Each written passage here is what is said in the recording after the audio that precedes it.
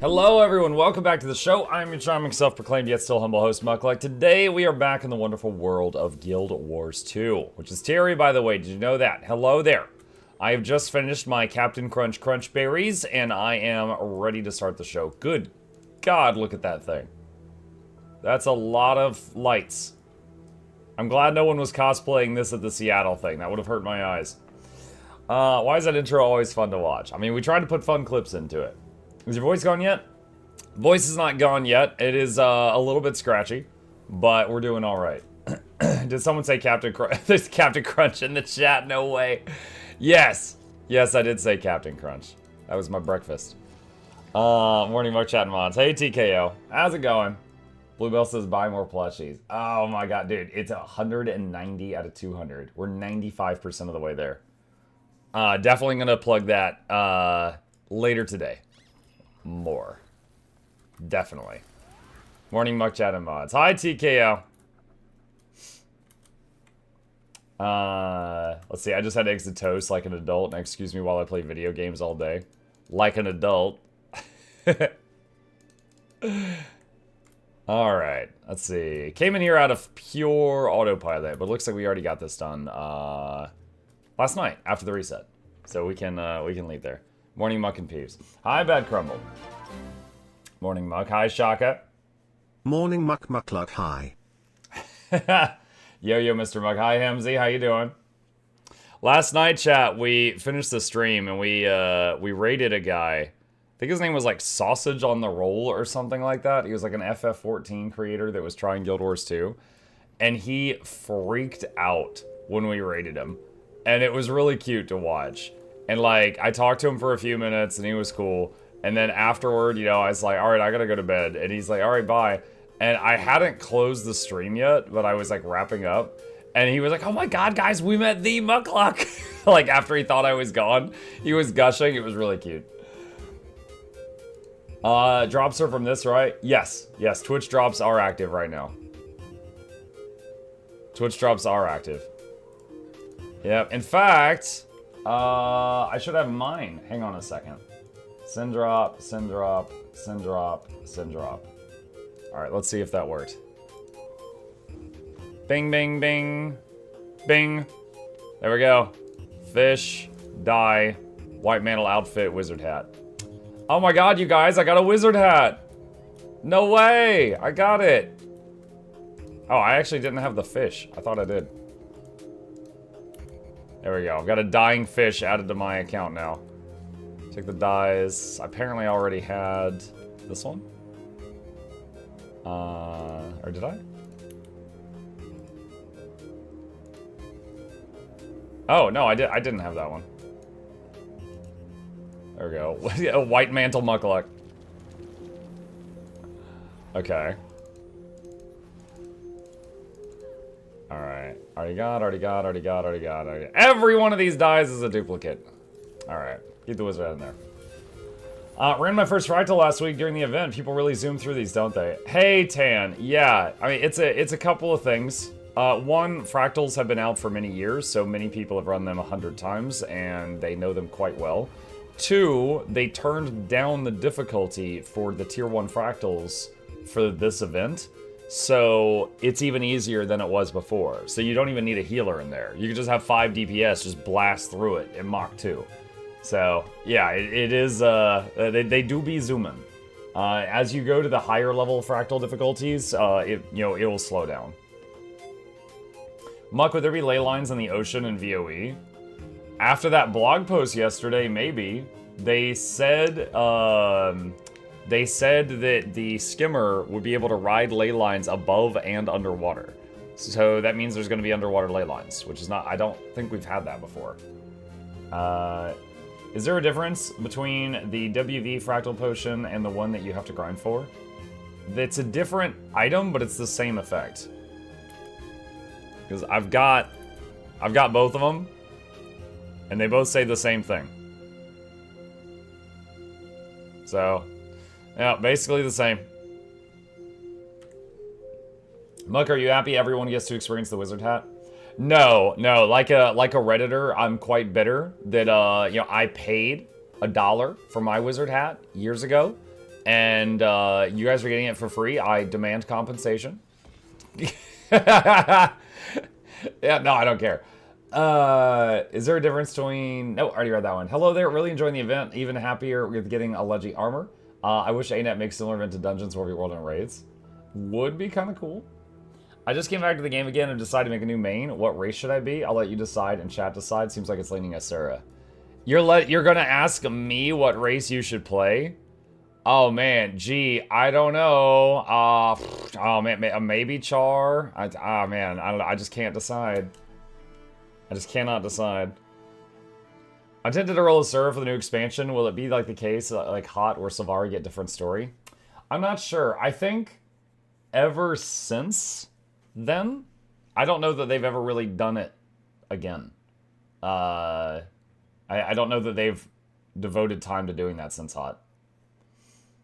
I read but haven't confirmed that AA1 might not trigger on Singularity. Lorenity was cosplaying Muck in a hat last night. I saw it. Yeah, I met her in the in Mistlock, and she showed me. The races are salad, cat, rat, basic vanilla, French vanilla. No, there's salad, furry, tiny human. What is it? No, I'm sorry. There's a big human, tiny Norn, and then a Cirrus. Be a Quaggan. There's not a race like... I don't think we're ever going to get to play Quaggans. And the main reason is they're a nudist. They got nowhere to put their gear. So I don't think that's going to work. The tall vanilla. Hey, hi, Burst. I will send 1 stick of butter for compensation for your hat, but you still owe me a shield. Okay. I'm like, hi, Empress. It's 2 a.m. here. It is 10 a.m. here. What's your favorite weapon to main? Depends on the character. On Ranger, on Untamed, I'm very much enjoying Mace. Spin.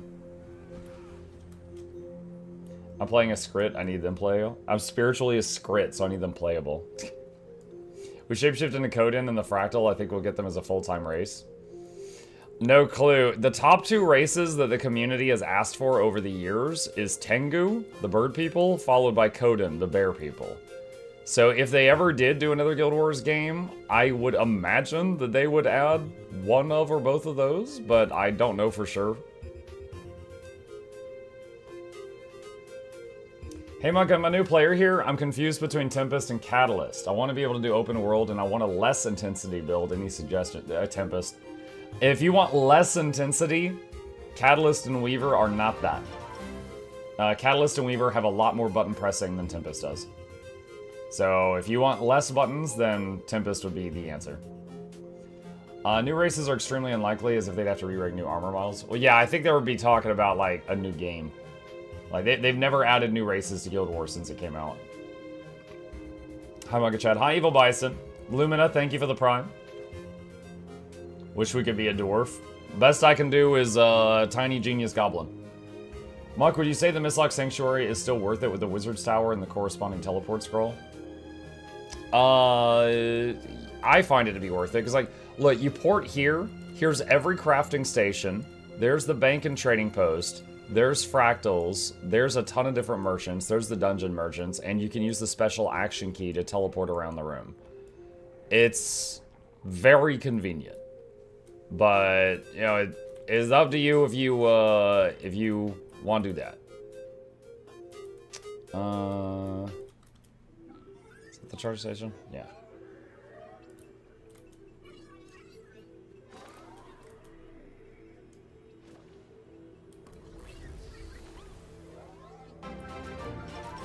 Hold on, I'm stacking up some buffs here. Stains, thank you for the Prime. Appreciate you.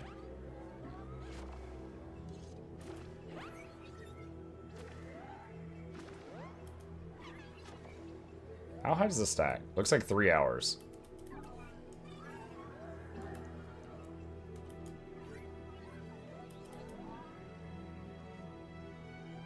There we go. We need a horse war call. A horse war call? I don't think we need that. Mistlock returns you where you were if you use the scroll again. Good for Fractals. True. There are quite a few that do that now, though. Like, I think if I use 1000 Seas or Armistice Bastion, it will do that. It used to be that there was only a few that did that, but it's more now than it used to be. What's a horse? Nice. The buff is gone when you go to the guild hall, though. I guess I'll just not go to the guild hall right now. Let's see, missing monsters. Let's see if this is gone. Anyone playing Guild Wars 2 in GeForce Now? I have before. Do you guys know if it's a Steam version or the classic version? Doesn't matter. It supports both. Okay, so I did a sponsored stream for GeForce Now like a year ago, and both the Steam version of Guild Wars 2 and the standalone client version of Guild Wars 2 were available in GeForce Now. The only one I don't know about is Epic. I would assume that that's there too, but I haven't tested that myself firsthand.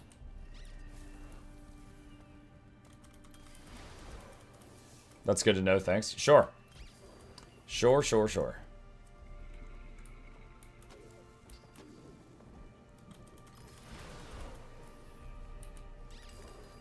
Oh wait, I just saw the stinky cloud.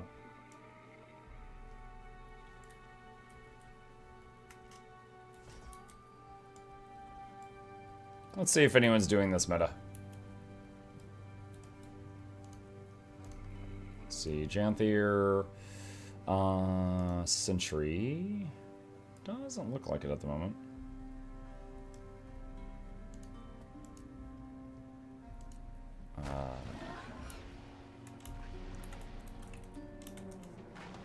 Advertise. There we go. If you're on EU and you want to kill some Titans, get some legendary spear components, I just made a group.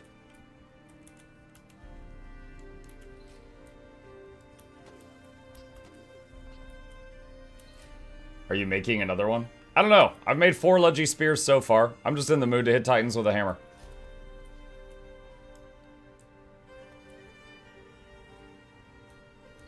Mug, can you tell me what mods you use to make it so press on the event table and it shows up in the waypoint map? Also the cool Zelda-looking map titles. I'm deaf right now in the hospital. Can you type it? Alright, hold on, chat. I'm gonna throw this guy a bone. The event table thing is event table in Blish HUD. The floating text is regions of Tyria in Blish HUD. I'm going to do the Blish HUD command to pull up a link. The guides for both of those are on that link. There we go. Okay. Hopefully that helps our friend in the hospital. Mike is on EU. I am on EU currently. This is a healthcare titan.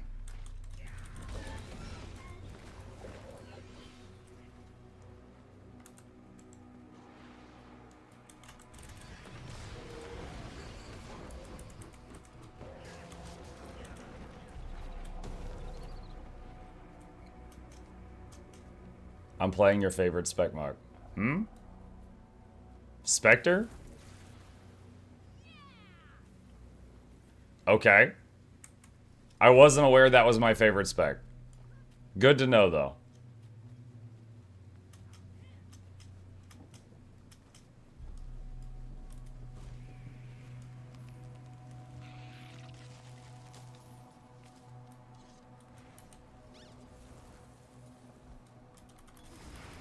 And do we have some people at Greer down in the bottom left? We have 2. We're gonna need some.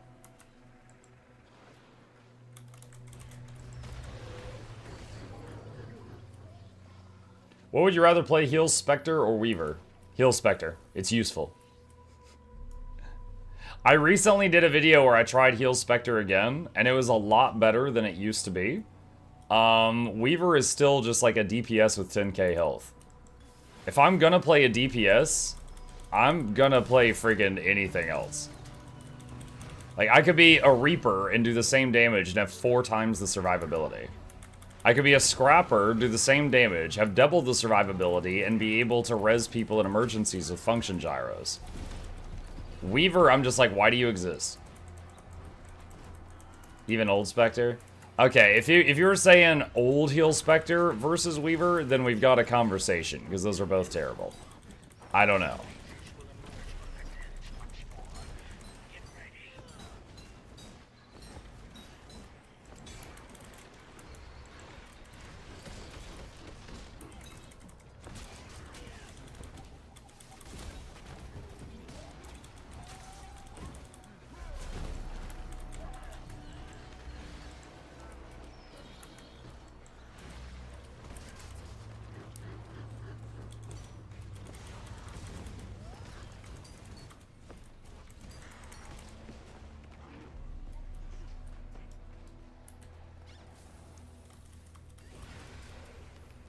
I gotta try Ellie at least once. What's your favorite Ellie build, Monk? If I were an Ellie main, it'd be Tempest. I feel that Weaver and Catalyst are 10 times the work to get the same damage. So but I would say Tempest, as far as like amount of work versus amount of results, I feel like it's fair and it's like, you know, more in line with other classes. You're still fragile, but if I had to pick, I would say Tempest.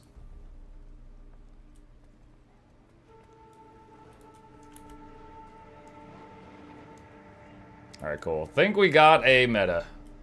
There's a bunch of people at both ends of the map now.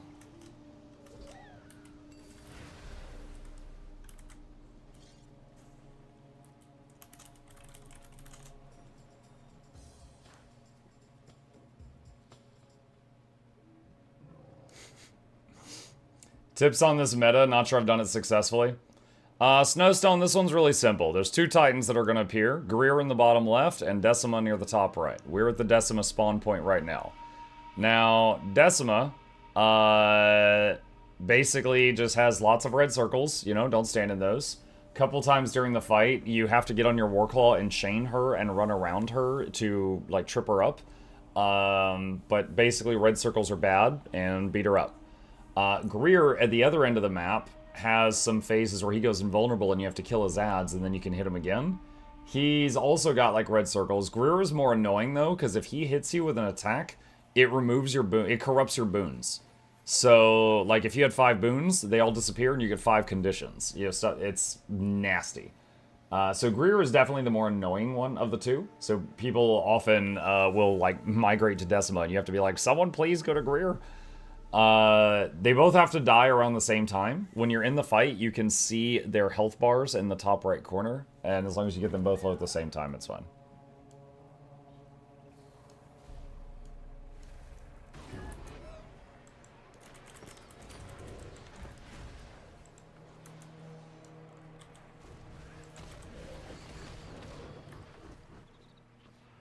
Lots of County Cleanse for Greer? Yeah. Yep.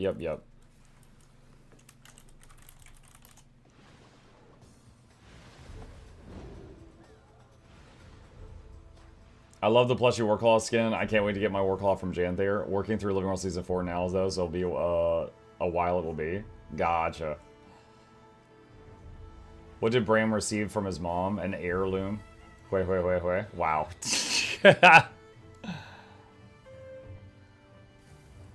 Hi, Mug from Australia. Hello from the colonies. I finished Riftbreaker. Anyone got other game recommendations? You finished it? I recommend you play it again on 500% difficulty.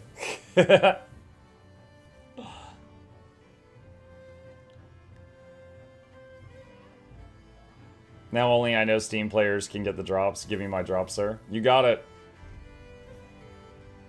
What would you call Ritlock if he were a fire elementalist? Probably flammable. A Charmander? Your joke's better. What class is this? Ranger. Untamed.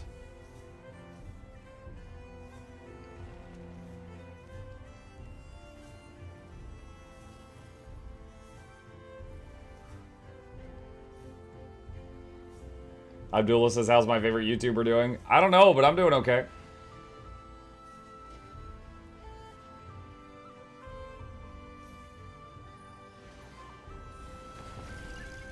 Muck, is it true that having a child changes your life? Oh, that's a heavy topic. It's not anything like those TV moments. You know, like on TV, you know, like the parents hold their child for the first time and it like rewires their brain and just like all their priorities completely shift in their head. No, it's nothing like that. It's basically you're just holding this tiny, very stupid human and you're just like, oh geez, I gotta take you home? Okay, wow, they're just letting me keep you. All right. And so like now it's like, okay, this thing's on the grid. You gotta make sure it doesn't die. And that's basically the first year of parenthood, is make it not die. It's very, very easy, but it is very exhausting. Because, you know, it'll keep you up at night, you'll lose a lot of sleep, stuff like that. I would say, yeah, like, no, it's not an immediate thing. But it basically, you know, it shifts around what you need to do. If you're a decent person, you shift around what you need to do. So it's very tiring. But, so your life does change, but over time you acclimate. Like now my son is 13. He's awesome. I like hanging out with him. We play video games together if we're both interested in the same game. So, no, it's cool. But yeah, the first few years, it's exhausting and it's just like, I gotta make sure it doesn't die. Was it life-changing? Like, do you feel like you're a better person because of it? I feel like I'm the same person. I mean, there's some small changes I made. Like, for example, I didn't cuss like a sailor, but I used to cuss more than I do now. And when I had a kid, I was like, I don't want him repeating this language. So I kind of forced myself to stop doing that. So that was a small change I made to myself. And it took time because I had to break the habit. To basically change the language I was using on a day-to-day basis because I didn't want him repeating it. So, I mean, I guess I could argue that makes me a tiny bit better than I was before, but, I mean, that would be objective, or subjective. What years of WoW does to a guy? Yeah, I know.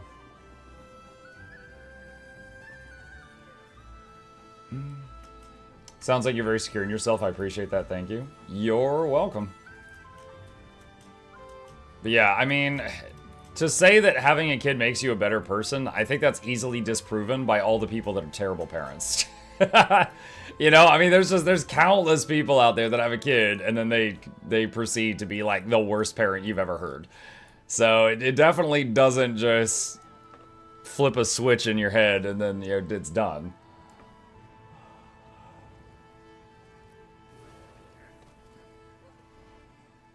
I started watching Milk when my daughter was born as a way to relax and get back into GeForce 2. Nice.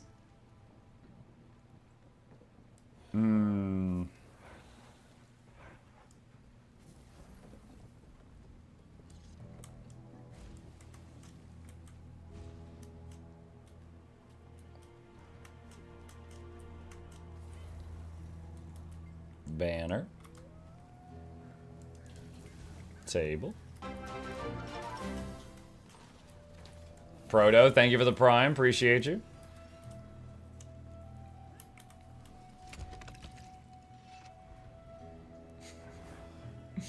Get my chair up.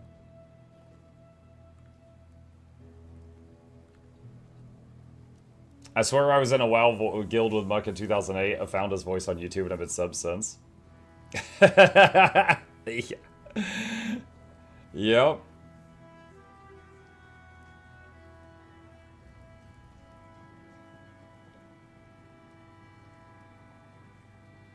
You forgot the cleanup part. What, cleaning up the kid? I didn't forget that. I mean, that's kind of a traumatic memory. It's more that that just wasn't really related to the conversation.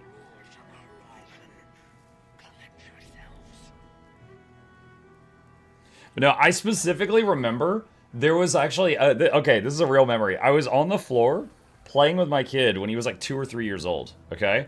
And I turned to my wife and I'm like, you know what? I'm actually kind of enjoying his company. And she looked at me just like with her face just shocked, like slack-jawed. She was like, what, now? He's like almost 3. And I was like, yeah, he's growing on me. And she was just like, what?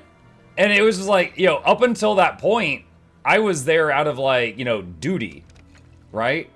And I was there because like, that's the right thing to do. But it was like when he was like 2 or 3 years old, that was when I enjoyed his company for like the first time. I was like, yeah, he's growing on me. And dude, she was shook. I guess I should have kept that to myself. You serious? Yeah, I'm 100% serious. Again, the first couple years, you just make this little thing not die. That's it. That's the whole job. But yeah, I mean, like, I grew to enjoy his company more as time passed.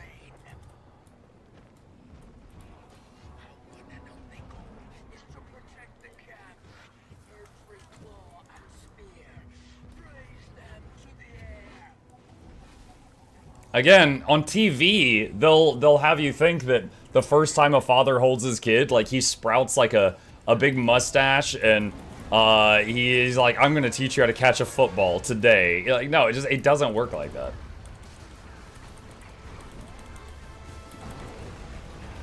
First year as a human pot plant, you feed it and make sure it doesn't die. Yeah. I'm gonna build a deck. Yes.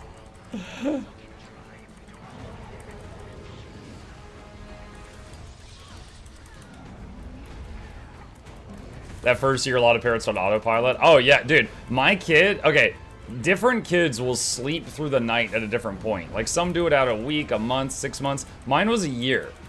Okay? Imagine a year of you getting woken up every 3 to 4 hours, right?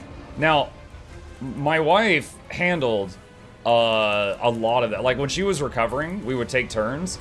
But, you know, obviously, she had... the goods, so she was needed as part of the process, so she lost more sleep than I did, 100%. But there was still plenty of times I would, you know, wake up and go get him and bring him to her and stuff like that, for like midnight feedings and stuff. But imagine a year of not sleeping through the night. Dude, I was like a ghoul of a man. I was a zombie. And, gosh, yeah, it was a lot better after that.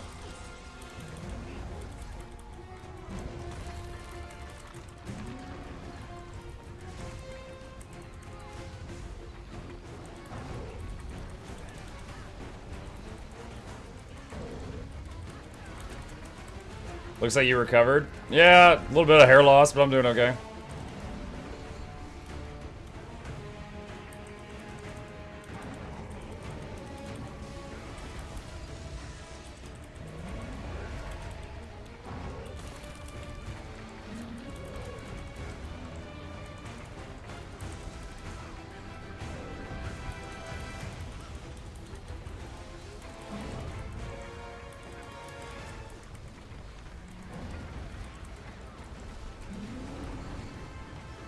Just wait till he's 16 or 17. He wants to be treated like an adult. That's when he becomes an adult and will act like a child and will not want to do adult responsibilities. I mean, it's possible. But, I mean, he's 13. He's already gone through some changes. But for the most part, he's still a good kid. He's getting, like, mostly A's in school. Yeah, he's doing better in school than I did. He's staying out of trouble. He does his chores each day. Chip... having Chip has taught him a lot about responsibility. Like, he understands if he does not take care of Chip, like, Chip would be in trouble, you know? Like, you have to feed the cat, or the cat will die. Like, you are the source of its food. And, like, he, every day at a specific time, he takes care of his chores, which includes caring for Chip. I'm really proud of how he's doing so far. But I would say, like, he's doing better than I was at his age. He's the kind of kid that when he hangs around other kids and he sees how they act sometimes, he looks at me like, what is wrong with these people? And I'm like, I don't know. Like, I don't know what's wrong with them.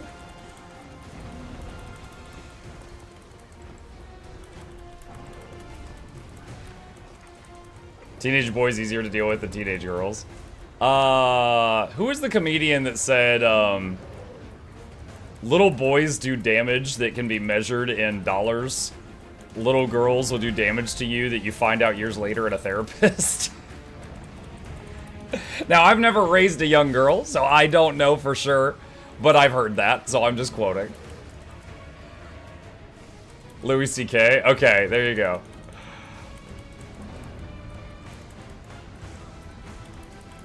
And he did break a few things as a kid.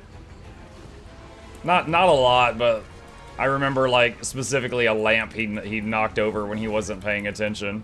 Shattered the lamp. Mike, did you ever get a response about buying plushies for you to donate later? I did get a response. They do not have a gifting system. So I could, for example, hold on, let me save this guy. I could wait. Oh, he's desynced. Okay, hold on. This is a Hail Mary. I don't know if he's going to be in this circle. He wasn't. Dang, I don't know where his real body was. He was desynced to the server. That's not where he was, so the res didn't work. So the best thing I could do is if, like, I bought a plushie and shipped it to me and then picked a winner for a giveaway and then I shipped it to someone else. But they don't have a giveaway system via Makeship. You could put the winner's address on the order. Maybe, yeah.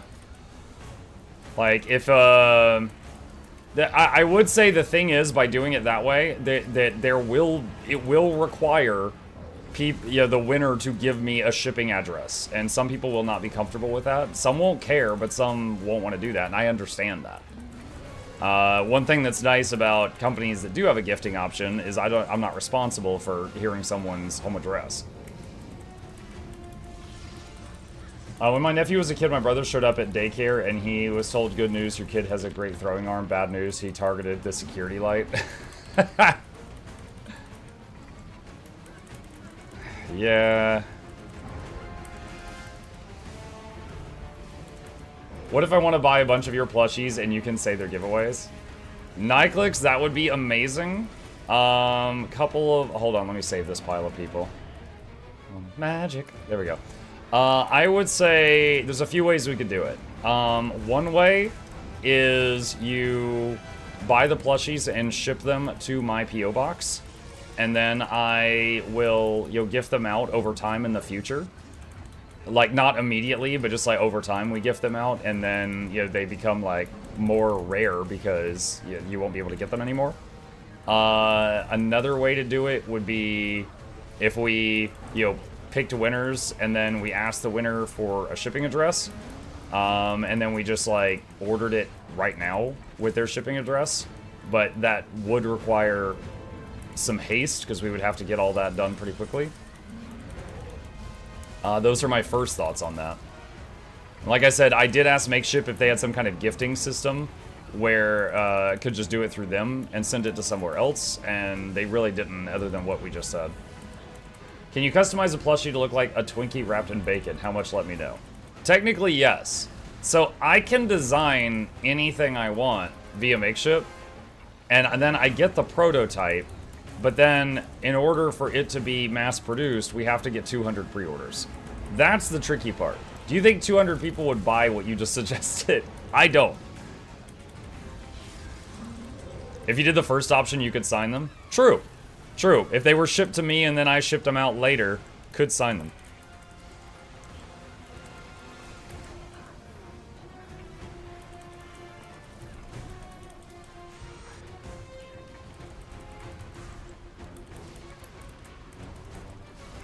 You already know my address, Mux, so I'll take my plushie now. I don't think I do, Blue. I do not think I know your address.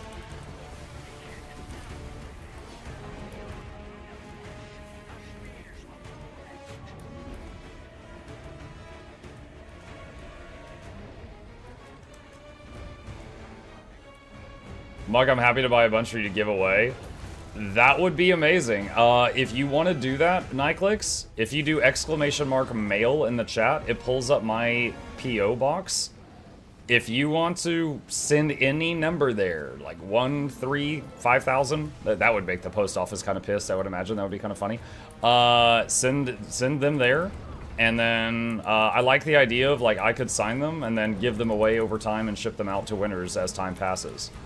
Oh no, I'm gonna die here. Yeah, I was caught. I was animation locked. Alright, let's use the Jade bot. I was animation locked. I could not use dodge. What's the link to buy them? I'll put it in the chat right now.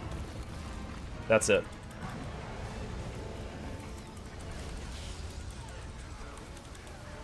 I'm waiting for the muck pillowcase. Both sides of the cool side. Gotta drive again, lurk mode activated. Alright, Kiam, drive safe, buddy. What's the weirdest thing you got in your P.O. box? Oh, God. Okay, Guild MM once was like, yo, have you had such and such water? And I was like, no. It's some brand of, like, bottled water. And he's like, it's so good. And I'm like, what? Dude, it's just water. And he's like, I'm gonna ship you some. And he shipped me a case of bottled water from, like, the Middle East. And I tried it. And I was like on stream and he's like, is it good? Is it good? I'm like, oh my God, you know what? And he's like, what? I'm like, this is exactly the same. This is tap water. And he's like, no. So I had this whole, I mean, we drank it all over time, but it was just a giant case of bottled water from the Middle East. Crap. Yeah, one person sent me a bunch of like $70 worth of canned crab meat. And we went through like one can and then gave the rest away. It was so much crab meat. Slash map. GG. Mike, I'm gonna buy 3 that get shipped to your place. You can sign them and give them away later. 4. Nyclicks, that is amazing. That I know how much that would cost. That's very generous of you. If you hit any snags, because I don't think anyone's ever tried to ship a plushie to my P.O. box. If you hit any snags, let me know. Hopefully it should go smooth. Did you make crab meat mac and cheese? No, I think my wife made... What did she make? It was like a cake or a biscuit or something. And then, like, all of us tried it. And then, like, me and my kid were like, not for us. And then I think she finished those, and then we just didn't use the rest of the crab meat. I think we gave it away. Okay, she's in chat. She said it was crab cakes. Halsey says, is there an issue with drops being sent? I claimed all of them and did not get the outfit in the mail. Halsey, I got you. Hang on a sec. Halsey, I'm going to send you a link to this webpage. Go to this webpage, log in, and on the left side it says check for undelivered drops. And this will send them again. Do that. That goes for any of you that need it. I'll put the link in both chats. If that still doesn't work, I don't know, but let us know. So far, that's worked for a lot of people. Let's see, what else? There was a Canadian that sent me ketchup-flavored chips. For those of you that are in Canada, that's not a common thing in the United States. So I got sent ketchup chips once. What else? We get lots of ramen. Yeah, ramen. We got basically an MRE from one company. Outside of just like random stuff from viewers, I've gotten some really cool swag from a lot of different companies. I think hold on, let me go over to YouTube Studio. I've got an unboxing playlist. I can just pull up the thumbnails for a second. Let me see, playlist, unbox. Let me see. Okay, so like, you know, you see me my torso in the background. This giant case was from Riot Forge. This was like some fan mail. Oh, a 3D model of my own character that someone hand painted like it was a Warhammer figure. A Warhammer box from Rogue Trader. That one's actually over to my left right now. Hang on. It's like metal and it's got like scriptures to the Emperor carved into it. This one's really cool. And then this Warhammer box has like a gauntlet in it. Toolbox from Pacific Drive. Homeworld 3. This has like an MRE in it. A giant crate from Dredge. The Twitch statue. The YouTube play button. Black Myth Wukong sent me some stuff. So yeah, I've got a lot of cool stuff and a lot of weird stuff for sure. Where can I get that damage tracker? Do exclamation add-ons. Look for the videos on ARC DPS. ARC DPS. Speaking of Riot, are you thinking of playing Riftbound? I don't know what that is.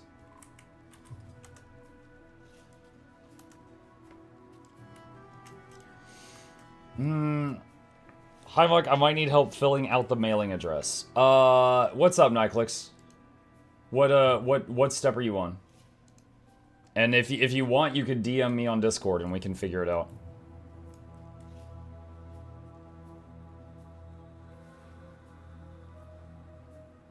What's your Discord? Well, here, hold on. That's our Discord. If you join that, you can just message me through there. Just click on my name there and just open a DM. Muck, will you play Hades 2? Yes. I don't know if I'll get to it immediately, because October we're doing a bunch of spooky games and then Visions of Eternity. But I will play Hades 2. I played Hades 1 all the way until the true ending.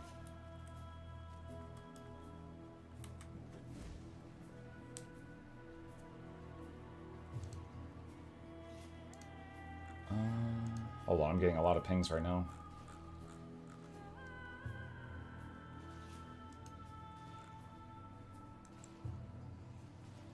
Okay.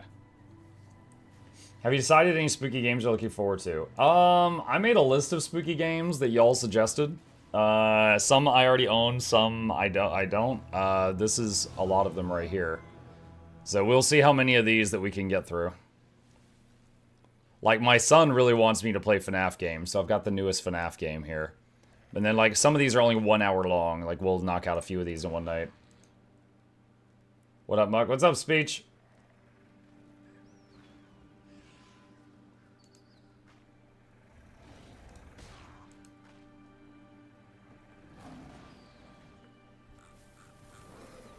Let's see, I'm seeing if, okay, I see... Alright, Nyclix, I see you on the Discord. One sec. I'm sending you a wave emoji. Muck, can I tell you about a new mechanic in BL4, or would that be a spoiler? I'd prefer you didn't. I haven't even gotten the game yet, as I plan on playing Hades 2 and BL4, but it's, we just gotta get through our current stuff first. High question for Selly Gear. What classes or builds are good for it? All. I want to use Fractal tokens well. Ada, Selly Gear is not the best in slot for anything, but it is very good for everything. Okay? Like, here's Berserker, here's Selly, right? So, it is good at everything. So it is good for if you're trying out a dot build, it's good if you're trying a power build, it's good if you're trying a heal build, it's good for light armor, medium armor, heavy armor, all of that. So it's good. I thought it was like Elementar necklace, okay. Nope. Thank you. Sure. Dodgeray, thank you for the prime. Appreciate that. I didn't play for many years. Did they ever nerf stats? I remember reading something about a Selly nerf. Okay, so sure. Vipro, that was specifically in World versus World. So in World versus World game mode, hold on, who is shooting at me right now? Give me a sec. I gotta have words with this guy. All right. In the World versus World game mode, the Celestial stat items got nerfed. So, there's basically... game modes in this game can be broken down into 3 things. PvP, World v World, and PvE. That's environment. Okay? In PvE, there is every stat armor in-game. PvP, there is some stat armor options. Many that were deemed OP for PvP. Such as healers in tank gear being unkillable, were removed from this game mode. Alright. World v World, for a long time, was also every stat armor in game. Recently, they nerfed some, such as Celestial gear. Now what they did is Selly gear. I'm gonna show this here. All right, here's Selly gear, plus bleh. The concentration, and I think maybe the expertise, I'm not positive on that last one, was just removed. That was just taken off of the gear. There's still all this other stuff, but the concentration is gone, I know, in World v World. But in PvE, you know, outside, in, you know, when you're fighting AI stuff, it's still got the full stats.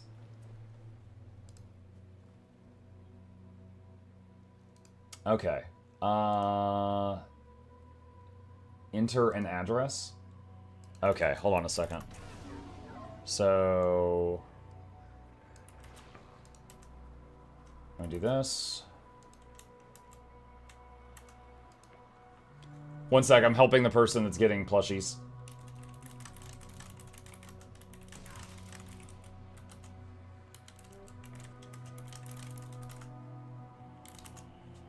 Alright. Oh, nice. My bird's over there killing that thing that was bothering me.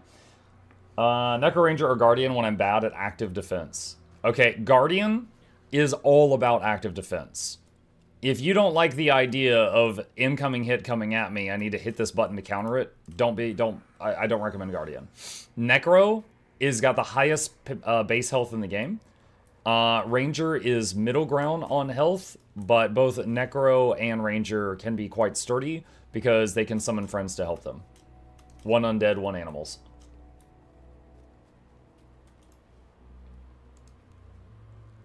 Okay. That was only a World v. World. The Selly thing? Yeah, I mean, you just saw, right? I just showed it. It's like, here's Celestial and PvE, the concentration is still there.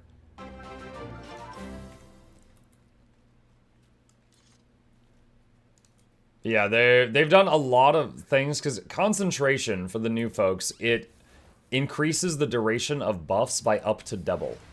So, the concentration nerf to Selly armor was one of many things they did in World v. World to try to reduce buff uptime. Because the issue was a lot of people were running around with groups of people, and they would all be, you know, raid bosses, essentially, because every one of them would just have every raid buff in the game all the time, and it would be ridiculous. So they've done some things to try to reduce that a little bit.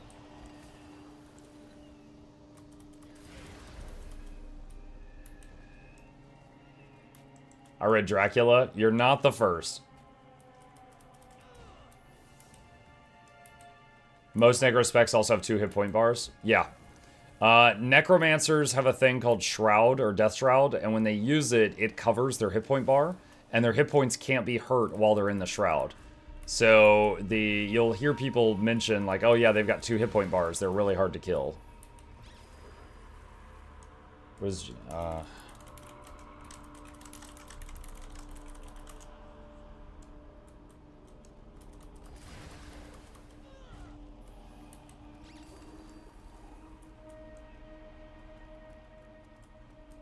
Unless you're Scourge. Yeah, Scourge doesn't have the second hit point bar, but it does have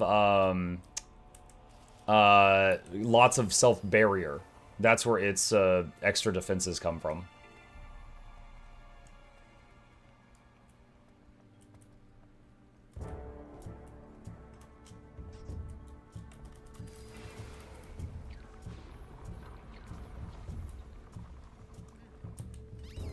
What's that? Oh, Miss Rift.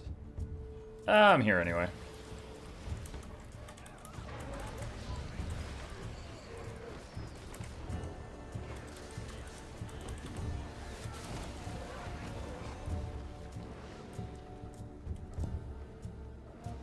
Need a number. Ooh.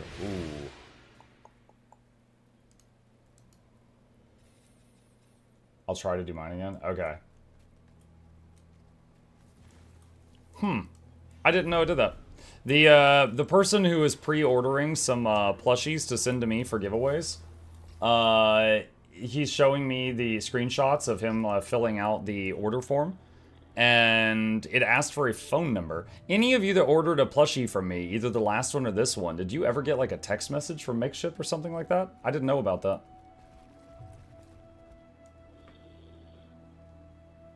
He lives in Decula, not Dracula. That is true, yes. I live in Decula. There are far worse named cities near me.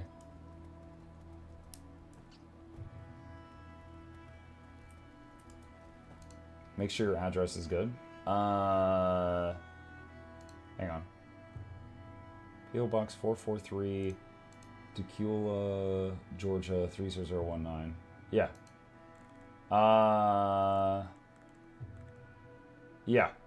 Yeah, Nyclix, the address looks accurate. Yeah, that does match my PO box.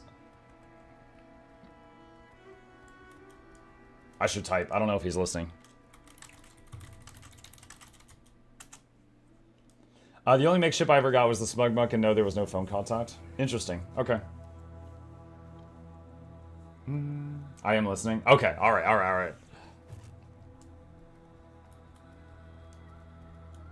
Now I know where to send 50 pizzas. To my P.O. box? Dude, I check the P.O. box once a week. I do not want to find 6-day-old pizzas. I don't even know if the post office would accept that.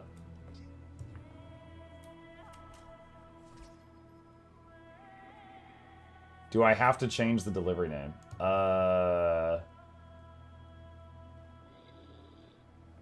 I mean, you can...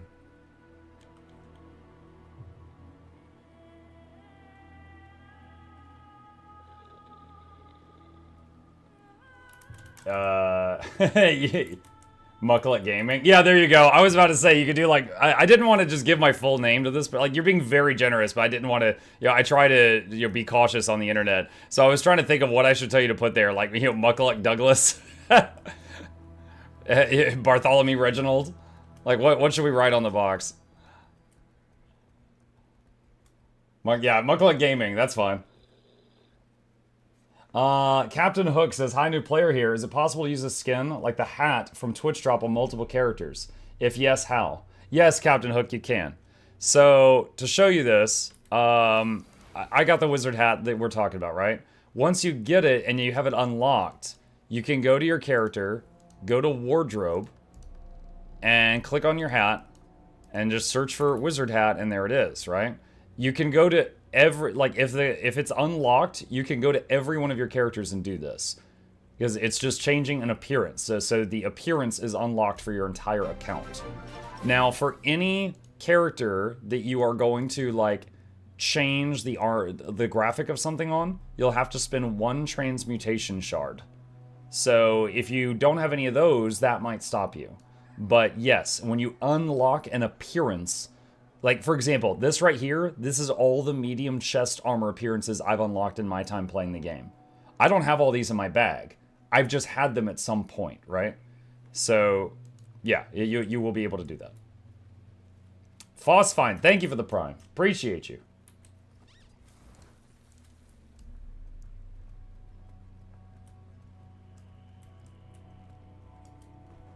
And Nyclix, once again, that's incredibly generous of you. Thank you. That's like over $100 in plushies.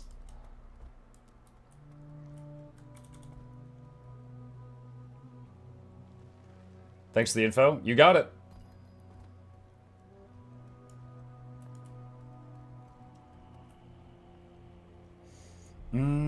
Got my first Leggy yesterday. Nice, congrats. Just asking with infusions. I'll need some infusions for every character who uses the Leggy. Yes. So the Leggy will go into the Legendary Armory, and every single one of your characters can use that Leggy at the same time if they're able to use it. As an example, if you've got a Leggy Greatsword, your Engineer can't use Greatsword, so he can't use it, right?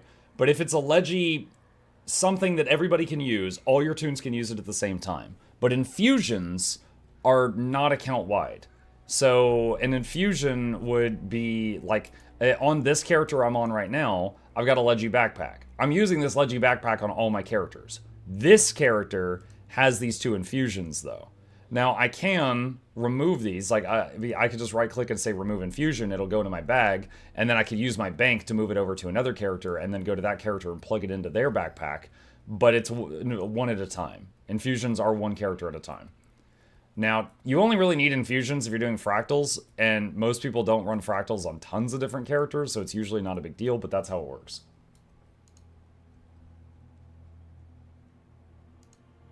Hold on a sec. I need to see this again. P.O. Box 443. 2 kilograms, 019. Yep, that looks like me, Nyclix. Not full stat infusions, not hardcore. Yeah, sorry, I've only got 9,000 hours in the game. I'm not there yet. Any news on fashion templates? I have not heard any news on that, no.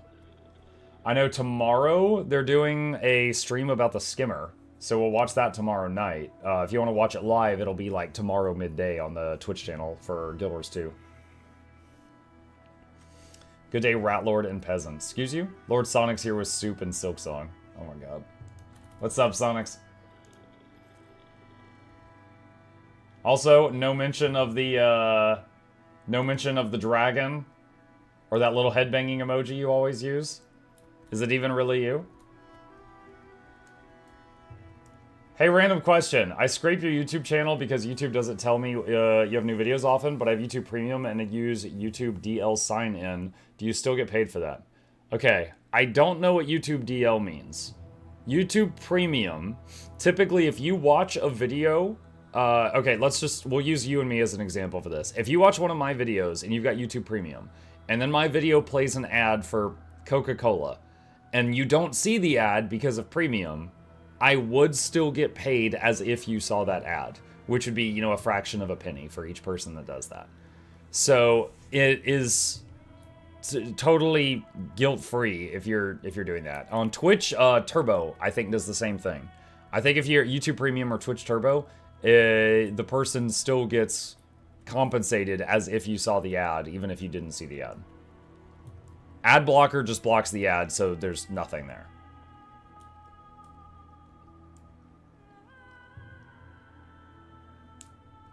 Dragon not here today, no need for mentioning. Oh, okay.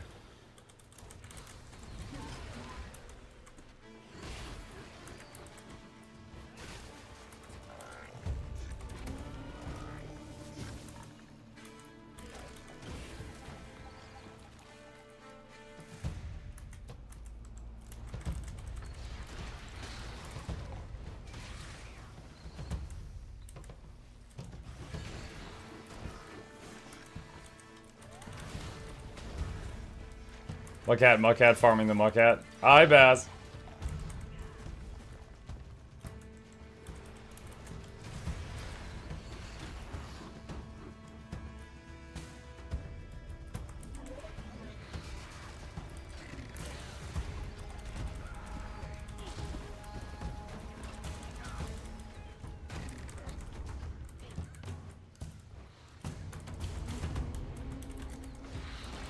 Four plushies to go. Nice.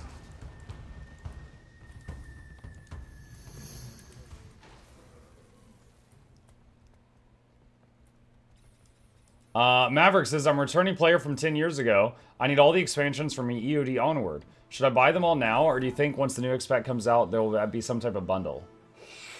Maverick, they just ended a sale. They just had a sale, like, very, very recently. So I'm not sure, but it is possible. I would say if, oh, shoot, hang on. Hold on, time it out. Thank you, Quentin.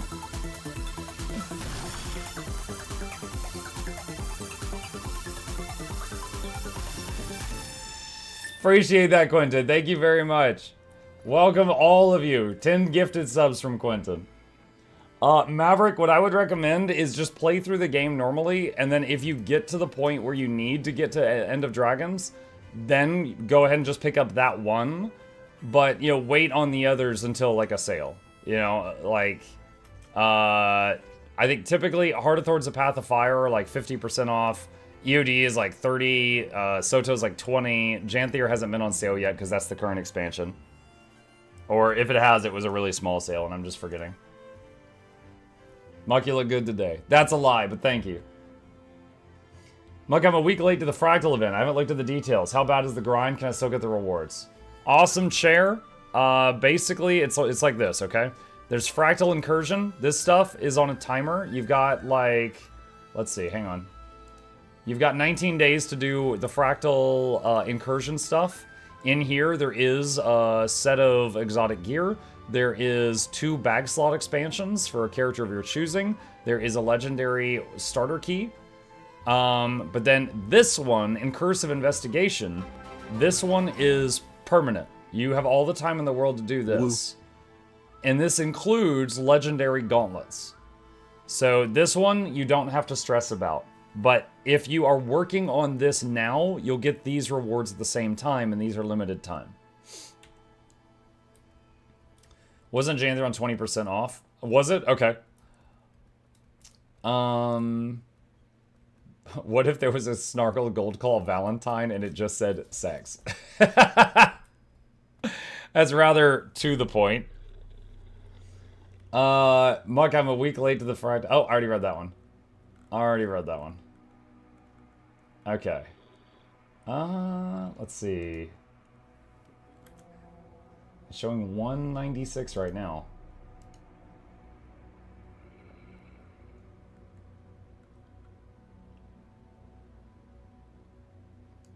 Let me see. Add Juju. Question. If hold on, I'm sending a message to the makeshift guy.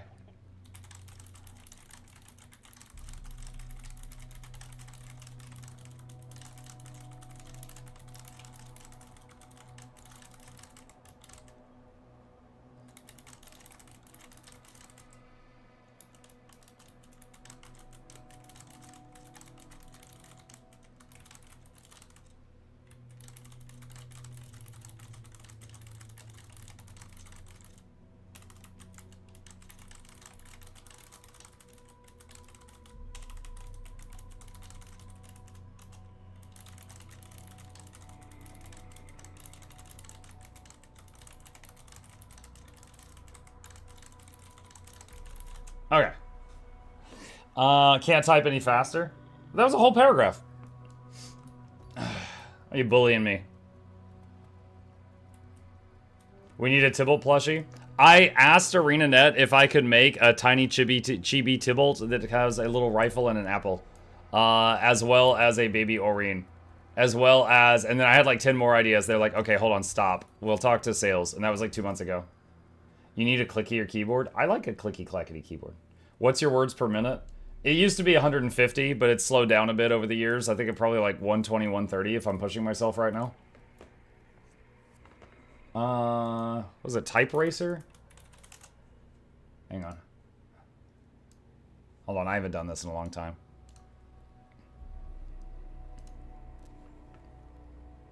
Let's see.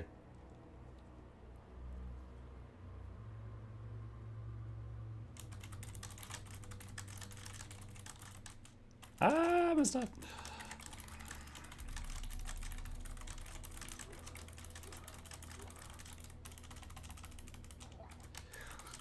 Enough to find one in. And you're complaining about 200. What school of finance did you study? It's a deal. It's a steal. It's the sale of the beeping century. In fact, beep it, Nick. I think I'll keep it. Okay, wow, I butchered that. So I made a lot of mistakes there and got 95 that time. But, yeah. 150 was my peak, but definitely a bit slower now. Michael have 5 plus... 5! I thought you were sending 4. 5 plushies to give away in the future. I secured 5 of them. Thank you, Nyclicks. Let me see. I'm not sure when the counter is going to go up, but it is showing 197 right now. I actually wanted to ask, because like when I did the very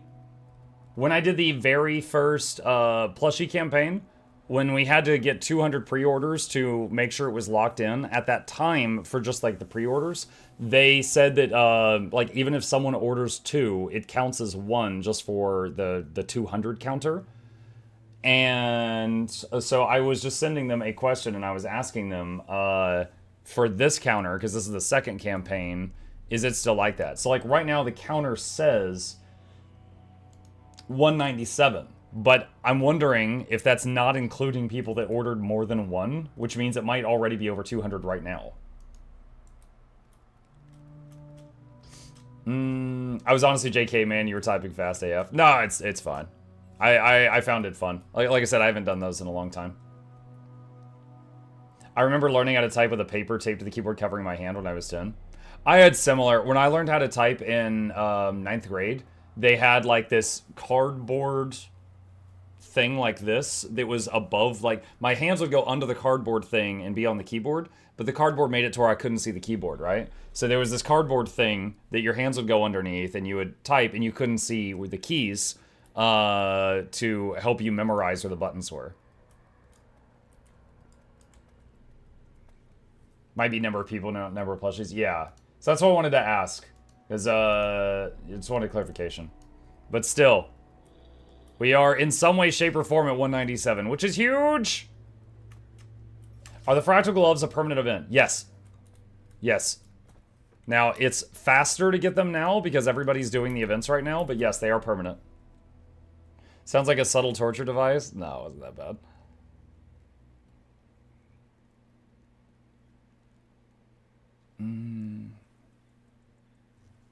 Let's see. Bavanisos. Muck, how would you distribute the yours two professions in the D&D alignment chart? One of them is literally called Thief. The only thing they're known for is committing misdemeanors. They're not going to be in the good section.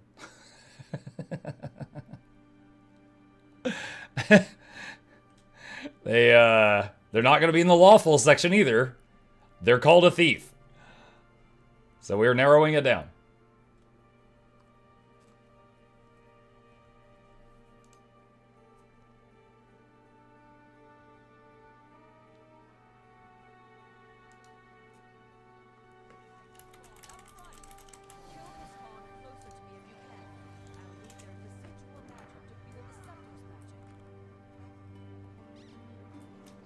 They're thieves because they steal your heart. Oh, really? Those Titans spawn are ripe with magic.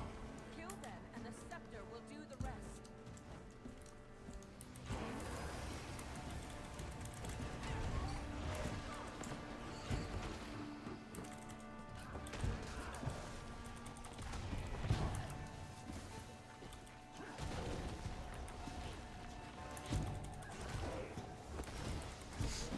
How did you type that fast? Like, how did I learn to type this fast? In 9th grade, I took a keyboarding class, which was basically like learning the right way to type. And afterward, I immediately got addicted to EverQuest, my first MMO. And you type a lot in that game, so it gave me a lot of time to sharpen that skill while just being an absolute nerd about it. And after that, I got hooked on World of Warcraft. So, yeah, honestly, playing MMOs got me better at typing.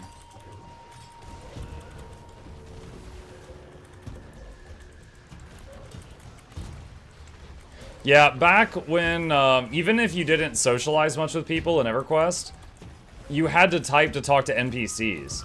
So, like, an NPC would be like, oh my god, we got attacked by bandits.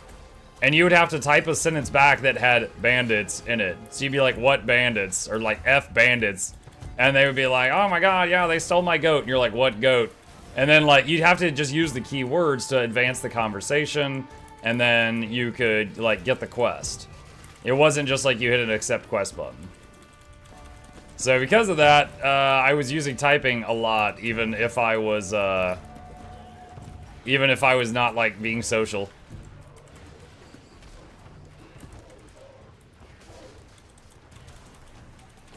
This little Titan thing is very sturdy.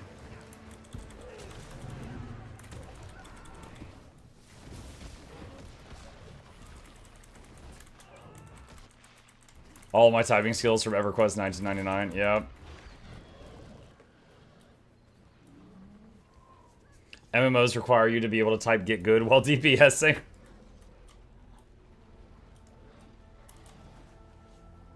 Why does Muck live in suburb Transylvania? It's Dracula, not Dracula. And that's technically not where I live. That's a nearby town with a P.O. box.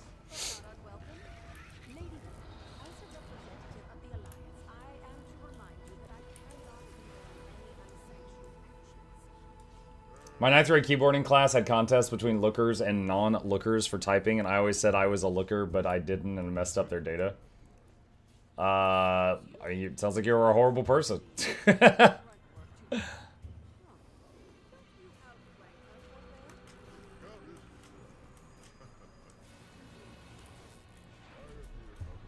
So you live in Dracula near Dracula? No, I don't.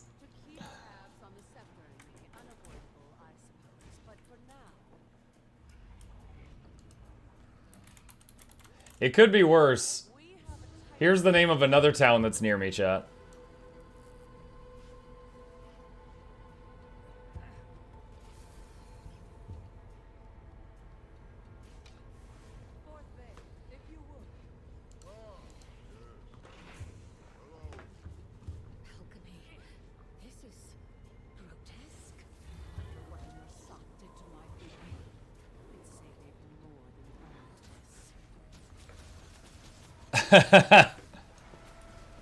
I was wondering when you get around to that one. Once a day.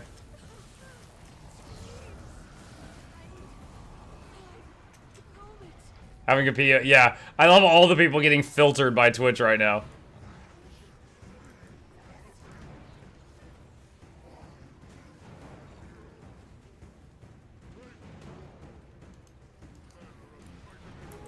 I'm gonna do quick heal untamed for this one. Don't make eye contact when you talk about that town, Mark.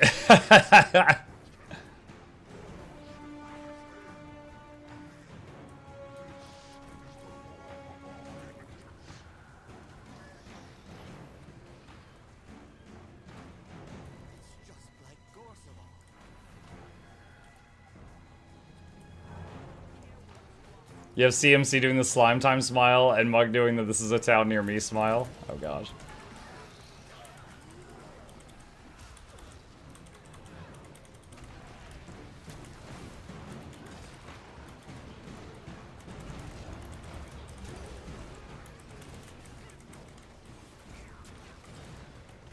Windshark, I don't like that. I don't know what that is, I don't like it.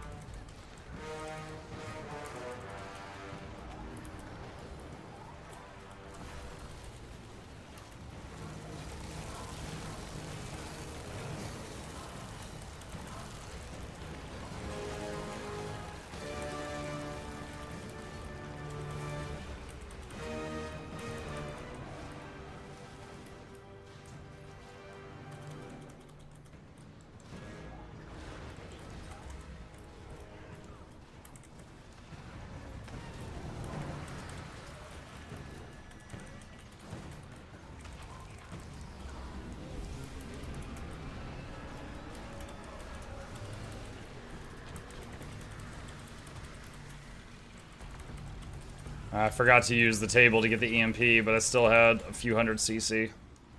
Let's go ahead and get this for the next one.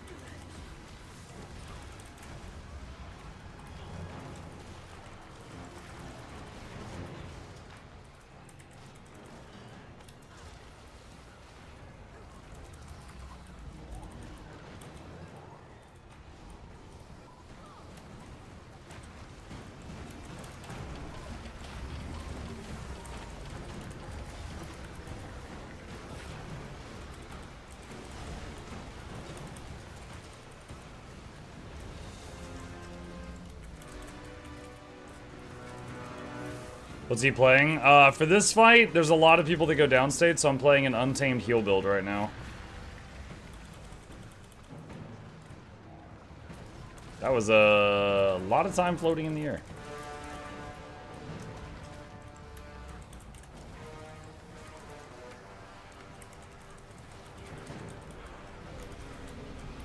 Alright, I'm gonna AoE res that group, EMP the boss.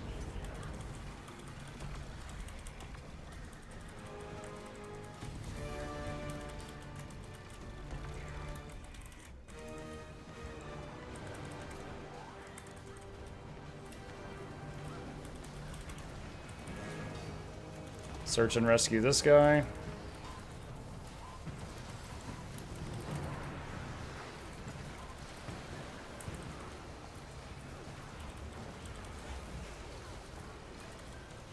How are druids these days as healers? Yeah, they're still good. Are they worth it or something you like doing better? They're still very solid depending on the group. They're still a solid pick. Lately, I've been enjoying doing Untamed Healer when I can get away with it. However, Untamed Healer does not have access to stability. So, you can't use it for, like, the super try-hard content unless they ever change that. But Druid doesn't have to worry about that.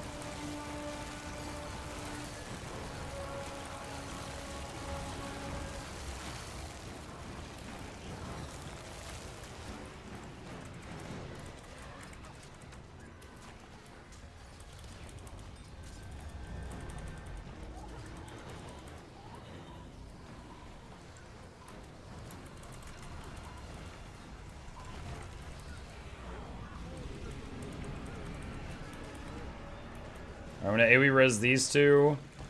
EMP the boss.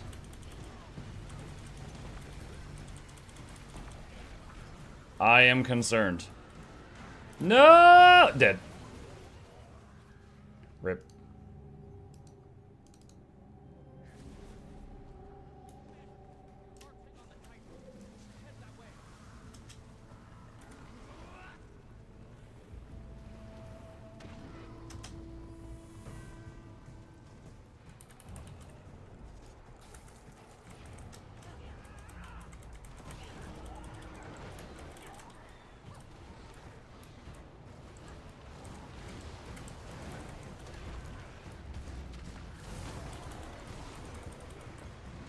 How did you open Quickbar to select mounts? Exclamation Blish in my chat, and there's a webpage with a bunch of Blish HUD guides. One of them is called Mounts and More. It lets you put all your mounts on a single button. Press button to open the wheel, mouse over what you want, release the button to get that mount.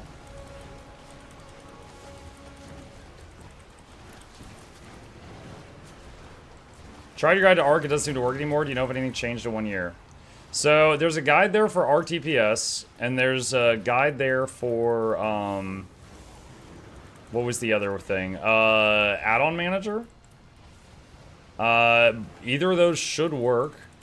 There's another one that I do not use myself, or I have not used myself, called Nexus, that a lot of folks use. You'd have to Google for that one. But Nexus is like an add-on manager that also can install ARC. So there's 3 ways to get it. There's standalone, there's add-on manager, and there's Nexus. I'll try the add-on manager. Okay.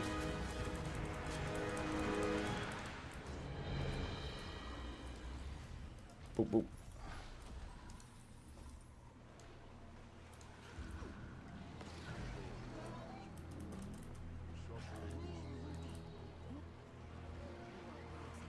Streamer ANET stole my white mantle outfit. I didn't get it even though I redeemed it here on Twitch. Rag, I'm gonna send you a link. Go to this webpage, log in, and click check for undelivered drops right here on the left side after you're logged in.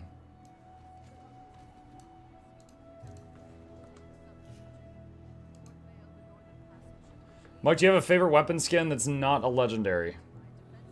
I mean, some. There's some I like. Like, for example, right now, I am using the chained staff. I have a legendary staff, but I'm using the chained one. I just think it's neat. When I play Untamed, this is... I'm in full Leggy right now, but I'm hardly displaying any of it. So this is Sledge of the Red Witch. It's just a big hammer. I like it. For maces, I like using the Verge, which is from, wait, is it called Verge? Oh no, I'm gonna double check that. Yeah, it is Verge, okay. These are from Raidwing 4, I think. I just think they look like they got some good heft to them.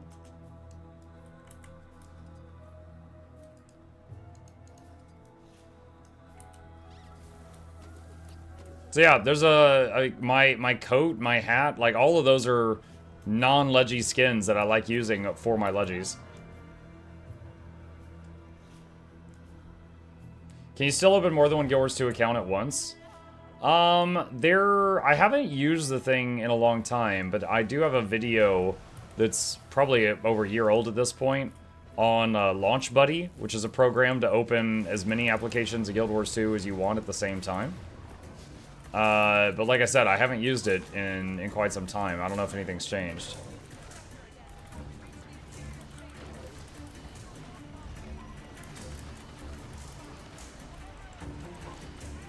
So now I'm going to heal these turtles while they break this wall.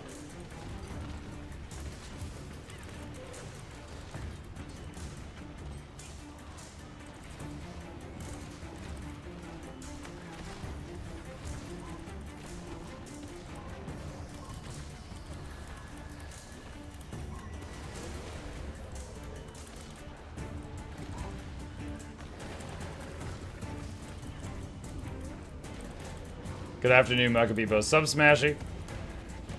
I never got Launch Buddy to work. I used it for about a year. I just stopped doing the multi-account sign-in thing. So I don't know if anything's changed since I stopped using it.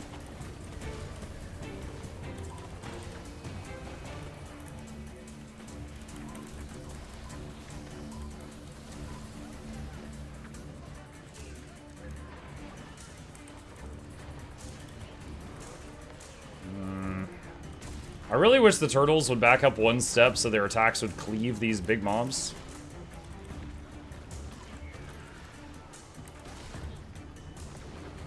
If they angled their attacks, they could be hitting a lot more.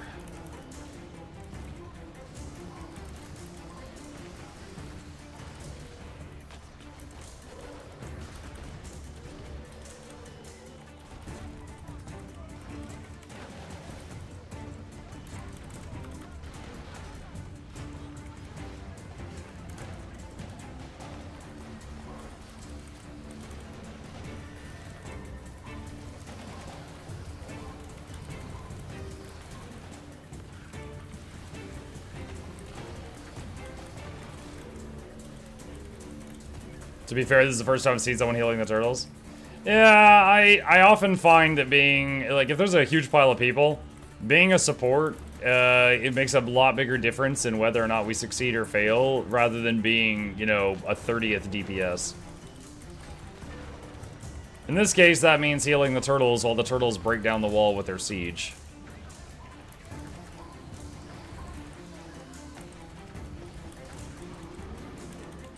What? Oh, someone said what turtles? Hang on. Those turtles. They weren't rendering because I had my graphics turned down.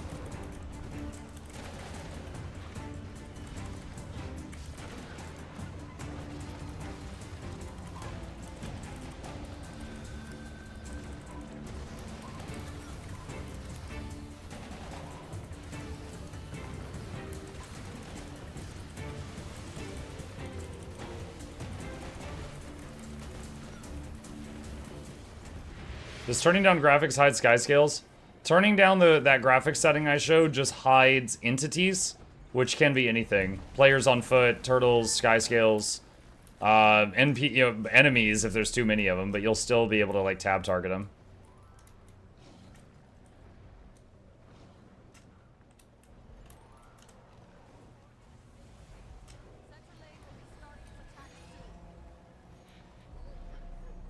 Is there a problem getting the drops? It's almost 2 hours I'm not receiving them. Hey, Razor. Okay, a couple things. One, make sure that you don't have the stream muted in the Twitch player. 2, make sure that your Guild Wars 2 account is connected to your Twitch account. 3, try refreshing if you haven't already. See if any of those things help. 4, make sure you don't have, like, multiple streams open. If you have multiple streams and you're trying to get drops from all of them, it can break it.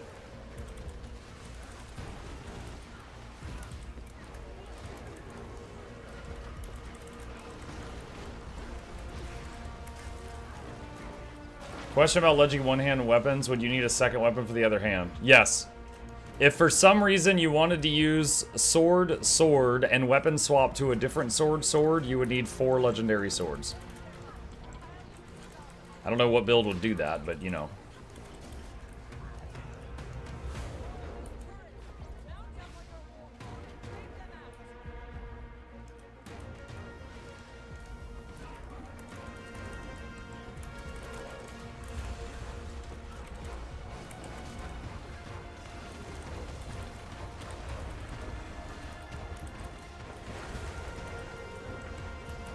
Look at those boons! Oh, we're booning.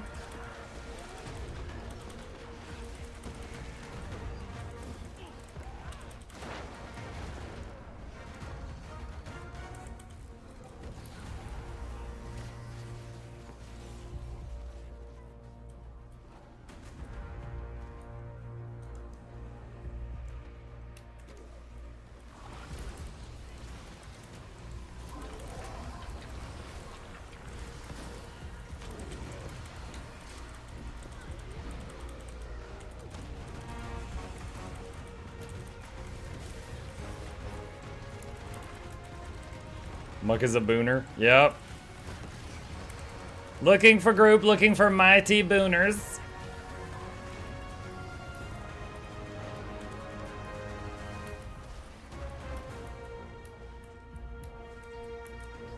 All done. I'm getting drops in Twitch, but not in game. I've been explaining it. Oh, okay. Razor Claw. Okay, there's after you've gotten all the drops on Twitch, you have to hit claim on Twitch in your inventory. If you've done that already, there is a backup thing at the link that I'm giving you right now. Go to that link and log in, and then click check for undelivered drops on the left-hand side. Now again, you need to hit claim on Twitch first, but if you haven't received them, then what I'm showing you is the backup.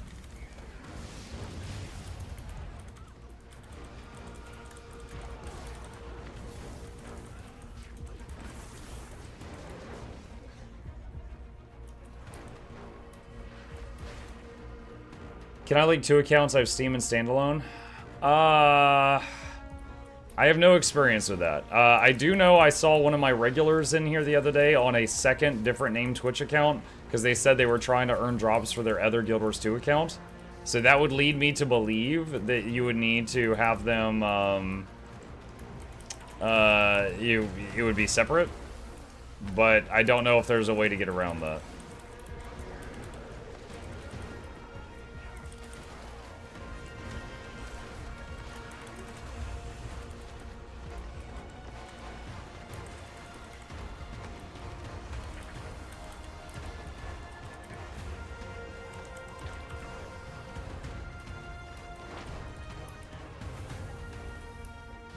Got the hat, got the hat. Time to watch this because Buck is entertaining. I try. So hard and got so far. In the end, no.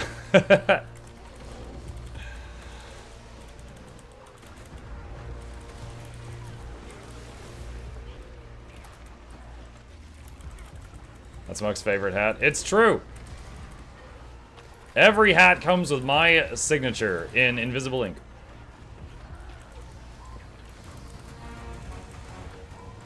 Voice of an angel? Yeah, those angels that are saying, be not afraid. Stop screaming.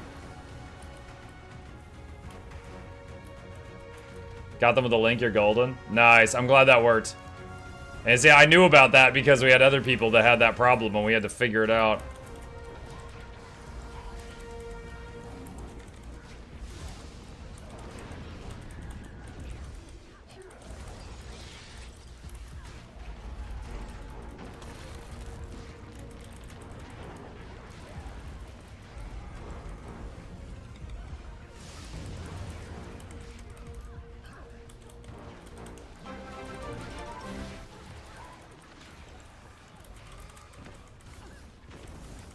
I got 2 macrophages?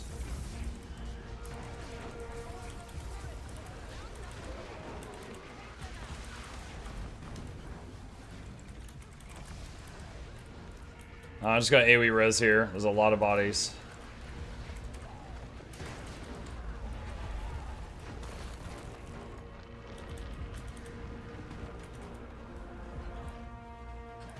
Okay.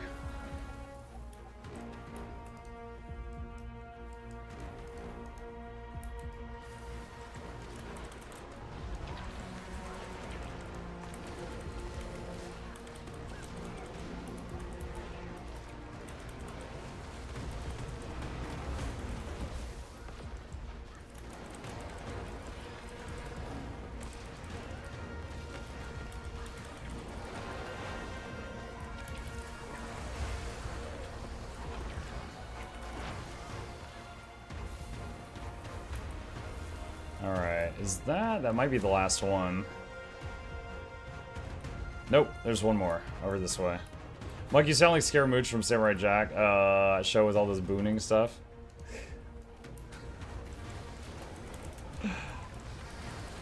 Samurai Jack. Gotta get back to the past, Samurai Jack, Jack. I haven't heard his name in a few years. Rag, thank you for the tier 1. Appreciate you.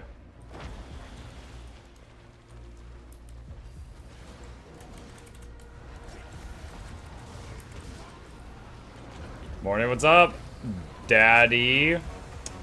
That's not a phrase I thought I'd be saying today.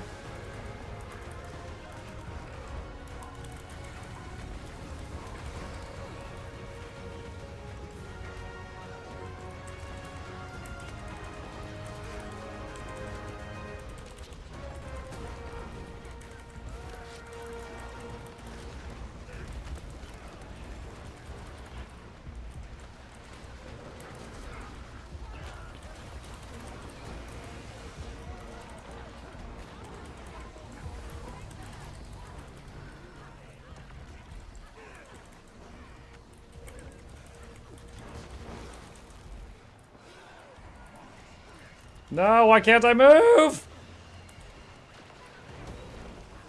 Fun fact, you cannot Aegis that.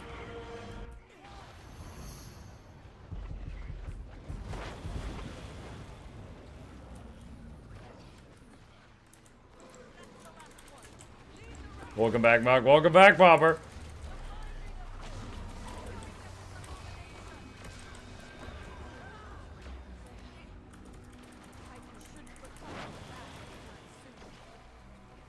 Any PvP today? I don't know. I did a lot of PvP yesterday. And it leaves me less time to talk with you guys and answer questions, so leaning toward PvE today.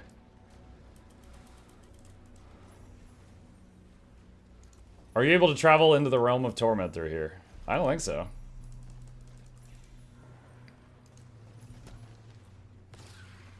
Sweet, I earned all the drops on my other accounts, and now this one gets them all too.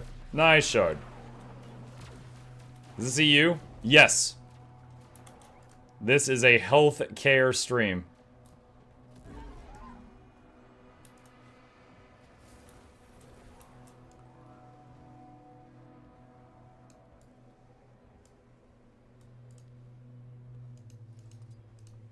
Okay. All right. Nice. What's next? Oh.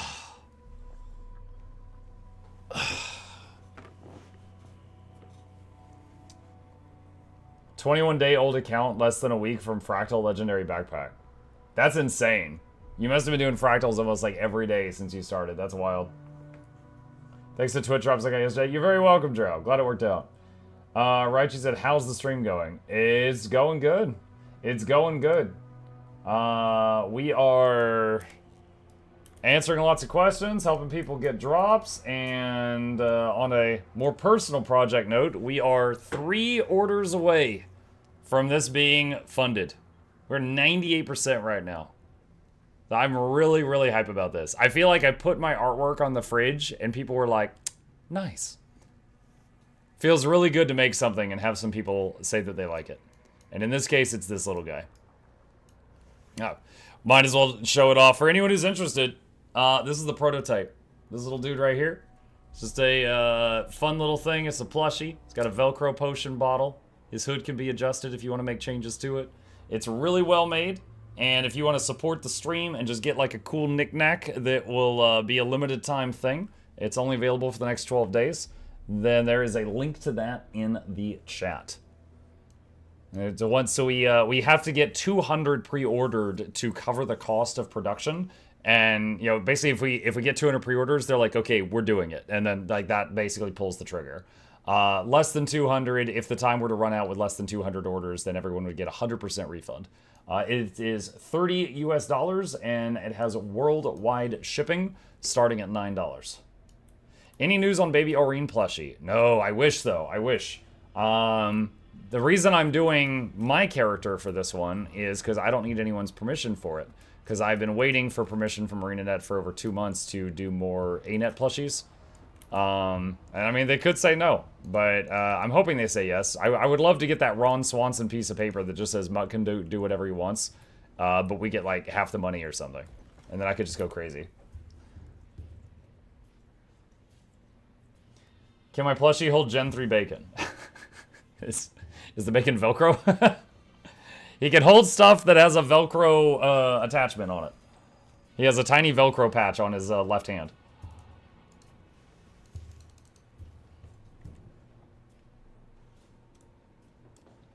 Let's see. Etherblade? I don't know if anyone's doing it.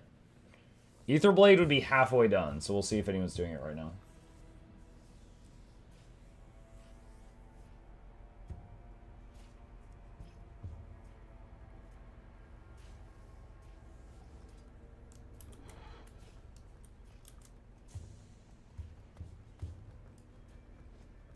Your wall? My wall?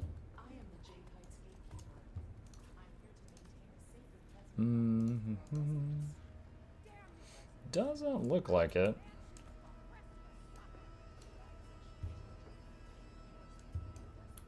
I think it's the green screen. Oh, yeah. Is that a wall? Yeah, it is a wall. Okay, so I used to have a 9-foot by 6-foot green screen curtain behind me. And honestly, it took up a lot of space in here, right? I had like, you know, the thing that looks like a shower rod up, and it would hold it, and it took a lot of space in my office. So once upon a time, I was like feeling especially motivated, and I went to the store and I got a bucket of green paint, and I painted that wall. And it's the first thing I've ever painted. You can see the edging is not great, but it worked. And then I got rid of the giant curtain thing.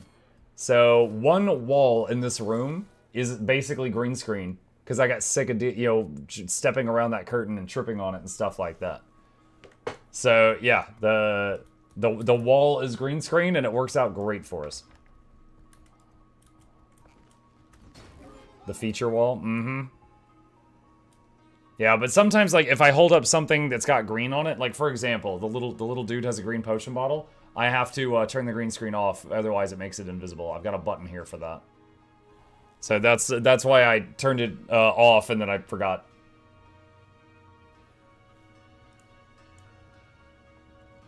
Why is the color for this feature always green? I actually know the answer to that. Okay, so Novellin, you can do it with any color, but the problem is you need to do it with a color that's not on the human body. Okay? So, for example, like as a pasty white guy, there are a lot of red tones in my skin. If you remove the color green from me right now, this is the difference, okay?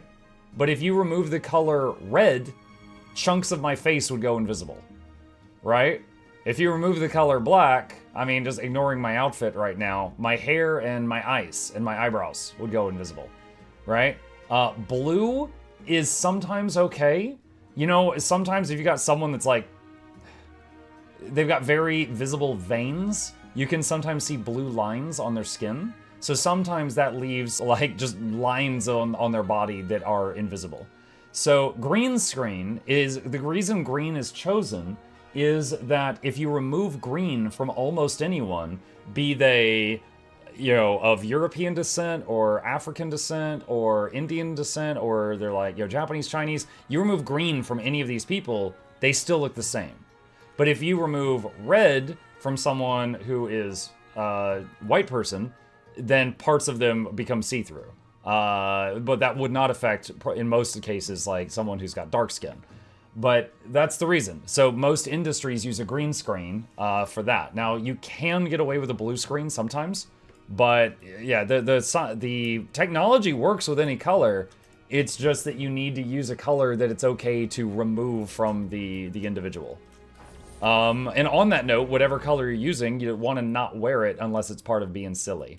Like, if I wear a green shirt, my torso would disappear, so I could do that on Halloween to be a floating head, right? But I need to know that if I wear green with my current setup, that chunk of me is going to disappear. You're discriminating against Shreks? Oh my god, yeah.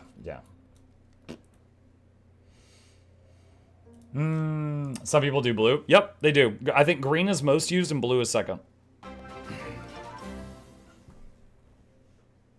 Thank you for the explanation. Have a sub, kind sir. Thank you, Novel. Appreciate you. Thank you, thank you, thank you.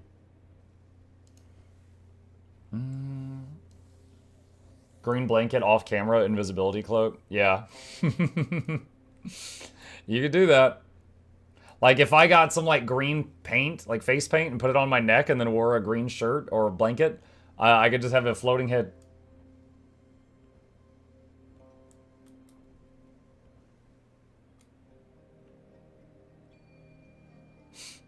What's the best way to farm lucent modes for Leggy Relic? Using Runecraft or Salvage-O-Matic. You the best, Muck. Thank you. Using Runecraft or Salvage-O-Matic to salvage green gear. Gets you the most, like, lucent dust, or motes to make dust. Other than that, farm whatever you want, and then use the money to buy it off the TP.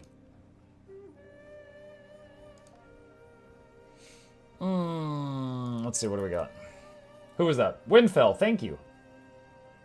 Totally be expected the answer to be swipe and buy with gold. You could, but I never really recommend that. Because the answer to a lot of projects could be that.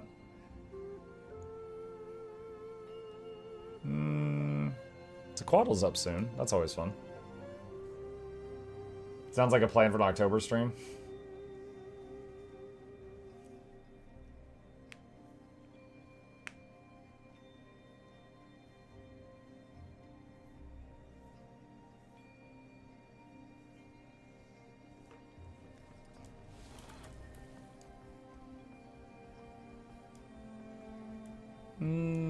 It looks like there's some people here.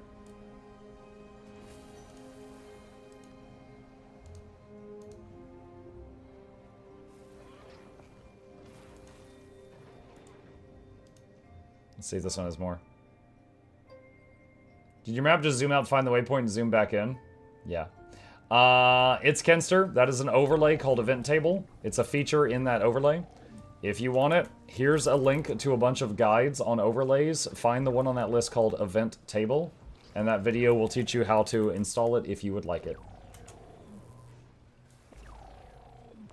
How do you make Event Table take you there when you double click? If you have Event Table installed already, you go to BlishHUD, Settings, Manage Modules, Event Table Settings, Event Areas, Behavior. When I left click, navigate to waypoint and accept the prompt. And if I said that too fast, please just make like a Twitch clip of it or something so you can replay it for yourself as many times as you want. What are you using to get the zone name displays? That is called Regions of Tyria. I will link you a video on how to set that up if you would like it. That one is just for fun. It doesn't have any, like, function. It just is pretty. That's all it is. Monk, I need 370 Curious Mursat Remnants. What's the best way to obtain these? Isn't that just doing Bava Nisos stuff? Yeah. I mean, you basically just run Bava Nisos over and over, don't you? I don't know that there's really a better way than that. If anybody else has input on that. My event table says backend unavailable. Any clue how to fix it? First thought, make sure it's up to date. Go to your module repo and see if event table has like a little orange dot here says that it like needs an update. If it's already up to date, the next thing I would do is go to the BlishHUD Discord and you can ask the people that make the add-ons. They're really nice, as long as you're not acting like a total tool or something. They're really nice, and you can just ask them, and they'll probably be able to fix it in like 2 seconds, because it's literally the people that programmed them. Give me just a sec, chat. I thirst. I'm gonna get something to drink. I will be right back.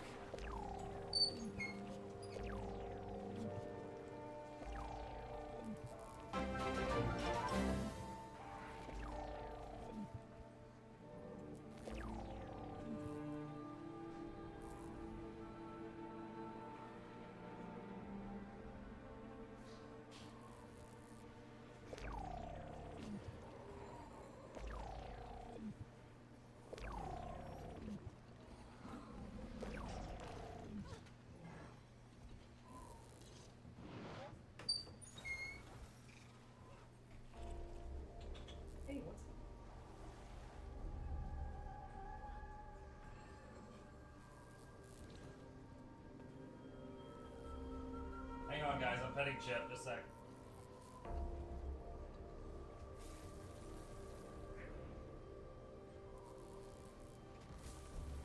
You want to come with? Chip is considering joining me. He's trying to decide.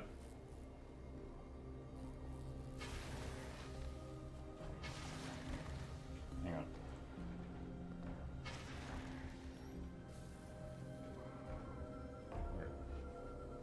There we go. Hey, what are you doing?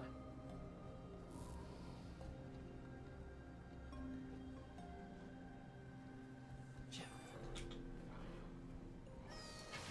Ah, he's playing hard to get right now. Okay, hang on, let me fix my setup. Alright. Okay. Alright.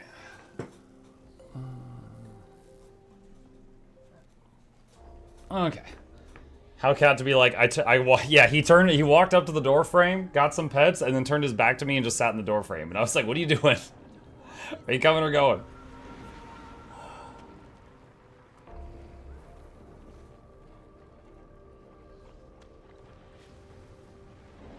Carpeted floors, ew. What do you mean, ew? They're so comfy. I mean, I don't have carpeted floors in my kitchen, if that makes you feel better.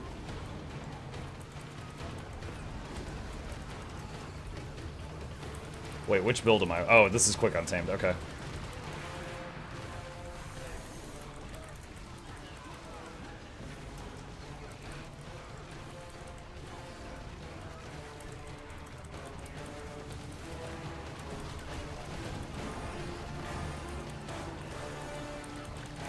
Carpet in the kitchen would be insane. I do not have carpet in the kitchen.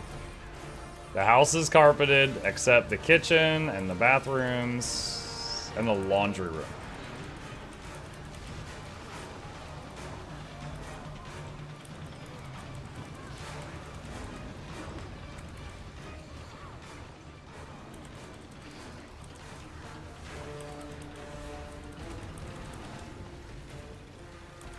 That is a lot of red circles.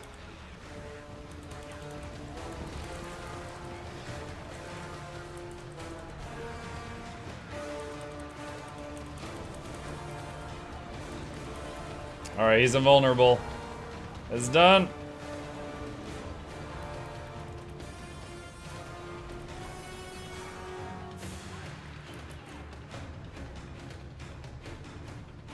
I knew a guildie that had carpet in the bathroom. I find that odd.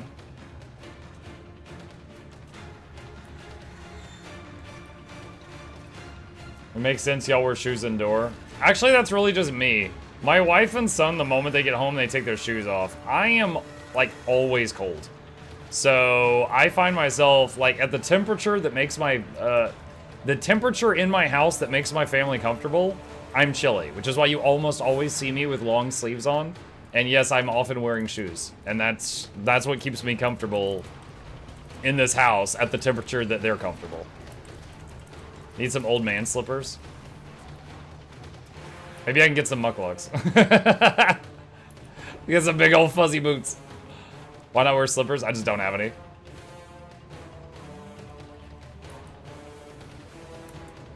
Funny enough, my wife is always like, oh, you're so hard to shop for, blah, blah, blah, blah, blah.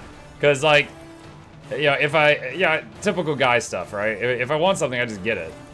So when it's time for my birthday, I don't have anything I want. And last year, she's like, what do you want? And I'm like, you know what? You're always people always complaining I wear shoes in the house. Give me some, like, house slippers. You know, give me, like, some big bear paws or something. And she's like, okay. And that was like a year ago. And I still give her a hard time. And she's like, I've been looking for the right ones. I'm like, okay, well, I've been waiting for like a year.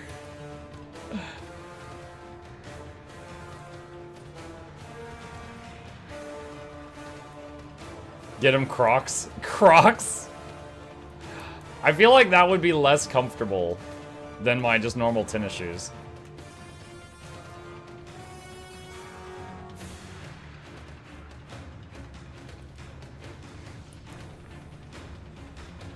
Croc slippers. Oh my god.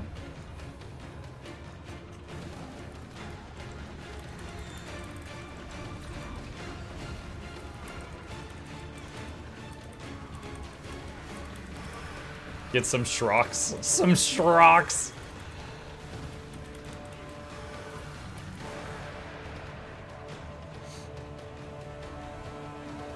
Muck needs Monty Python rabbit slippers.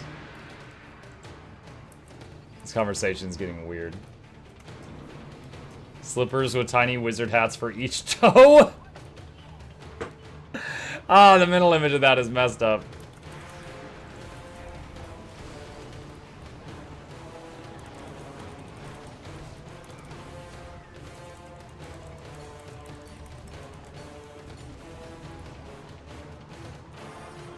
Themed Crocs next merch item. I don't think Makeship makes Crocs. I'd have to find a new company. One of the merch ideas that we had, I would have to find a new company. And it was, Chad, the idea was a glob of ectoplasm stress ball. I know of at least one guy that would buy one.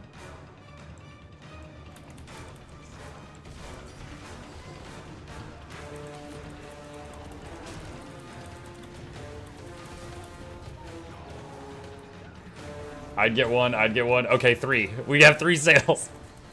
But yeah, I gotta get permission to do whatever I want.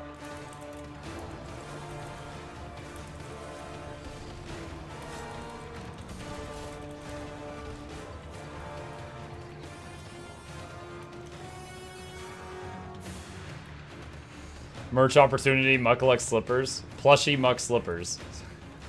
Is that tiny slippers that go on the plushie's feet? Or is that slippers made of plushie that go on my feet?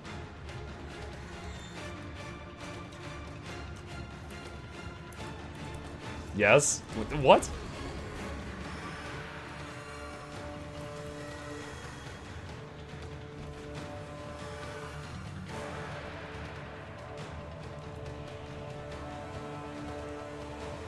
Left croc Jormag, right croc Primordius.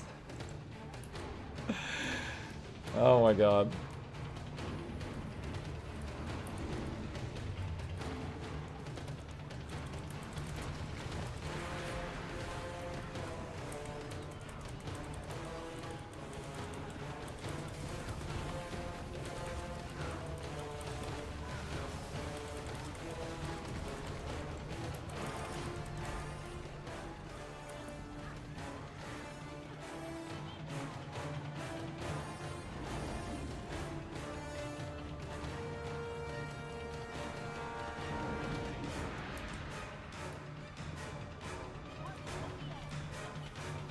Eurosur PC voice lines when you squeeze them.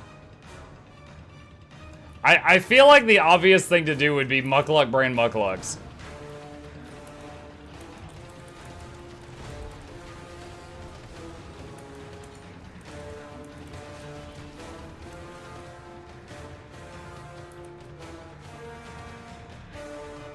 Mini Joko stress ball.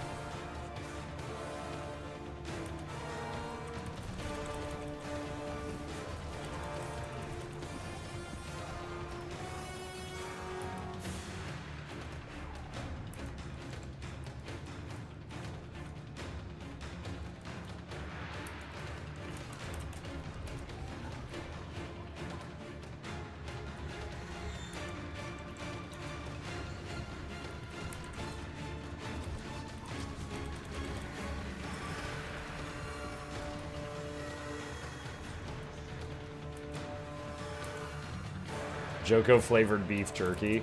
Joko flavored beef jerky.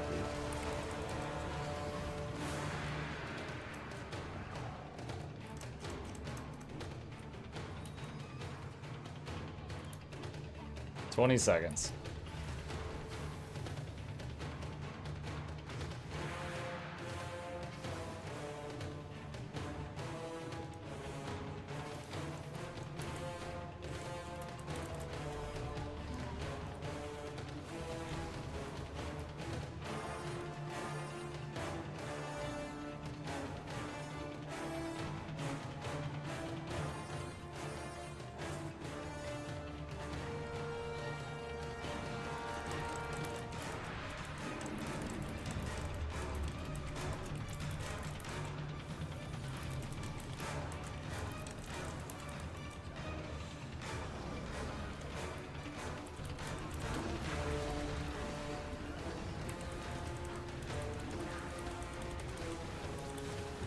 There we go. GG!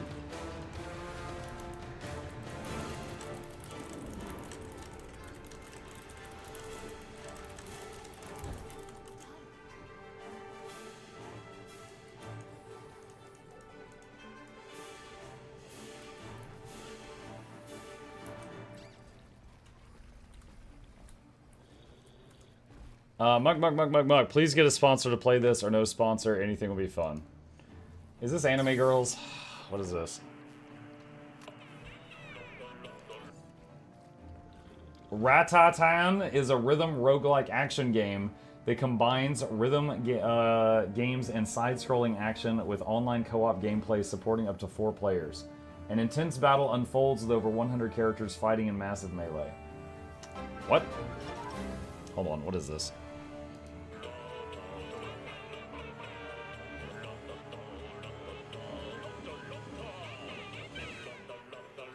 They look really goofy.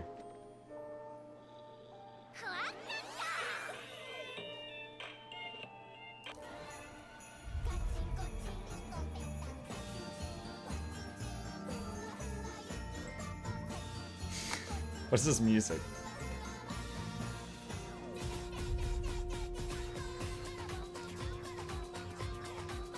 So there's cards also.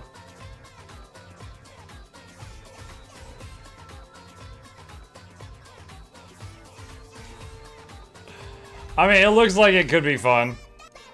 I don't know that this would be like a new favorite game for me, but it looks like it could be fun.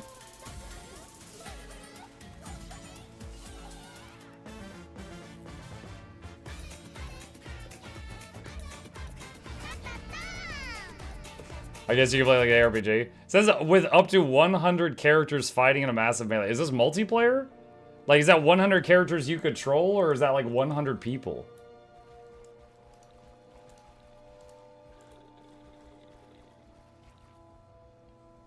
They're minions. Oh, okay. So I can just name them after you guys, and then whatever happens, happens.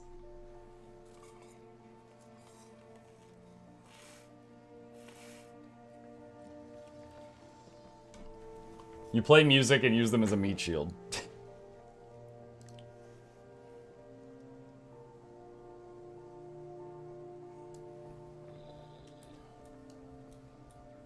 So I got a response from Makeshift. They said the counter on the website, since this is your second plushie, should be showing every single unit purchased, not just a number of buyers. And I said, okay, well, I think it's not. I said these guys could be lying to me, but it was at 195, and one guy said he got one, and another guy said he got 5, and it went to 197. So assuming they're telling the truth, I think the counter is not showing what you think it's showing. And we're waiting for another response. Receive Mukluk hat skin. Runs off screen Mukluk lookalike. Go for it. Hello? Hello, Dermo. How you doing? Alright, what else we got?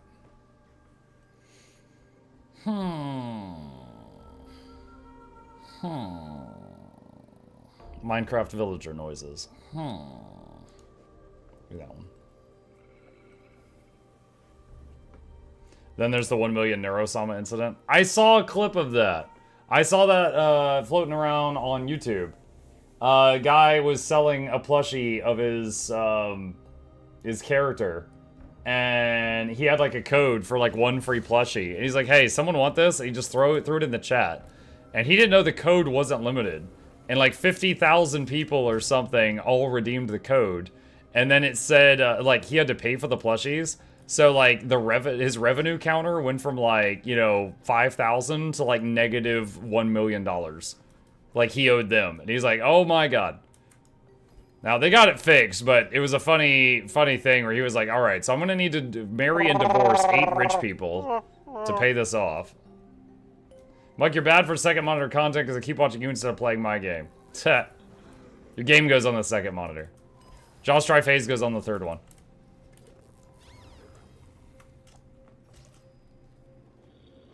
Now we have Muckhat, we can impersonate and get benefits. Mwahaha. What is that in-game event timer plugin? It's called Event Table. It's available in Blishud. Here's a link to Blishud guides. There's a guide for Event Table at that URL. How did the map name appear in the middle of your screen? Regions of Tyria. Here's a link to that add-on if you want it. It's just a fun thing.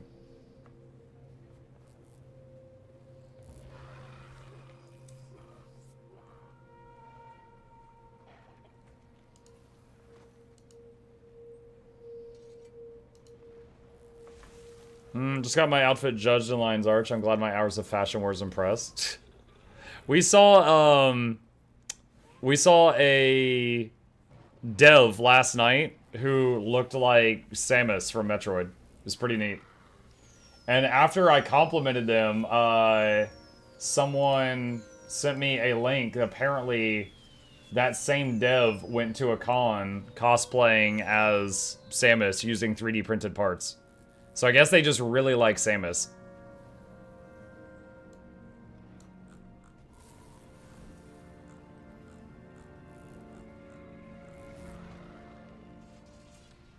I guess that's her?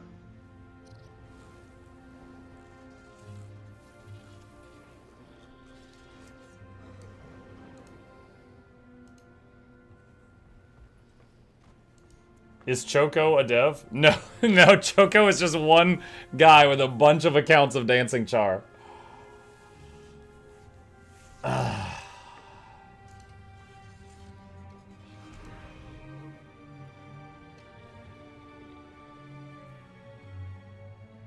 made 2 Evolution-inspired characters. First one I made super fashion for. Oh yeah, Samus is cool. Yep. So if they like Metroid so much, why don't they reuse old maps? Just because they're famous Samus doesn't mean that they control the whole thing.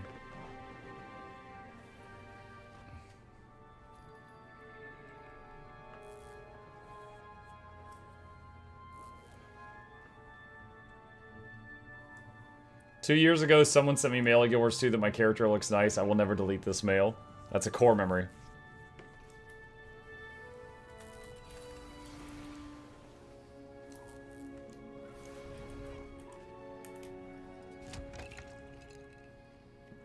There we go. In the frozen wilderness with my sun umbrella.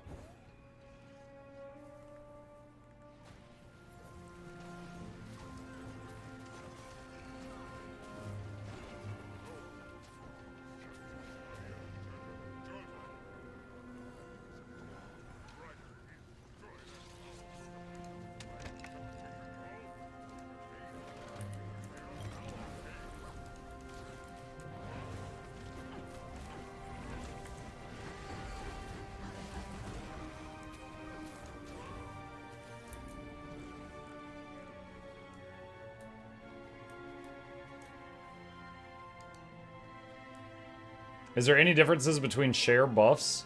I didn't know there was chair buffs. I think just a chair is a chair. You're resting to gain a small boost to gain experience when the time expires. Oh, yeah, I've never really worried about that.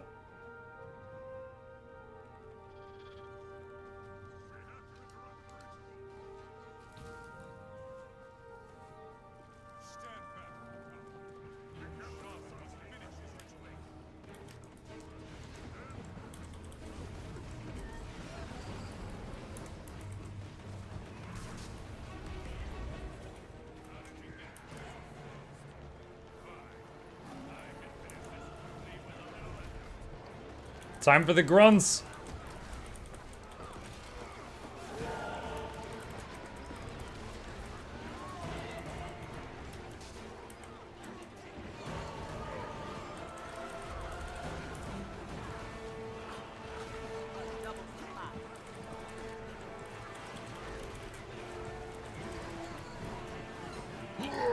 Ugh.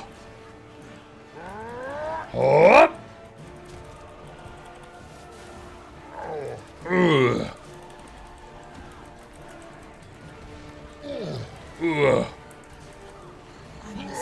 Ugh. Ugh. What? You shame yourselves.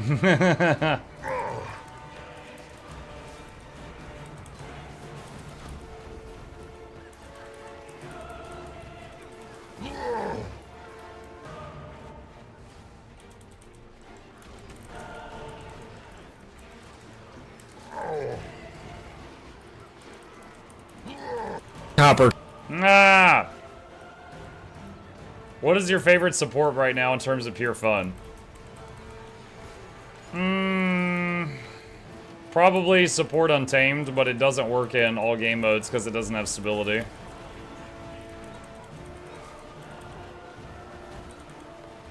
I recently did a video where I retried support Spectre, and that was pretty fun.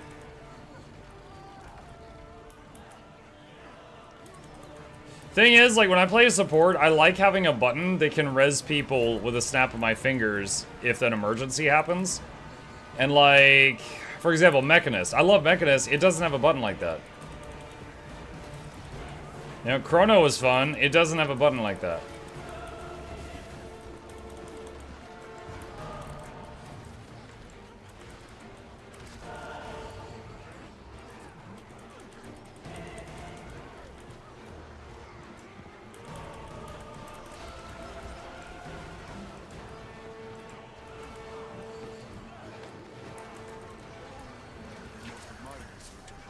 GG. With that son of Svanir defeated, the elemental lost its traction. Why do you know what you will play with the new expansion story? Might just play what I'm playing now. Depending on how they tweak stuff, I could be convinced to do like support ritualist for team content, but I don't like exploding the spirits. That was stupid. That just felt like a green mesmer. So if they change it to where you don't shatter your spirits, I would be more convinced to play Ritualist more. But the other stuff, I don't know. Thoughts on support Paragon? It was absolutely the strongest support. Probably going to get nerfed. Like, it was so easy to pump out stupid amounts of healing and sustain in the extreme damage field while not even using half the buttons. Whereas when I tried Evoker in the extreme damage field, died in 2 seconds. So, Paragon, I don't know if it was the funnest one for me, but it was absolutely the strongest one. Do you think you'll revisit Heal Catalyst for video? I'd have to rewatch my old Catalyst video and see what the last thing I said about it was. 3 to go. Yeah. Yep.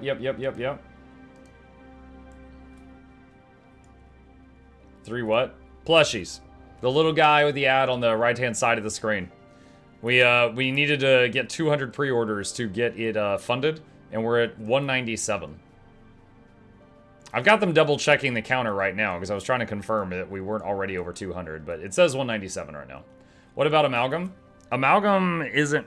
Amalgam is pure DPS, and it does look like a fun DPS, but it's pure DPS, and I rarely play that. Shock Garrett.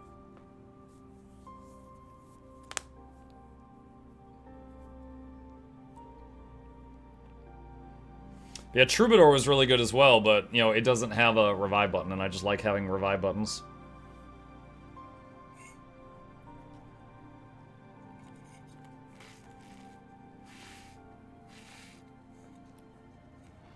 If they buff and give some boons in the traits, would you play Evoker? Maybe. Maybe. Evoker was able... Okay, here's the thing. Evoker is an Elementalist, right?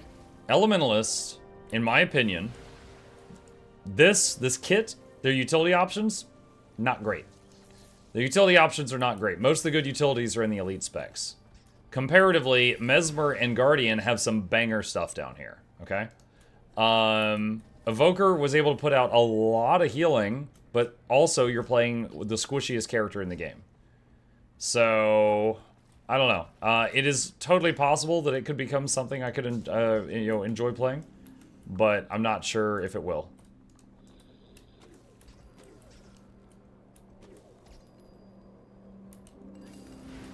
$18 plushies now. Wait, what? 18? Oh no, we lost 170. Okay.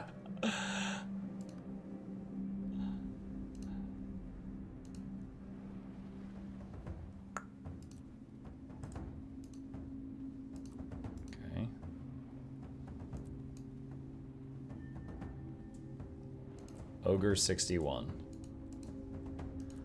Alright, IP61 is full. Minus 61. Don't show me 61.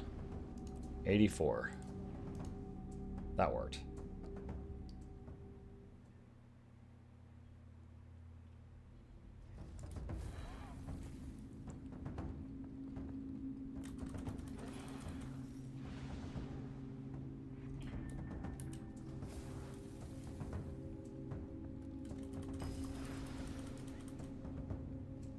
You can type minus 61 to remove those. What is this sorcery? Yep. You can filter stuff in the LFG.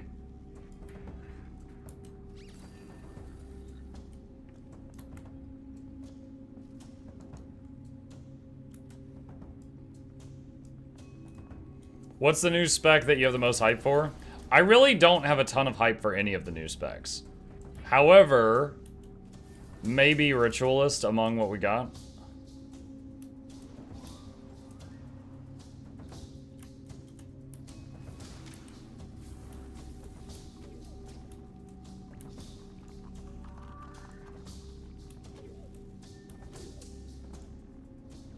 Hello, hello, Sai. Looking forward to Gale Shot? I'm not.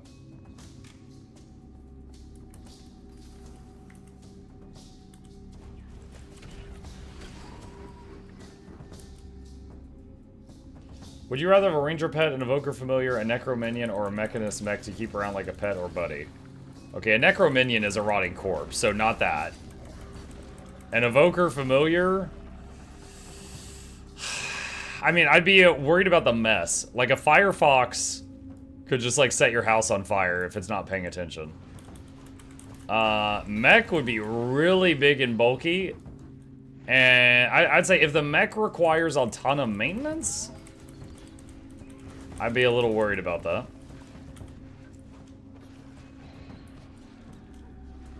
Could the mech do my chores? I don't know. Does it have the gun arms?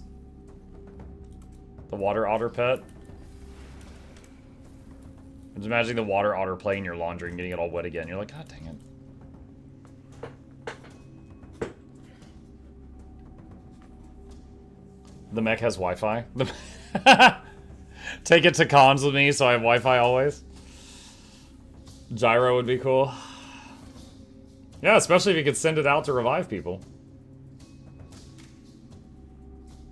Mech comes with a built-in pizza oven. It's just walking around the con with you, spitting out like, you know, pizza bites.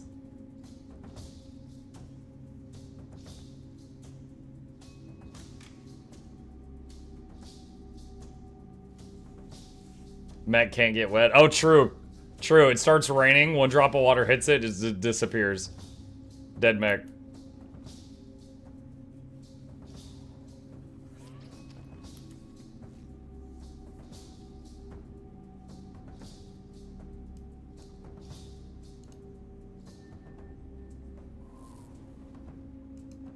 Mmm, 198.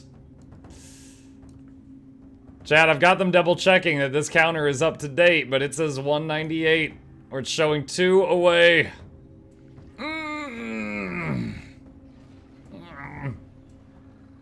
Almost. I gotta keep plugging it.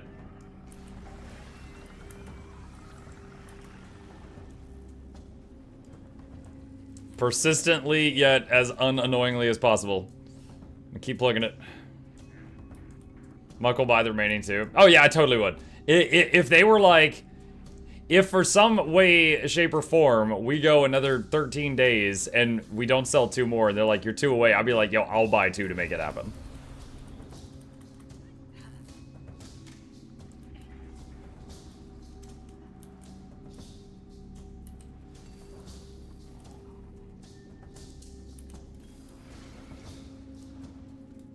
I spent so long on choosing a hairstyle and a character, then put a hat on it. Yep.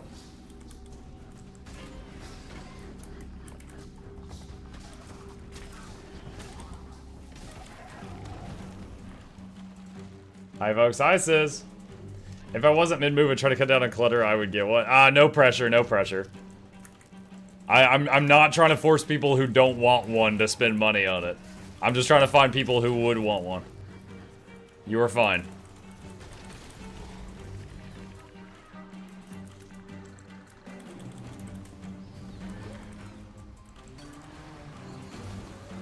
Lurkin. Appreciate it, Survivor.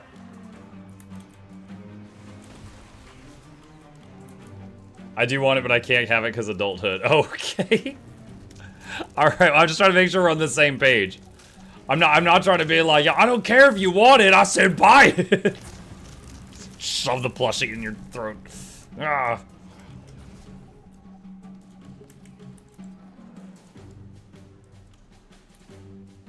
Oh my god, I'm a Muck follower. Hi, Groot.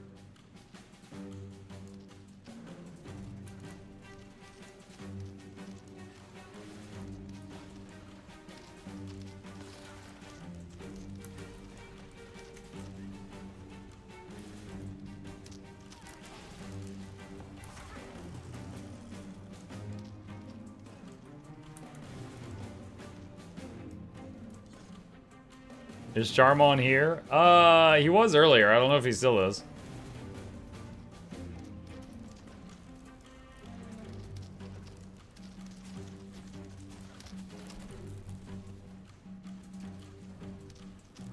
Shotgun arriving in 18 seconds.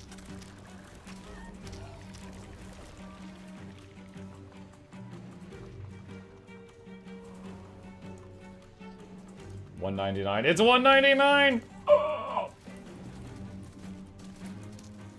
I wonder if someone else is just bought one, or if they're just like fixing the counter. Could be either one.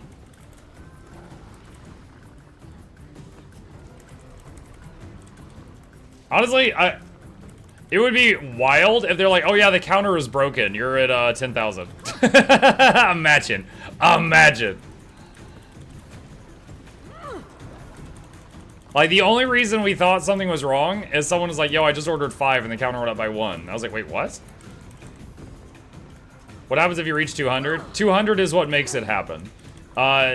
So, if you sell 200 plushies, that is what basically covers the cost of the production, and then that's when the company commits, yes, we'll make them.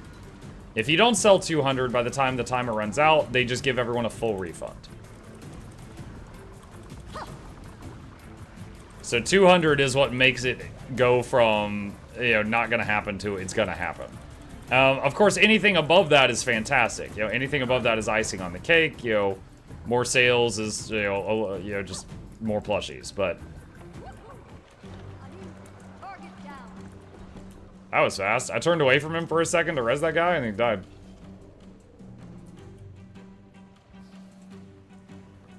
$201? What? Hang on. Hang on. Let's go! Yes! I don't know why I'm doing the pure cinema thing. It just felt right. Let's go! I'm so excited. I am so excited, chat. This was a project of passion. I just wanted this to work. I'm so happy to see it did. I put my art on the fridge, and Mom liked my art. Mom is y'all in this metaphor somehow. I don't know how that works. Very happy. Should be 202 by now. Fantastic. Yo, it just went to 204. Oh my god. I honestly wonder if y'all are just suddenly buying a whole bunch or if they're fixing something. It says 204 now. It just jumped again. That is fan-freaking-tastic. I'm gonna keep plugging it on and off until the timer runs out, but I am hype. I am hype. I also wonder if this will add us any ammunition when talking to ArenaNet. Like, yeah, look, I've already done 2 successful plushie campaigns. I know what I'm about.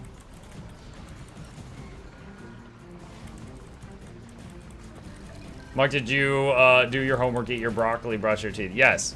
I did eat my homework, I brushed my broccoli, and I did my teeth. Yes.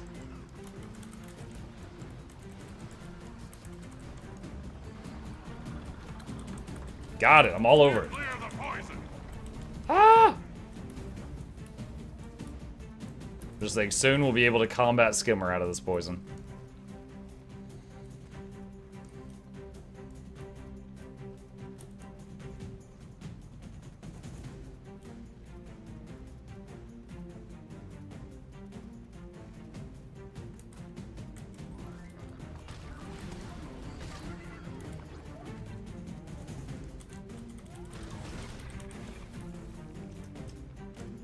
Muck, your dog is supposed to eat the homework?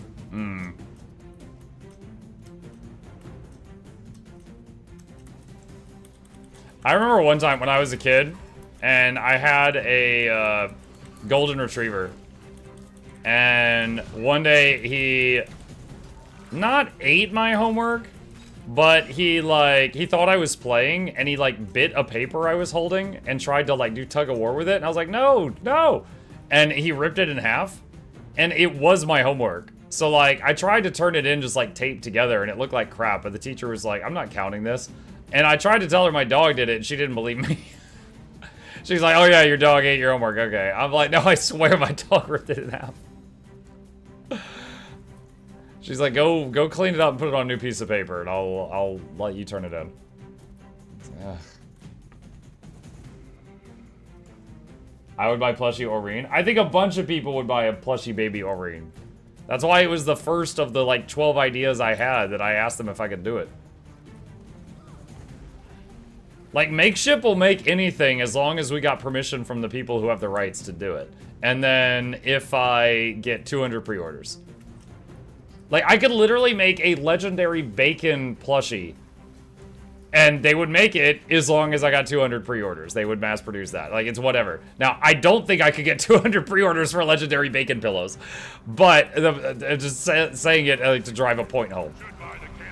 They would do it. They wouldn't, they'd be like, yeah, okay.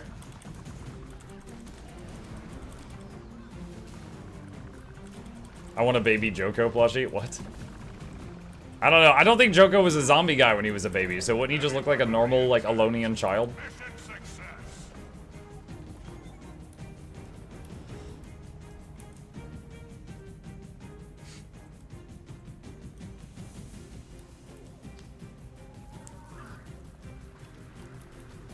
I had a dog that shredded my homework worksheet. I brought the reins to my teacher, and she just gave me an A. Wow. Your teacher is nicer than mine.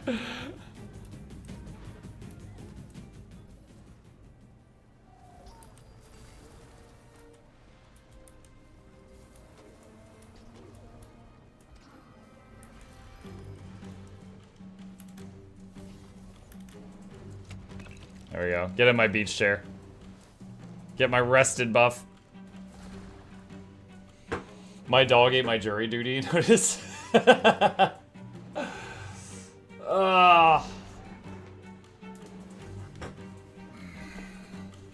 I'd buy Plushie Tybalt. I want to make it. I want to make it.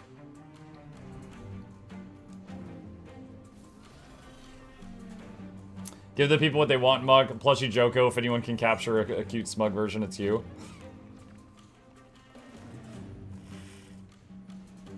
I don't know. The thing is, Joko is like a shriveled up jerky of a dead guy.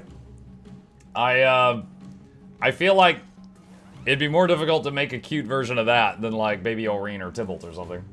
Or Blish. A chalk destroyed my chair. My chair! My cabbages!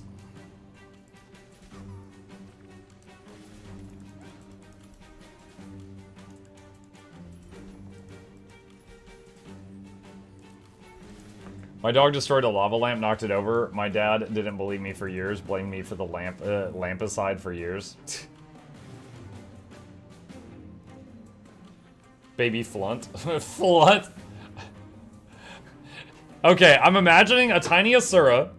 He's got like a pacifier, but he's still like from like right here, it's still Flunt, right? Like really angry eyes, you know, eyebrows are like angry. He's got like wrinkles up here, but then like the passy. And he's squish. That would be baby Flunt. He was always angry.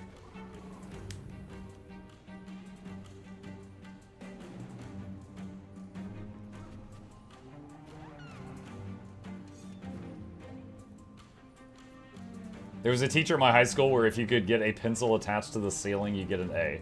What? We just throw pencils at the ceiling?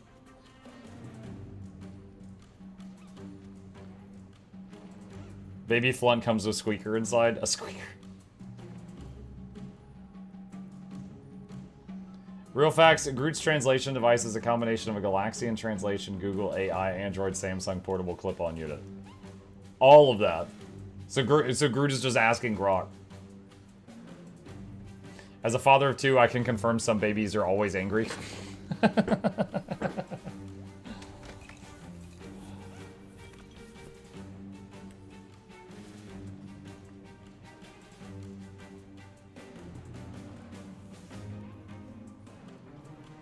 So I just realized my chair has 10 hit points. Very fragile chair.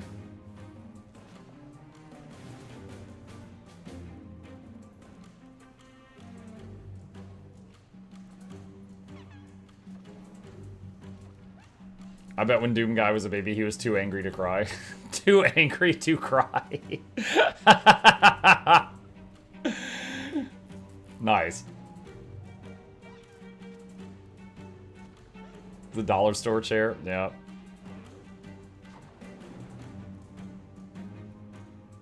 Is 10 a.m. too early for lunch? Depends what time you woke up. If you've been up for hours, I think that's acceptable. If you just woke up, then just call it brunch and it's fine.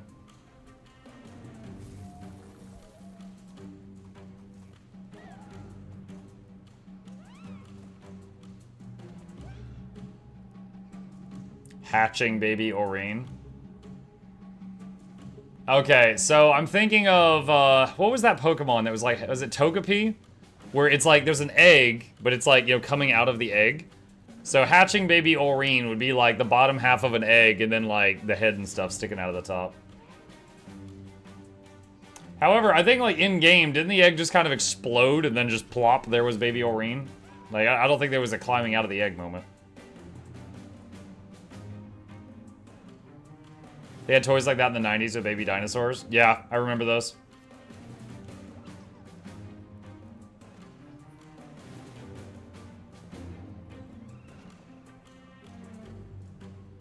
I like the way you think, Mug. Thank you.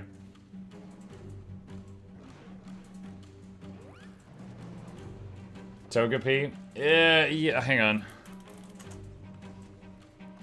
Togepi was a Pokemon that... It's like... It's still wearing its shell. So I was using it as a... What is this artwork?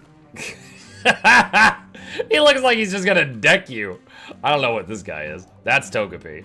This one's just mad.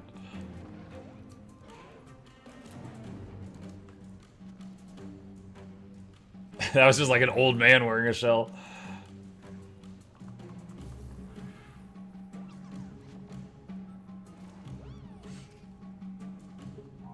Mike has a legendary, which means he's not a new player. Ha! I'm talking about when I was visiting, what was his name? Like Sausage on a Roll or something last night? That guy's channel? Yeah. Chad, I rated someone last night, and apparently for the last like month, his stream titles have been like, you know, new player. And at this point, he's max level, and he's like going through the story. He's an End of Dragons. He's doing Fractals. So he's like, Mug, they're having an argument on whether or not I'm a new player. What do you think a new player is? Like, what's the definition of a new player? And I said, a new player is doing 2k DPS and doesn't realize that other people are doing 40. And he laughed, and he's like, yeah, so I've been working on the story. I finished Season of the Dragons. I've got my Leggy amulet. And I'm like, wait, you already have a Leggy? And he's like, yeah. And I'm like, you're not a new player. And he's like, what? So then he went and he changed his title to like learning player or something like that. He changed his stream title. I was like, you're not new. You have a purple. You're not new.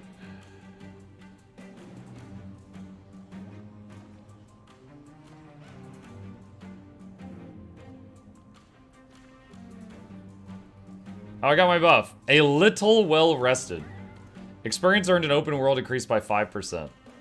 I sat down for 5 minutes for that.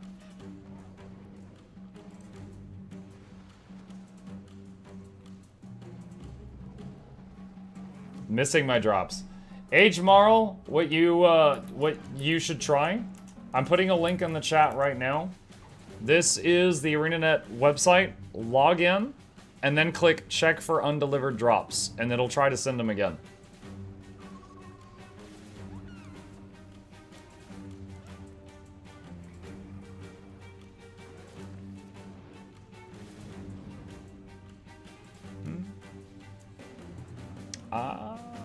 I'll finish reading that. I don't know how personal that is. I'll finish reading that later. wall of text mail. Lily Fox with the Prime, thank you. 204. Woo!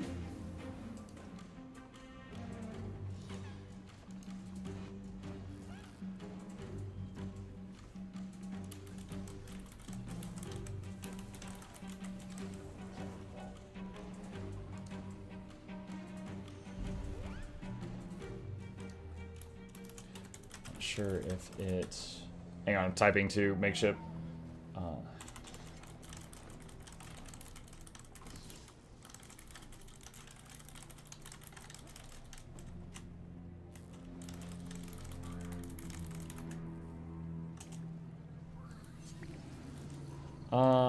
Let's see. Look, have you seen the trailer for the Chainsaw Man movie? Chainsaw? Okay, no. I read the Chainsaw Man manga, and I saw, I think, season 1. I have not seen anything about a movie, no. They're gonna be made now? Yeah. I'm Newbin like Willbender. Are other Guardian Elites as fun, or should I try out a new class? I mean, whether or not they're fun is going to depend on you. Like, it depends on what you find fun. Like, Willbender's very high mobility. The other two, Dragon Hunter and Firebrand, are not as high mobility, so, like, if that's what you find fun, they're not like that, no. But it depends, like, what part of it is what you enjoy.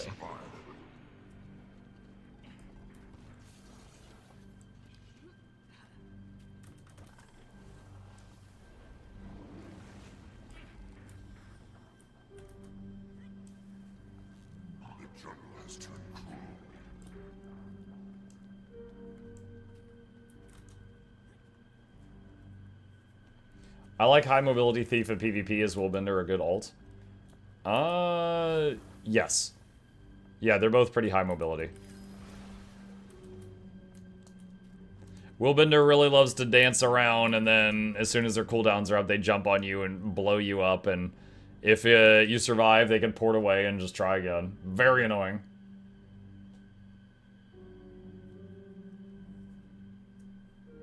Guardian is the main character for Guild Wars 2. Prove me wrong. I will not prove you wrong. Definitely ArenaNet's favorite child.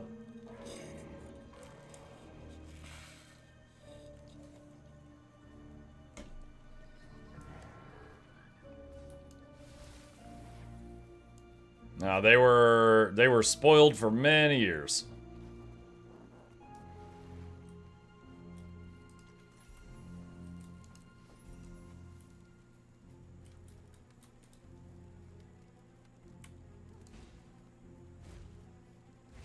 Blood will nourish my master.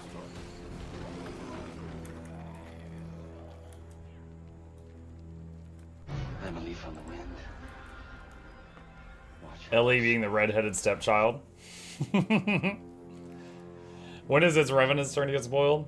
I don't know. I think during Izzy's 10-year Mesmer is probably the favorite child. What is that FF14-esque map text appearing on screen? It's called Regions of Tyria. Here's a link to it if you would like it. It's just a fun overlay that appears. Muck, have you made a guide on how to obtain a Gen 3 weapon skin?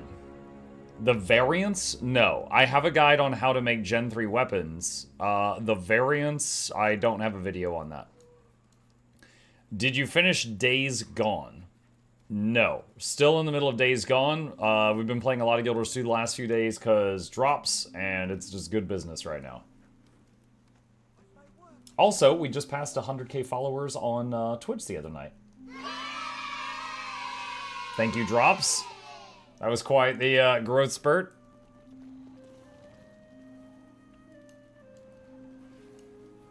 Congrats. Thank you.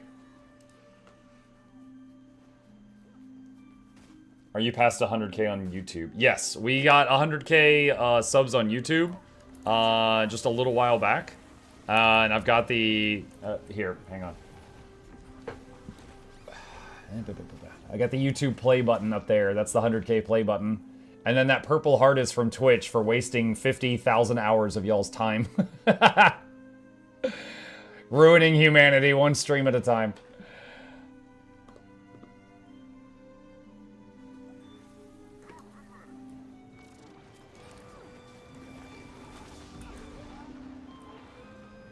How does it feel to know you have more viewers than Teapot right now? I don't look at that. Dude, Teapot is awesome, and I am on good terms with Teapot. If I have more views than him on one particular day, then I'm very flattered by that. I'm glad you guys like me. But, no, it's, I think it's not healthy to focus too much on that. Now, it's very human to think about that, but I try very hard to not think about that. Like that, saying stuff like that and then getting it clipped and having it sent to him, like, that's just a way to burn a bridge, you know?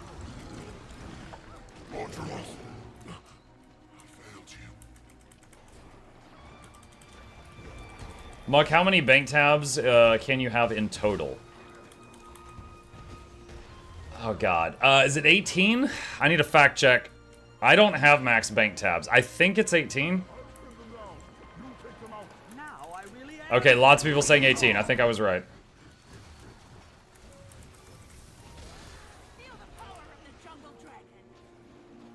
Good answer. Love your content. Easy watching and fight at the same time. Thank you. What's max for math storage? That I do have maxed. 2,750 is max material storage.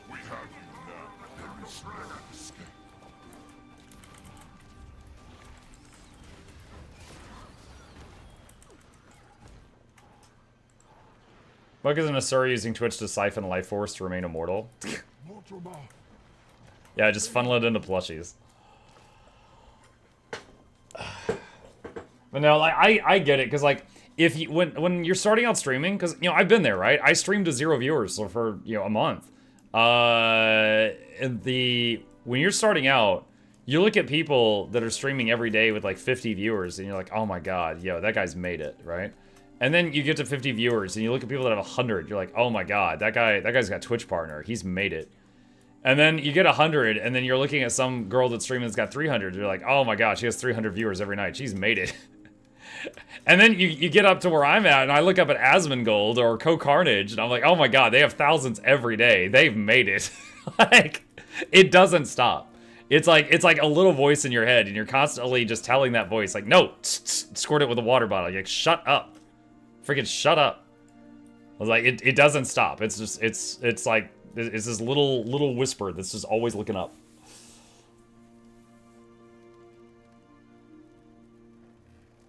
Sounds like a shifting goalpost. Yeah. Muck, out of curiosity, at which point amount of viewers were you able to comfortably stream at your job? As your job? Okay, so I don't have an exact number for you, but I can give you some partial answers. So, first off, like, I have a family. Like, there's me, my wife, and my son, right? So, if I was single, if it was just me, the amount of money required to live would be different, okay? However, I would also be able to stream less. Like, my wife handles a lot of meal prep and stuff so that I can get more stream time in, and then, you know, I earn more money through that. So there is give and take there. But it's a factor, so I'm saying it.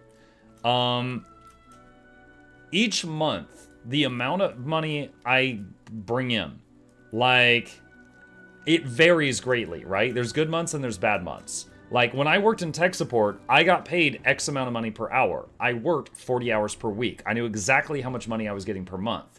That is not the case here. The amount of money I get each month as a content creator is doing this, right? It's all over the place.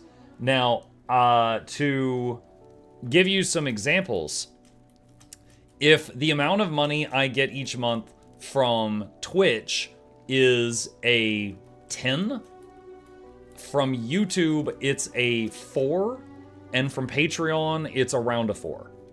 Okay? So, like, my income is divided from multiple sources. There is also occasional things, like I've got the Nexus referral link. There's the merch store. I get like 1% from the merch store. It's not many people buy t-shirts, it's just for fun. But I've got like a tiny bit of income from the merch store, referral links, sponsored streams. Some months I have 0 sponsored streams. Sometimes like last week I had 2. That was huge, you know? So like one really good sponsored stream can make as like much money as half a month of YouTube.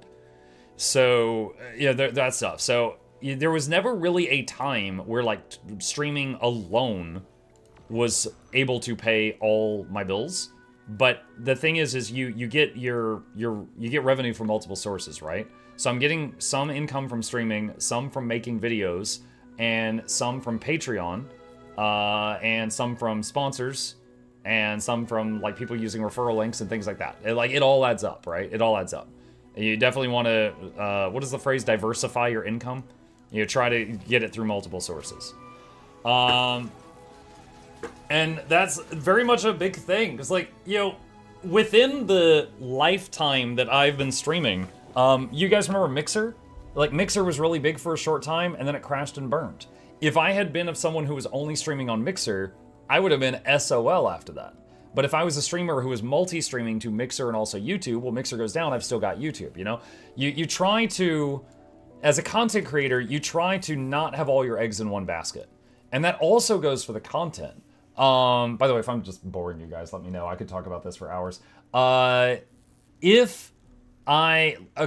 Let's say in some way, shape, or form, I could no longer make Guild Wars 2 content tomorrow. Maybe they get sued by the state of California for abuse against Char. I don't know. But I could no longer stream Guild Wars 2 or make Guild Wars 2 content. I would be hurting, but I'd be okay. Because I also streamed 110 games last year, and 109 of them weren't Guild Wars 2. I don't have all my eggs in one basket. Now, the Guild Wars 2 basket's a lot bigger than any other basket for me.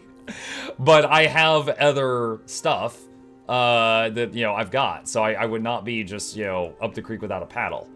So, like, if you're a streamer, there is something to be said about specializing in one thing, but there's also something to be said about making sure that you're not tied to one thing, and if it fails, you're screwed, you know? Like, there's so many streamers that specialized in one thing. Like, I don't know, let's just make something up. Let's say they only ever played Fortnite. And then after a year, they get completely burnt out on Fortnite. And now they feel like they have to play Fortnite, because if they play anything else, they get no viewers. And they're tired of playing Fortnite, so they're just sitting there just, you know, and they're not thrilled about it. I've seen that many times. Unless you get paid to swap, then you actually made it. Oh yeah, was it Shroud and Ninja? They got enough money to retire for life if they wanted to from the Mixer thing, and then they didn't even have to follow through with it because Mixer crashed. So yeah. I needed to hear this, Muck, thank you. You're very welcome. If you've got any questions, like, I'm an open book. There's certain things I won't say, like if someone's like, exactly how much did you make last month? I won't answer that because it makes my wife uncomfortable. So I'm not gonna do that. But if you got like Guild Wars questions, content creation questions, anything you think I know the answer to, like I'm a better talker than I am a gamer. So if I talk enough, I distract you from the fact that I have no idea what I'm doing in Tyria. Hey Muck, what damage meter are you using? That is Arc DPS. If you want it, if you do, here, I'll do it here. Exclamation add-ons. There is a couple of different add-ons there that include Arc. Any one of those should work. Mug, is your worst month enough to cover it all, or do you need good months to help out? So it depends on the timeline. When I first started streaming full-time, the bad months did not pay the bills. So we would save on the good months to cover for the bad months, right? So the good months more than covered the bills. The bad months did not quite cover the bills. The channel has grown since then, right? So since I went full time, the channel has grown a little bit. There's a few more patrons. There's, you know, a few more Twitch followers. There's more YouTube subs. All of it's grown a little bit, and that's not really a thing now. So there are still months where I make dramatically less than the month prior. That still happens. But at this point, we're always okay. At this point, we're pretty much always okay. How many McChickens could you buy with last month's income? Don't make me do math. I don't know how much a McChicken is. Hello. We have protected Tom here for over a century. We will not fall this day. True. Yeah, my wife just came in with a good point. Thank you for the food. My wife said that when I first started streaming full-time, she was working full-time, and we were getting insurance through her employer. When she decided that she wanted to, you know, just be a stay-at-home mom, and so then I began bringing in 100% of the income, we had to get insurance through, like it was like, I don't know if it was Obamacare or something else, but basically we had to get the same insurance that people that do not get insurance through their job get. And that was really freaking expensive. Because let me tell you, Twitch doesn't give me any health insurance. So that was something that wasn't an issue at first, but if you were going full-time like Twitch or YouTube, if you're, I don't know if all countries do this. In the US though, you gotta get that insurance somewhere. So that might be an issue.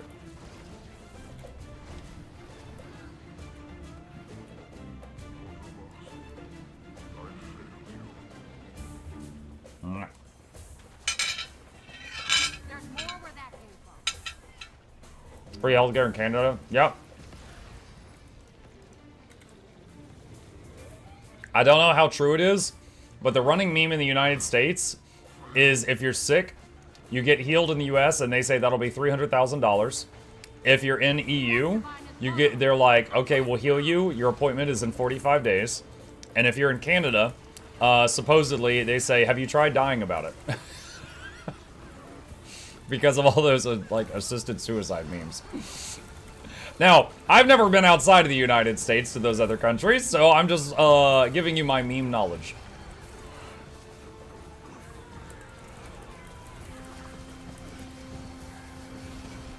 It's not 3 months, it's 3 years. Oh, my apologies.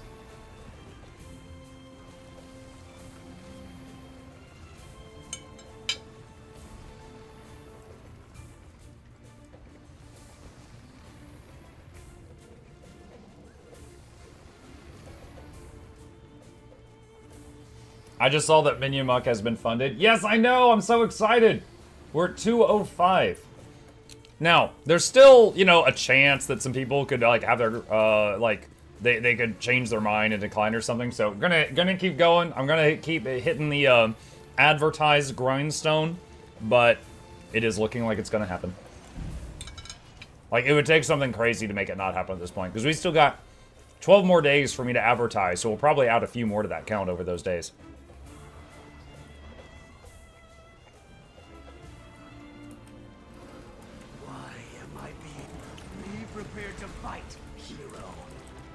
But as long as it's over 200 when the timer runs out in 12 days, we're good.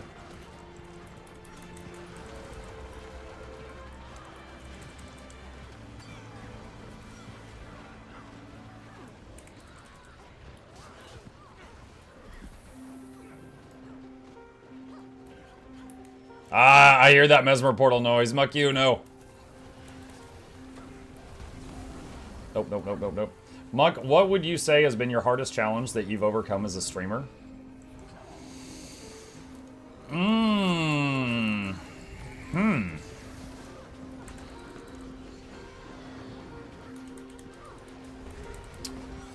Thinking.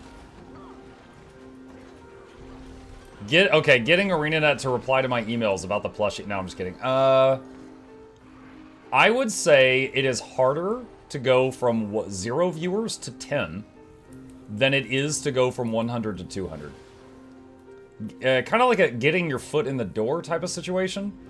Getting those first few viewers that like to watch you every day and they keep coming back, that's harder than the other stuff.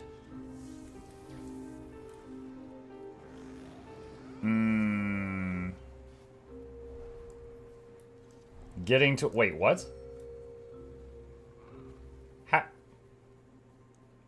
Honey, is that you? Are you logged into my account right now? Why do I see Mukluk typing in chat? Because that's not me, but it says that's the broadcaster. And I've got red alert bells going off in my head right now. Sorry, it's because you logged into your account on my phone and I didn't switch. Okay, alright. Dude, I was like, do I need to change my muckin' password? What's happening right now? Sorry. Okay, thanks for the heart attack. Bye! Yes, well, as Mukluk in chat just said, it did indeed take me 9 tries to get Twitch partner. However, I will tell you guys straight up, I put that on a pedestal. I thought that everything would change when I got Twitch partner. Pretty much nothing changed. So, if you are a up-and-coming broadcaster and you've really got a focus on that, try as hard as you can to not stress about it. It changes almost nothing. I thought so much was going to change when I got partner, and it did take me 9 applications to get that. But nothing changed. Now ANET partner? I would say ANET partner did more for me than Twitch partner.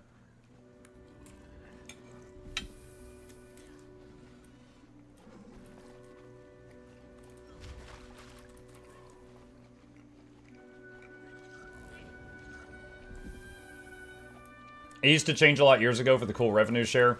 Now it does nothing. Yeah. Like, when I became a Twitch partner, they had already done away with, like, the partner hoodies and the partner managers and all that stuff like that.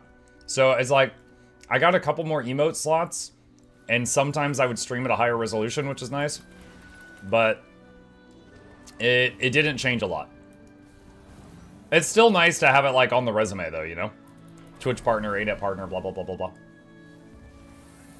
So I would say if you had a similar, you know, thought process as I did, try to calm down, because it doesn't change as much as I thought it would. Just ordered my plush. Thank you. Appreciate you. Yeah, I would say getting your foot in the door, because Twitch is very much a kingmaker system, right? When you're higher on the page, there's a higher chance that someone else will click on you, and then you get another view.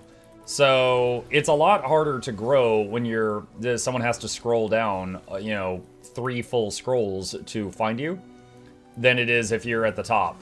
But that's where things like YouTube come in. YouTube, YouTube Shorts, TikTok, Instagram. If you can get an account on one of those, then you can be funny or educational or something like that, and then you use that to point people to your stream. Because if all you're doing is streaming, you will only get followers if you are online, maybe. If you're not live, your stream is dead. No one will find you. But if you've got YouTube videos or Instagram or TikTok or something, and they're advertising your channel, those things are working 24/7, even while you're sleeping. And that is extremely helpful.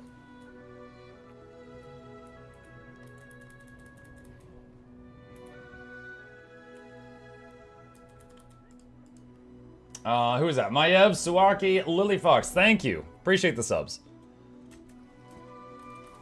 YouTube is how I discovered you. Yeah, we did a poll yesterday, and it was like 95% of the people. I said, how did you find me the first time? And it was 95% YouTube videos.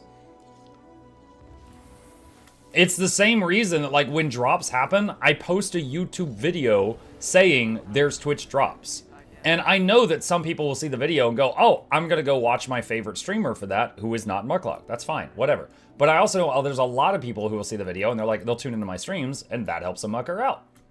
I found you on Grindr. I assure you, you did not. I am 110% certain that you did not.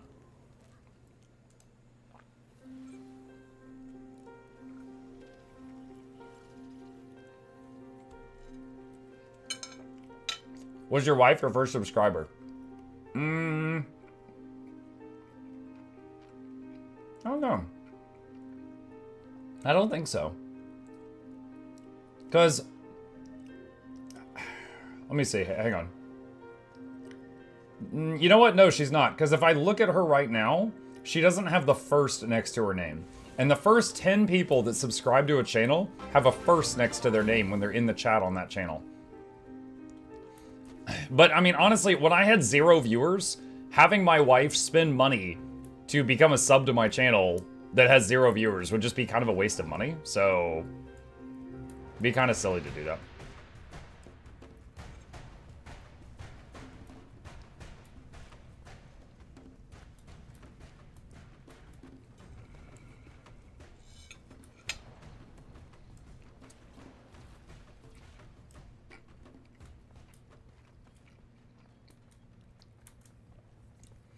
I will say, there is this one feature on Twitch.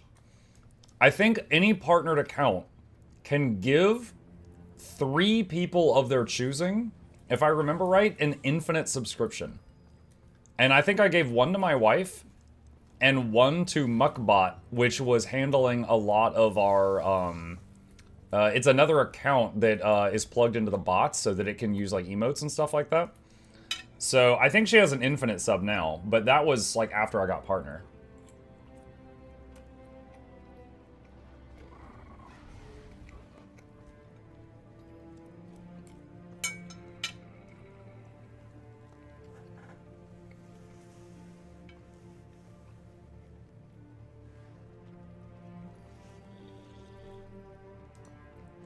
I just unlocked maces as a ranger due to the Soto story. Is it worth using them over my hammer? Chris-san, the maces, I'm actually using them right now. They just have a lot of utility.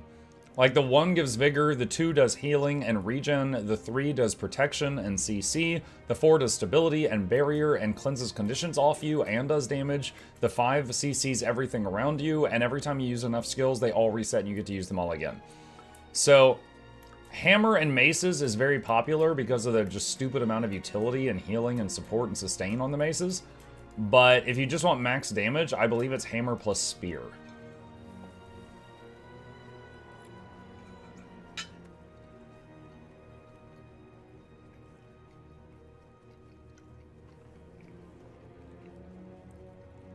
Your get to the point videos on YouTube is how I found you. It's nice to watch a 5-minute video saying, pay attention to this, this, this, and this compared to those 25-minute videos where they explain the lore of everything. Yeah, I tried to make the videos that I wished had been there when I started. But I'm glad that they're still helping folks.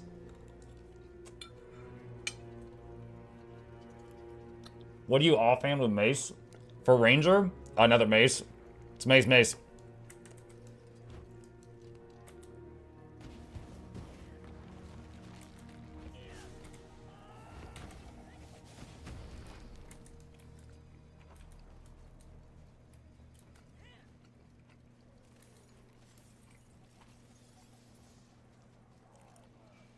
Depends on what you mean when talking about damage, opening burst over the entire fight. I meant for, like, a sustained fight.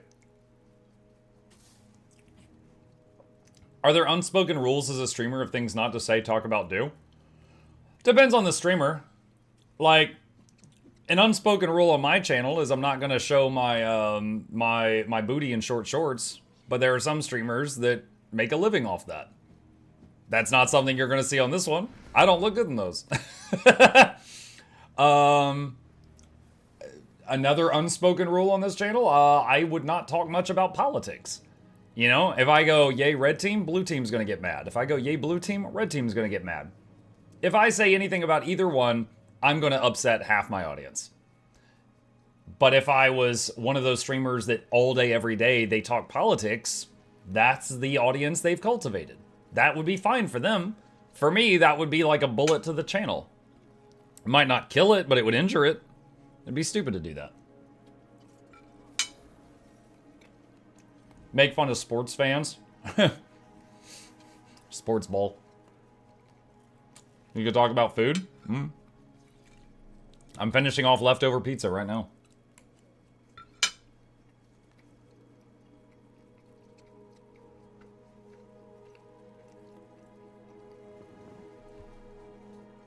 Do you know if Bloodshed can be copied from one PC to another? I do not know. That would be a question for their Discord.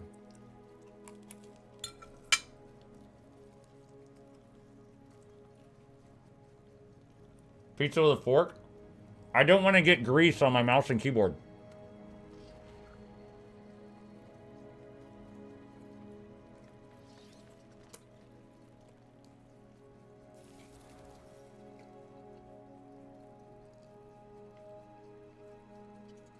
Three days in a row? Well, yeah. So, the day before yesterday, she ordered pizza for lunch. And it was like buy one, get one or something. So we ended up with 2 large pizzas. And then yesterday was leftovers, and today is the last of the leftovers. So yeah, a couple days of pizza. It's very cost efficient, but I do admit I could use a break from pizza after this.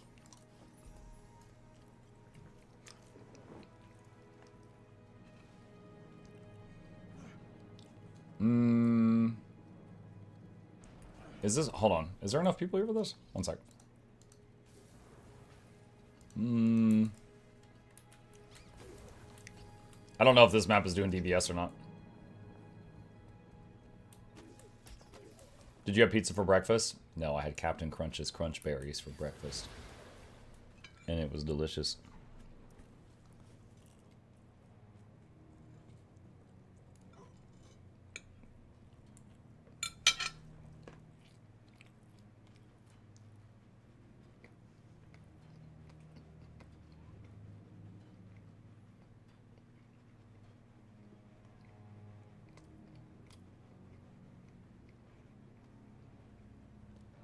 How do people play Elementalist? I feel like the slightest of slaps downstates you. That's the neat part. It does. You've got the lowest base health in the game.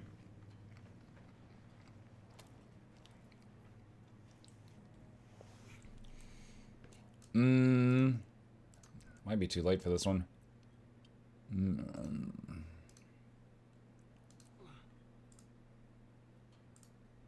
Tell me something. You...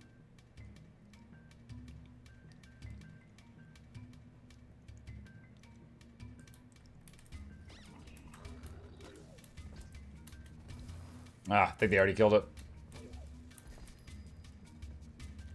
I was just wondering, I saw you use the event timer plugin, and then saw you use the event timer. When you clicked it, it proceeded to auto TP you. I got the timer, but I don't know how to do the auto TP thing. Alright, pay attention. If I go too fast, then rewind the stream, okay? You click on Blish HUD. You click on Event Table. You click on Open Settings. You click on Event Areas. You click on Behaviors. Left-click Action, set to navigate to waypoint, accept waypoint prompt, check. And then you can just click on things to teleport there.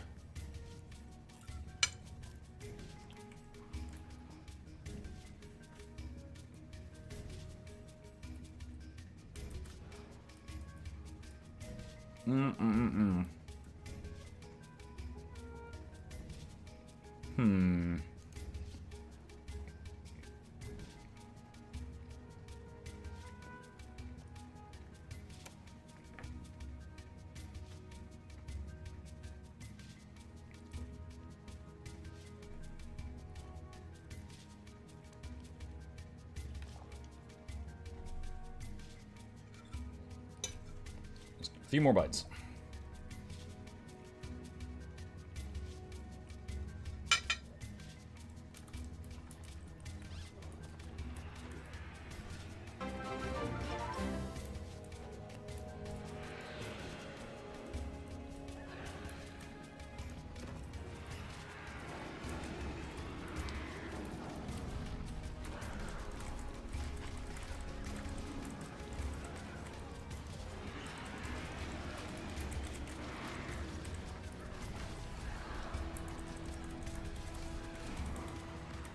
There's that strong Adeline. Thank you.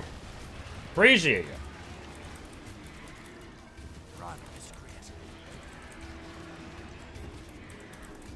Put a command for Blish so you don't need to explain it. I have commands for Blish. I also have videos on Blish. I have a website about it. I'm still going to be explaining it.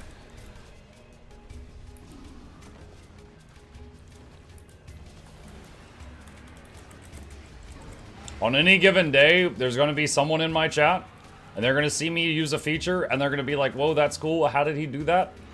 And they just haven't seen the exact video or exact website or exact command up until that moment. I accept that. Is there any way to play GW2 on a controller? I think so, because I know people who play it on Steam Deck, but I couldn't guide you through that. You'd have to do some Googling. That's just parenting? No, it's not. Parenting's easier than this. You guys are more of a handful than my son.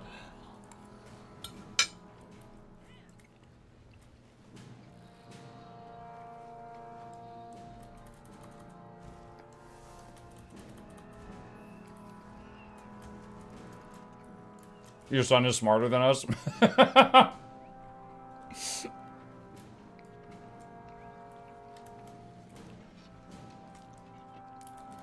Kids stop asking questions eventually. No, they don't. The questions just get weird. Dad, do you think the chicken from Poppy Playtime that murdered children, do you think if he fought Hornet from Hollow Knight Silk Song, who do you think would win?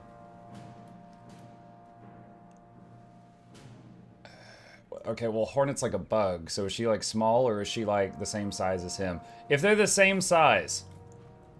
Alright, I guess I think Hornet would win. Okay, I'm gonna go animate it. Alright. That was the other night.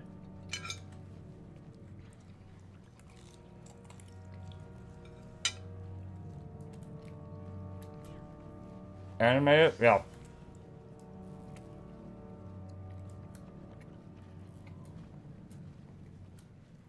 He, I don't want to show you without his permission, but yeah. One day, he was interested in animating, and it was the first time he was interested in something that could lead to a career. So I bought him an iPad with an animation program, and he knows how to use it now. You know, it's basically draw a frame, next frame, draw a frame, next frame. But he's made a lot of little animations of different characters that he knows that are just straight killing each other like it's death battle. His one for Hornet. Listen to this. She's fighting the chicken, and the chicken guy from Poppy Playtime uppercuts her and sends her to the moon, and she crashes down to Earth. And he looks at her, and she looks up at the top left, and her hit point bar shows up, and it's still full. And I'm like, what's going on here? And he said Hornet doesn't take fall damage. I mean, okay, technically. So that's how she got out of surviving falling from the moon. That's in the fight. And I'm like, all right.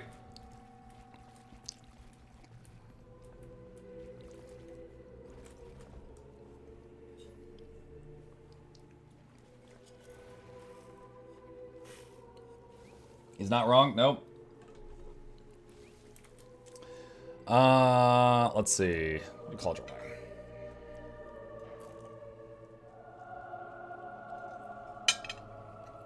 In 5 years, do you think Guild Wars 2 will be a city builder MMO?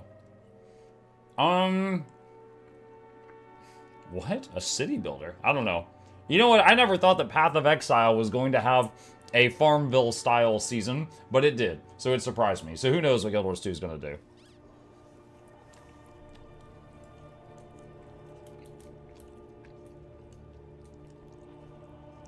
She should have been KO'd when she hit the moon. No, because she fell to the moon. So it was falling damage there and then falling damage back. According to him.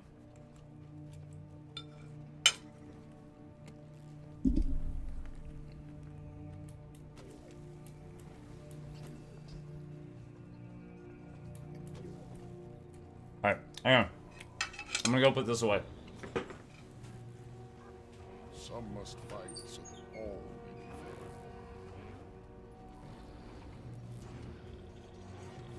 Fight what cannot be fought. Everyone fights.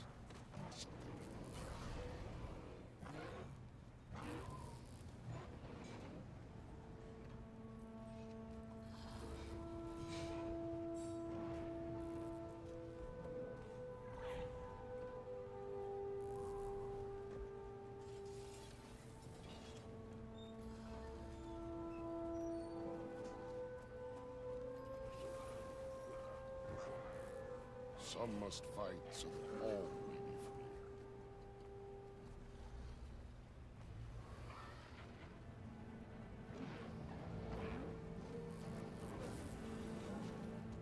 Hail!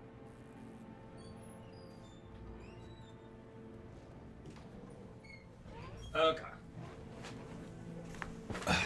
Chair stream. Yeah, chair stream. I have answered. How are there 633 mastery levels?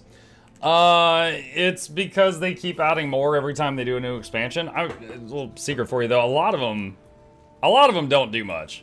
Like, I would say if you're getting masteries for the first time, go for this one for auto loot first. And then, unless you're really trying to, like, crank out crafting legendaries or something, just let the others fill in. A lot of them are kind of whatever.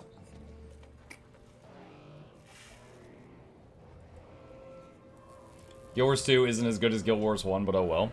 I mean, I disagree with that, but different people have different tastes in games. If everybody had the same tastes in games that I did, there would be literally 0 sports games, because I am so bored watching those.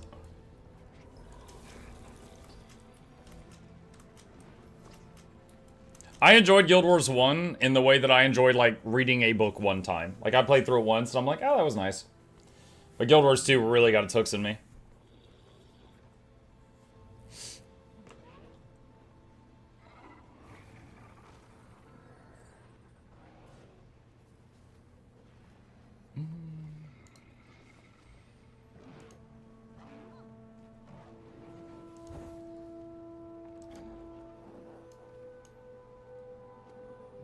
elemental will cure ails this world.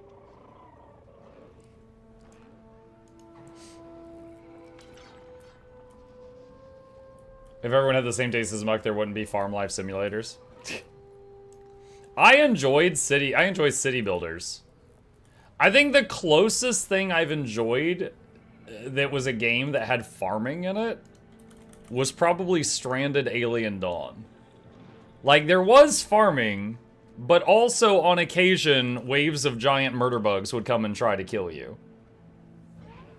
So, it's like, there was ebb and flow, right? There was, like, building, and then there was, like, survive the monsters, you know, back and forth.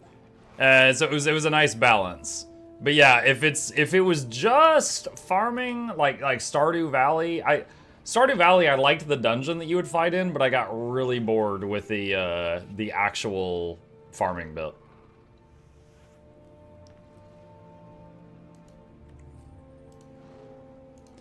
I want to learn a single class and type Phil in squad chat. What do you think the class can do that the most efficiently? Chronomancer. It's a type of mesmer. It can be a healer that provides alacrity, or a healer that provides quickness, or a DPS that provides quickness, or a DPS that provides alacrity, or a pure DPS. It's the only elite spec that can do all 5 of those. Now, there are classes that can do all 5 of those, like Guardian can do all 5 of those, but to do some of those he has to swap to Willbender, and to do some of those he has to swap to Firebrand. But a Chrono can do all of those at this time, unless they change that. Hello, Mugga Chat, back from lunch. What have I missed? What's up, creatures? Just hitting things with a hammer and answering questions. Also selling plushies. Y'all heard about my plushies? 13 days. He's so cute, though. He's so smug. Get you one. Worldwide shipping. Exclamation plushie.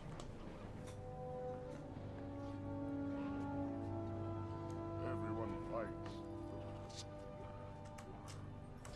If only it had an ad. Shush.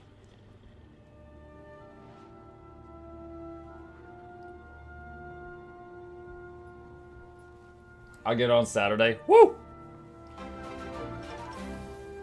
Ration, thank you for the prime.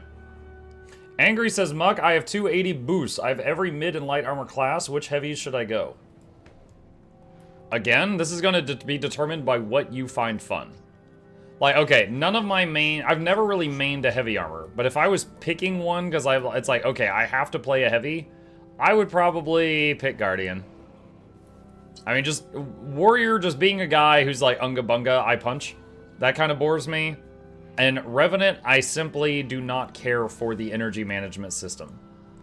So that leaves Guardian. That would be me. Ration says, love your videos, GeForce 2 beginner here. Nice, welcome to the community. If you've got any questions, feel free to ask us anytime, even if I'm streaming something else. Additionally, I'm gonna do a plug here real quick. This is a link to our Discord. Chat, I know a lot of you are very socially awkward. I've been there. I'm not there currently, but I've been there. On the Discord, we have a questions channel where people can literally ask anything, and we will answer it ASAP. So if you are nervous, but you got some questions you want to get answered, you can just ask in here. That's what it's for. Is Core Guardian support still good in PvP? I don't know. I would say, in my opinion, the strongest support in PvP, the one that gives me the most pain if I'm on the enemy team, is a Tempest. Because of their auras, and auras do not have a way to be removed. You can't counter those. Guardian, I think, is still good, but, you know, I'm more scared of Tempest, personally.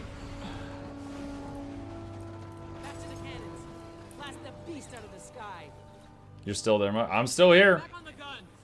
Mug, just curious, is there any penalty to you if you don't hit the plushie's target? Do you have to pay for the prototype? No.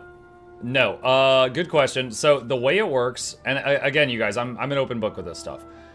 If I work with Makeship, the plushies, like, first, I design the prototype with them.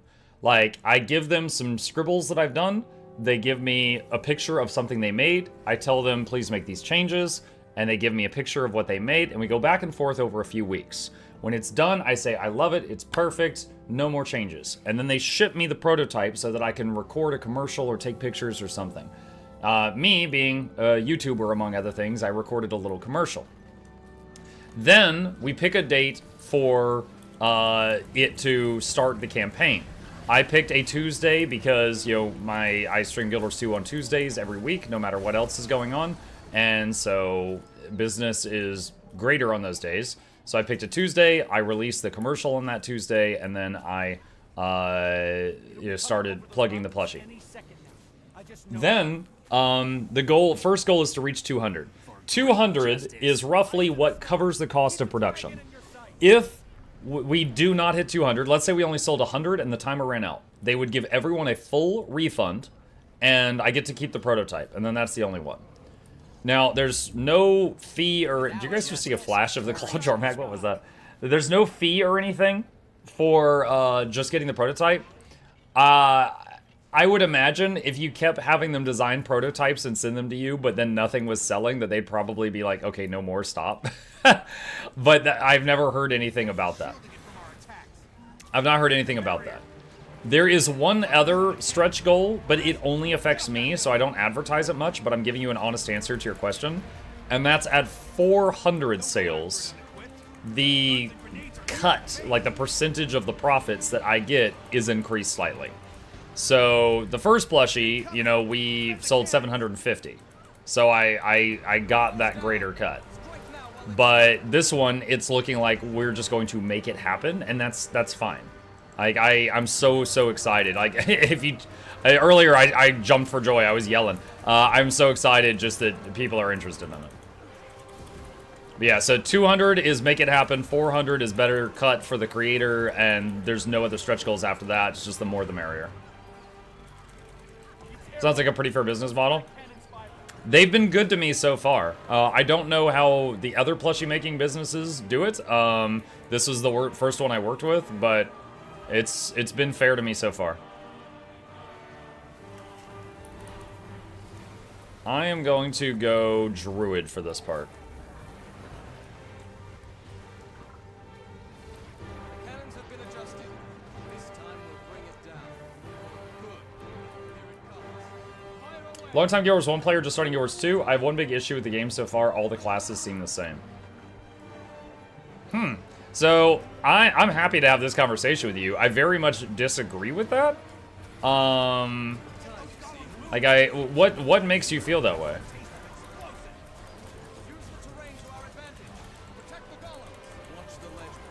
Green numbers! Oh!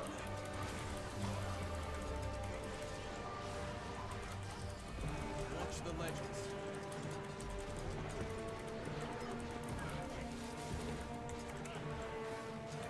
Glyph of the stars, res everyone.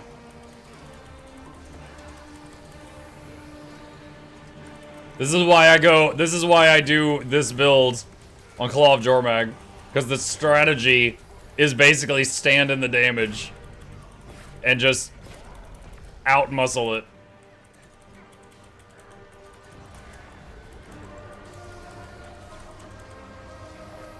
What strategy? Yeah, the strategy is Unga Bunga. I could do another mass res in 10 seconds.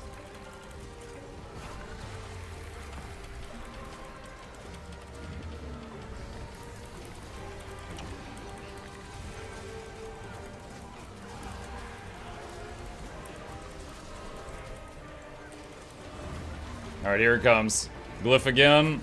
That'll res anyone who dies like in the next 10 seconds.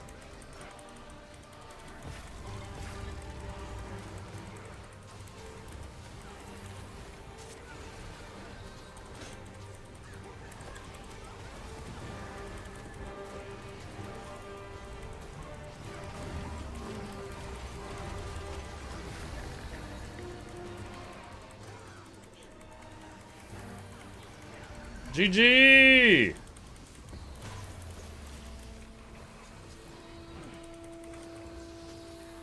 Oh man, I gotta see. Hang on a sec. Self stats. 15k HPS on that fight. That is more than I get doing Bone Skinner. Dude, that's insane. That is absolutely insane. It's because there was like almost no overhealing. Like, it's never, there's never a situation there where it's like, oh, well, the only people that are injured are at 90% health, so you just top them off. Like, no, there's always someone there who desperately needs healing, so all the healing is running at 100% efficiency. That's 1 LE per second. I just conjured him 1 LE per second. Is that your druid build? Yeah, that's heal druid. Among the builds that I have mained over the years, this is one of the ones I played the longest. For ranger, is pet choice crucial for open world? Depends how you're playing. So let's say that you're playing a ranger and you want something to stand in front of you and take the heat off of you, right? You want something to tank.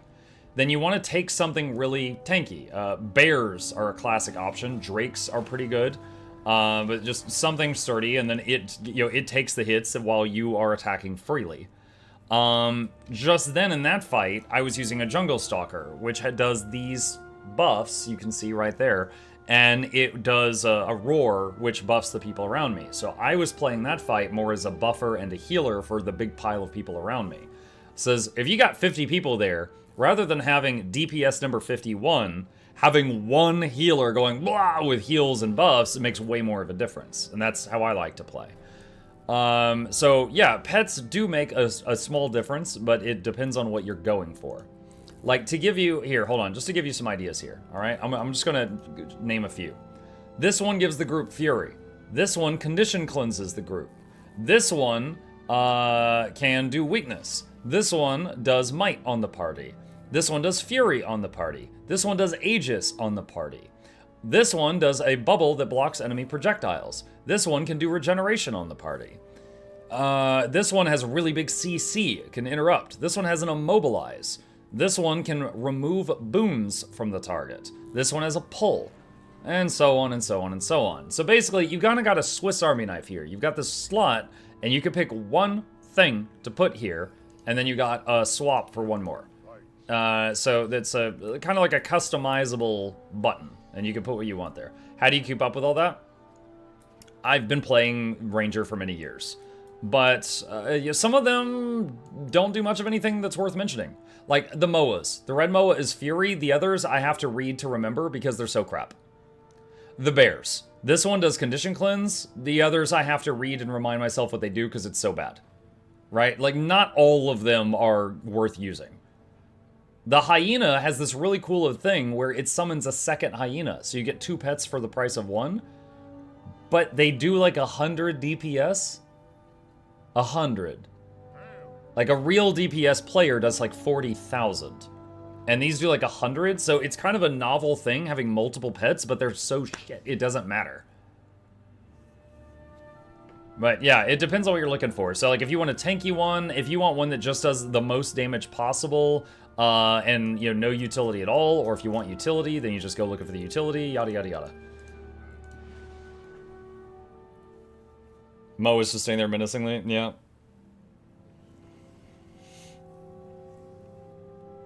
Pet rebalancing would be nice. They did do some pet stuff recently, which was really nice. They did some pet balancing. They also added some traits, like for example, this right here. Feline, avian, and drake pets gain increased precision and ferocity. Like, these traits that affect specific pet families are very new. They're just a few months old. Like this one says, MOA pets, if you use their F2, it will do a shield onto allies. It's cool. I like it. It's a niche thing. There's quite a few traits in here that affect specific pet families now that, those are just a couple months old. Oh boy, lots to reply to. I'll do my best to convey my thoughts. Again, I'm new to GeForce 2, so I'm sure I'll be ignorant to some of these things. No, you're totally fine. And again, like that's my jam. I answer a lot of questions, so hit me up with whatever. Okay, hold on. Let me go back. So, is there any profession or elite spec that can do something that none of the others can? Everyone can basically use every weapon. Not true. Engineers can hardly use any of them. Weapon rotations are not unique to any one profession. Yes, every profession's weapon rotations are different. So, let me see. So let me go over a few things here. I'm gonna go to character select because I like this. I like this conversation. All right. Let's do human woman because they're hot. Okay. So you got all the classes here, right? And each one of these classes can be 3 elite specs. So let's take a guardian for example. A guardian can be a willbender, which is kind of like a high-speed holy martial artist. A dragon hunter, which is kind of like they're coming out of Monster Hunter. They got massive traps, massive bow, you know, just damage. Or a firebrand. And a firebrand is kind of like a cleric or a holy priest type thing. They like fire and they like supporting and buffing people, right? So let's say you wanted to be a quickness providing healer. Okay. It is true that every single one of these classes has a way to be a quickness providing healer. So, what's different about them? A quickness providing healing firebrand is able to use their tomes to call on other magics at any time, no matter what weapons are in their hand. They always have access to a very large projectile block, projectile reflect. They have the most amount of stability in the game. They can cast resistance on their party. They can pull enemies to a central point so that your team has an easier time hitting them. And those are always available to the firebrand. The mesmer does have a pull if she uses a focus, but that means sacrificing a weapon slot. To get that same utility the guardian has, they have to use a very specific weapon. Okay? But if you're playing a mesmer with a chrono, they have some very different things. A mesmer has one of the biggest CCs in the game. Like, if the boss needs to be stunned, the mesmer, in 1 second, can cast Moa's Signet, which tries to turn them into a harmless critter. And if it's a boss that can't be turned into a harmless critter, it does a truckload of crowd control, and it's in 1 second. No one else can match that 1 second CC from the Moa Signet. Engineer. The engineer that gives quickness is the scrapper. They have gyros, these little flying drones, little helicopter things that help them out. No matter what their build is, they have access to a skill called Function Gyro. Function Gyro saves lives. So if someone's downstate, they can just point to it and send out the Function Gyro, and it will start reviving them as if a player was reviving them. And it will save their life. And if it saves 1 life, it goes on a 20-second cooldown, but you can send out a swarm of gyros and save up to 3 people, but then it goes on a 1-minute cooldown. So Engineer always, no matter the build, has life-saving robots that can try to save people if you are the quickness-providing scrapper. Mesmer does not have a life-saving tool like that. They have different things that they're good at, but they don't have that. All right? What's another one? Necromancer. Necromancer, if you're providing quickness, you're a harbinger, the one that fires a gun and throws back vodka. They can be a healer. Don't really recommend it. It's okay. It is okay. It will work for anything that's not challenge mode content in the game. Honestly, Scourge is better. The other type of Necromancer is better, but that one doesn't provide quickness. So if you are going to be like, what is the best quickness providing healer I could do? I would not recommend Harbinger, although you could play it if it's just fun for you and easy content. Ranger. Ranger, my main, if you're going to provide quickness, you will be an Untamed, which is kind of like throwing a dash of Berserker. Like, they can get really angry and power up, but you can move that energy between you and your pet. So your pet can be raging out, or you can be raging out. The Untamed can do a ton of healing all around it. However, it doesn't have access to stability. Stability is a buff that blocks an incoming crowd control. Getting knocked up into the air, getting knocked down to the ground, getting feared, getting frozen solid. But basically, one stability buff completely blocks one lose control of your character. Guardian can fart out like 20 stability. Mesmer has some on demand. So does Engineer. So does almost everyone. Untamed has 0. That is a weakness of that class. If you want to be a healer that provides quickness, Untamed is one of my personal favorites for open world stuff, but for anything that's challenge mode, it doesn't really work because it's missing that one crucial tool. Revenant. Revenant can bring 2 legends. If they're playing a Herald and they're bringing the glint to give quickness to their party, they have room for one more legend. If they bring the Dwarven legend, they can put down a road on the ground that gives tons of stability to the party, similar to the Guardian.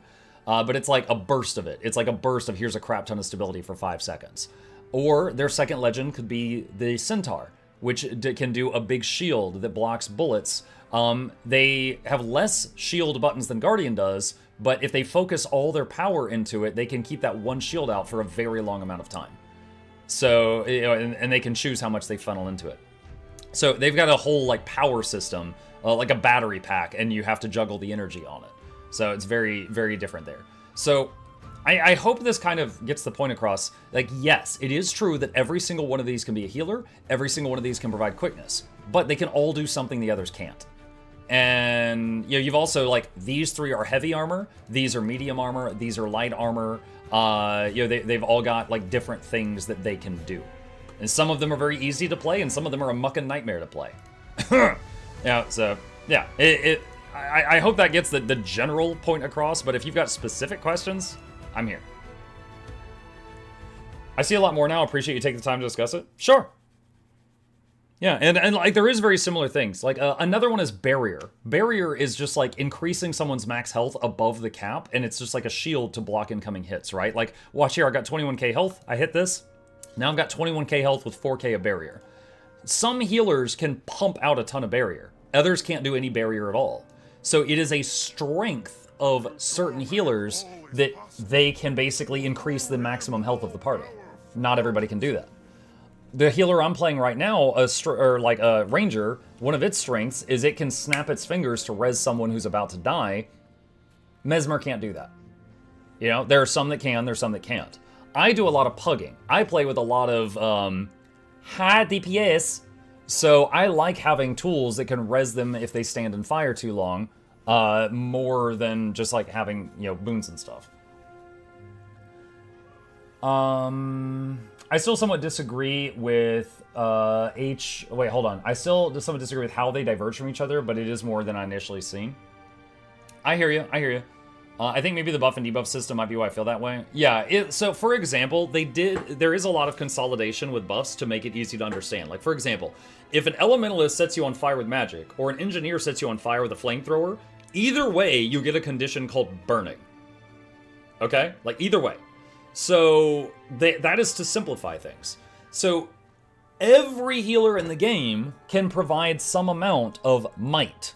Might is this buff here that looks like a sword, and it stacks up to 25 times, and might increases the party's damage.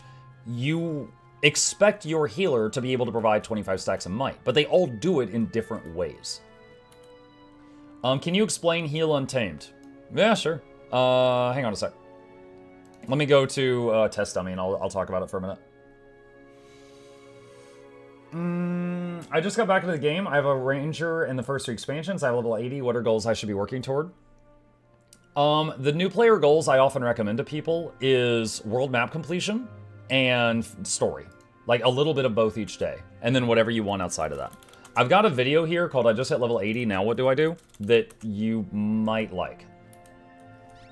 Okay, so the place I'm going to right now is a testing room. It's a place that you could just beat on a target dummy and test numbers and stuff. I'm going to use this to answer the Untamed question that just came in.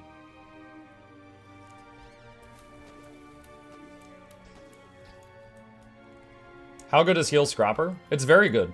Yeah, okay, let's talk about Scrapper. It's got those gyros that can save lives. Those are really freaking good. What's the downside of it? It does almost 0 damage. It does very, very low damage. Now, healers, their main job is not doing damage. But it is true that a Heal Untamed is going to do 10 times the damage of a Heal Scrapper. They're both doing a fraction of a true DPS, but it is true that a Heal Untamed, the fight's going to be over quicker. Okay, so let's talk about, real quick, how does Untamed work? Untamed has a mechanic called Unleash, and you can move it between you and your pet. Every time you click the button, it moves between you. Whoever has Unleash gets some bonuses, okay? It also changes your hotbar a little bit. So, for example, the Untamed using the healing staff for their weapon, the main attack can aim at an enemy or an ally. It hurts enemies, it heals allies. That's just what it looks like, okay? If you have just unleashed, the next time you press the 1 key, you do an ambush, which is this massive explosion of energy. It hurts up to 5 enemies per second and heals up to 5 allies per second. Okay? So if I was, playing on Untamed, I throw my pet at it, I would do this big explosion of healing energy, and then I would do this, and then just use some skills. And basically, you just throw lots of boons and heals around you, and then every 10 seconds, you could do those massive explosions, the ambushes. And that's generally it. But, you can see there's a lot of boons there. But those, it's kind of like a heartbeat monitor, right? Basically, every 10 seconds, you will do a massive burst of healing and buffing energy around you. And then in between those huge bursts, you've got your other skills to work with. But it's kind of just like, here's some massive healing and buffs. Massive healing and buffs. So it's like that. It's like there's a rhythm to it. That's how it is for Untamed. There are other healers that work, very, very differently. Scourge, for example, just pumps out those barriers I mentioned. The Scourge is just like, constantly throwing shields in front of your hit points to try to prevent you from getting hit in the first place, but then they do also have some healing for if you do take damage. You can revive players from a distance with function gyro. Yes. Yep, that is true. Let me see. Let me go to this guy. This is the guy that was the model for the first plushie.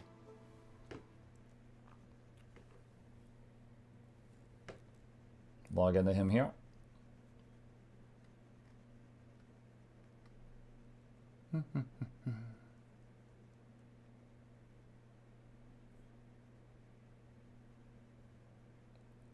Longer load than usual. Okay. So, do I still have a scrapper build? No, that's support max, support scrapper. Okay, so this is a support scrapper. There are multiple ways to play it. My weapons aren't appearing. It's still loading into the game. There we go. There's multiple ways to play it, but this is a way to play it. This button right here is not here for all engineers. It's only here for scrapper. And it's called function gyro. And basically, you see this like cute little drone above me? That means it's ready. Or you could just look right here if it's hard to see that. If the button's up.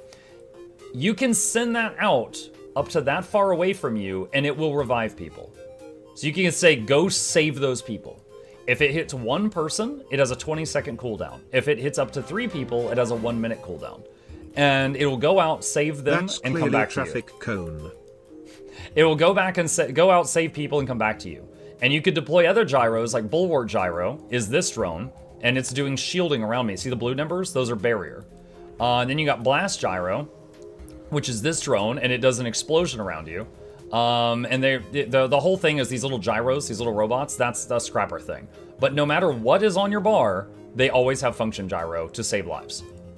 And that's awesome. That's really good for pugging, because you never know how new or how experienced the people you're going to be with will be. And being able to snap your fingers and res someone every 20 seconds is huge.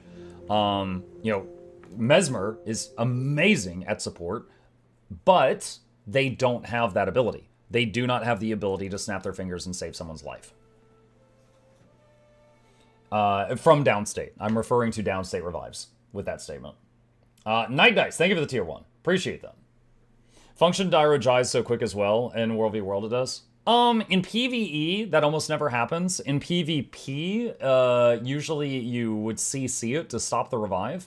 So in PvP, if you're going to use the gyro to res someone, you would send the gyro out and then throw an invisibility potion onto it, or you would throw the stability dome over it so that it can get the revive off. Illusion of Life. They nerfed it recently. That trick doesn't really work anymore.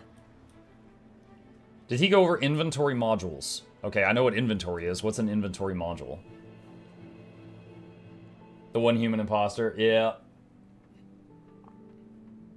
Luminary stole Hollowsmith's mechanic. Not entirely. Luminary can't overheat. So Hollowsmith's the only one that can kill itself. A mod to make sorting and easier to find items. Yami, there is one called Item Search. I don't have it enabled right now. It's this bag icon.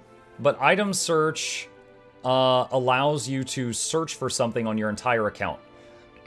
So if you have Item Search installed, you can be like, oh shoot, I don't know, where did I leave my ectoplasms? And you could go into it and search ectos, and then it will scan your whole account for ectos and tell you what characters they're on. So that might be useful to you. It's in Blish HUD if you want it. There's a link to that right there. Guild Wars 2 Efficiency 2? Yeah, Guild Wars 2 Efficiency and Item Search both scan your account using your API key, so they both have access to the same information. But yeah, Efficiency you could use just in a web browser if you want to. Then there's that Necro trait that doesn't let allies completely die, just downstate. Last Rites. Okay, so yeah, if you're a support Necromancer, there's a trait they usually take called Last Rites, and what it does is if anyone is downstate near you, and you're not downstate, they don't bleed out. By default, if you go downstate, you're taking ticking damage, and your health is getting lower and lower and lower. If there's a Blood Necromancer near you, and you are downstate, you're stabilized. So, effectively, any damage you would be taking is getting countered entirely. So that's a strength of the healing Necromancers. Yeah, that's something that they do that others don't. It's a passive? Yep, that is a passive. Yeah. It is, hang on, I can swap tunes again, I can show it. Because I would say the top 3 classes I've played the most of in this game is Ranger, Necro, and Engineer. I have dabbled in all the classes, but those 3 I've played the most.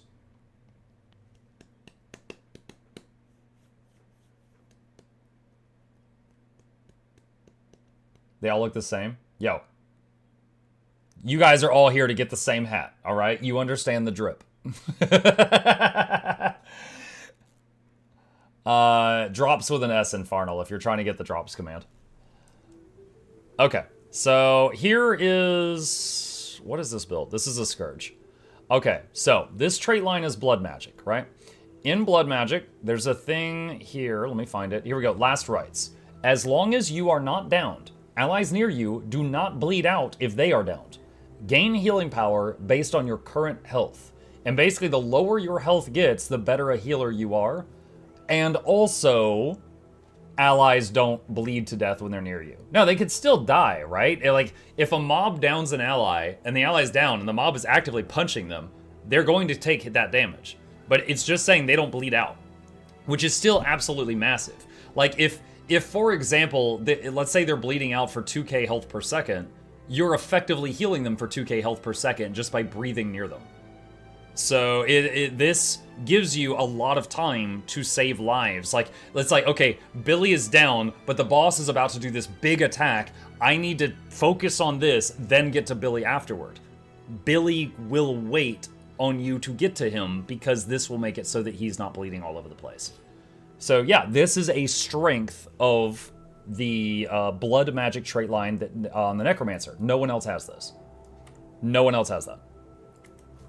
But yeah, it is true that every single base class can fill every role, but they all do it in different ways, and they all have different strengths. And that's what makes people, you know, choose different mains. They suffer longer, that's right. And that's how they learn macaroni.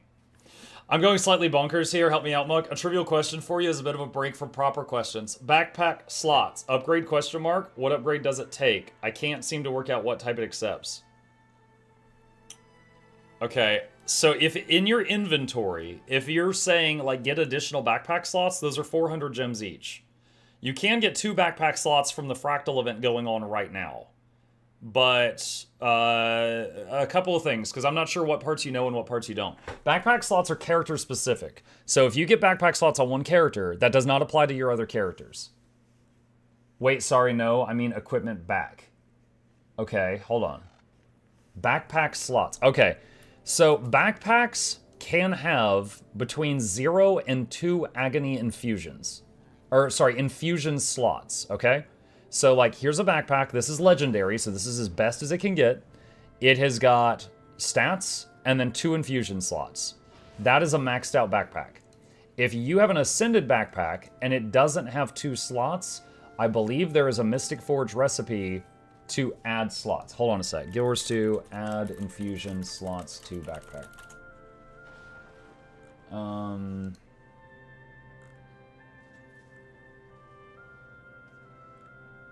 Okay, here you go. So here's Here is a link to the adding slots to Ascended Gear page for rings and backpacks. Hopefully that answers the question. Mine has an upgraded infusion slot, but it's 78. Guessing that's why. Gotcha. Muck's on EU. Yeah, I'm on EU right now for a few more minutes. I'm just answering questions, but wrapping it up soon. Going to dinner. See you, Goddess. What was the 400 gems thing? Oh, okay, so I misunderstood his question. I thought he was asking about inventory slots, right here, like bag slots in your inventory. And getting these is usually 400 gems. However, the current Fractal event, Fractal Incursion, this thing here, does have 2 bag slots in it. So there is 2 free bag slots available in-game right now based because of a current event.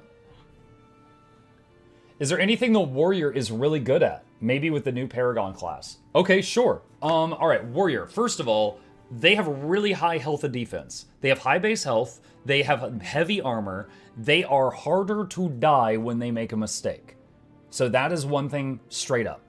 Second, they often use shout skills for support. Those are instant, and they can be used even while you're crowd controlled. You could be on the ground stunned and be like, shake it off! Like, it doesn't matter. They can't stop you from shouting. There's no brakes on the shout train. The next thing I would mention is the staff. Warrior recently got staff. I would say that the staff for support is possibly, the Warrior staff is possibly the best support weapon kit in the game. It is really mucking good at what it does, right? It is just stellar at what it does. It has a move called Bullet Catcher, where the enemy is attacking, and you click it, and your guy just spins the staff around, and it blocks all hits. And then you click it again, and you release a burst of healing around you for all the idiots that didn't block. It's so much fun doing that. It has a move where you charge to an area and then emit a burst of healing and protection and Aegis, and your next attack is unblockable to all the allies around you. That's the 3 button, I think. It has a CC on the 4 that pulls enemies together. The 2 is one of those spam buttons that you just constantly like hit it every time it lights up, and it does a bunch of buffs on your teammates. The Warrior Staff is possibly the best support weapon in the game in my eyes. It's really good. Like, the worst part about it is the Warrior. I'm half joking there, but the staff is better than the Warrior by far. Like, there are other supports, like Necromancer supports, up until recently, it didn't matter what weapons they used, because they got almost nothing from the weapon. They just auto-attacked with the weapon. Most of their support stuff came from the class, the traits, the specialization, the utilities. But the weapons, you could use a sword, you could use a gun, you could use a dagger, you could use a staff, it doesn't matter.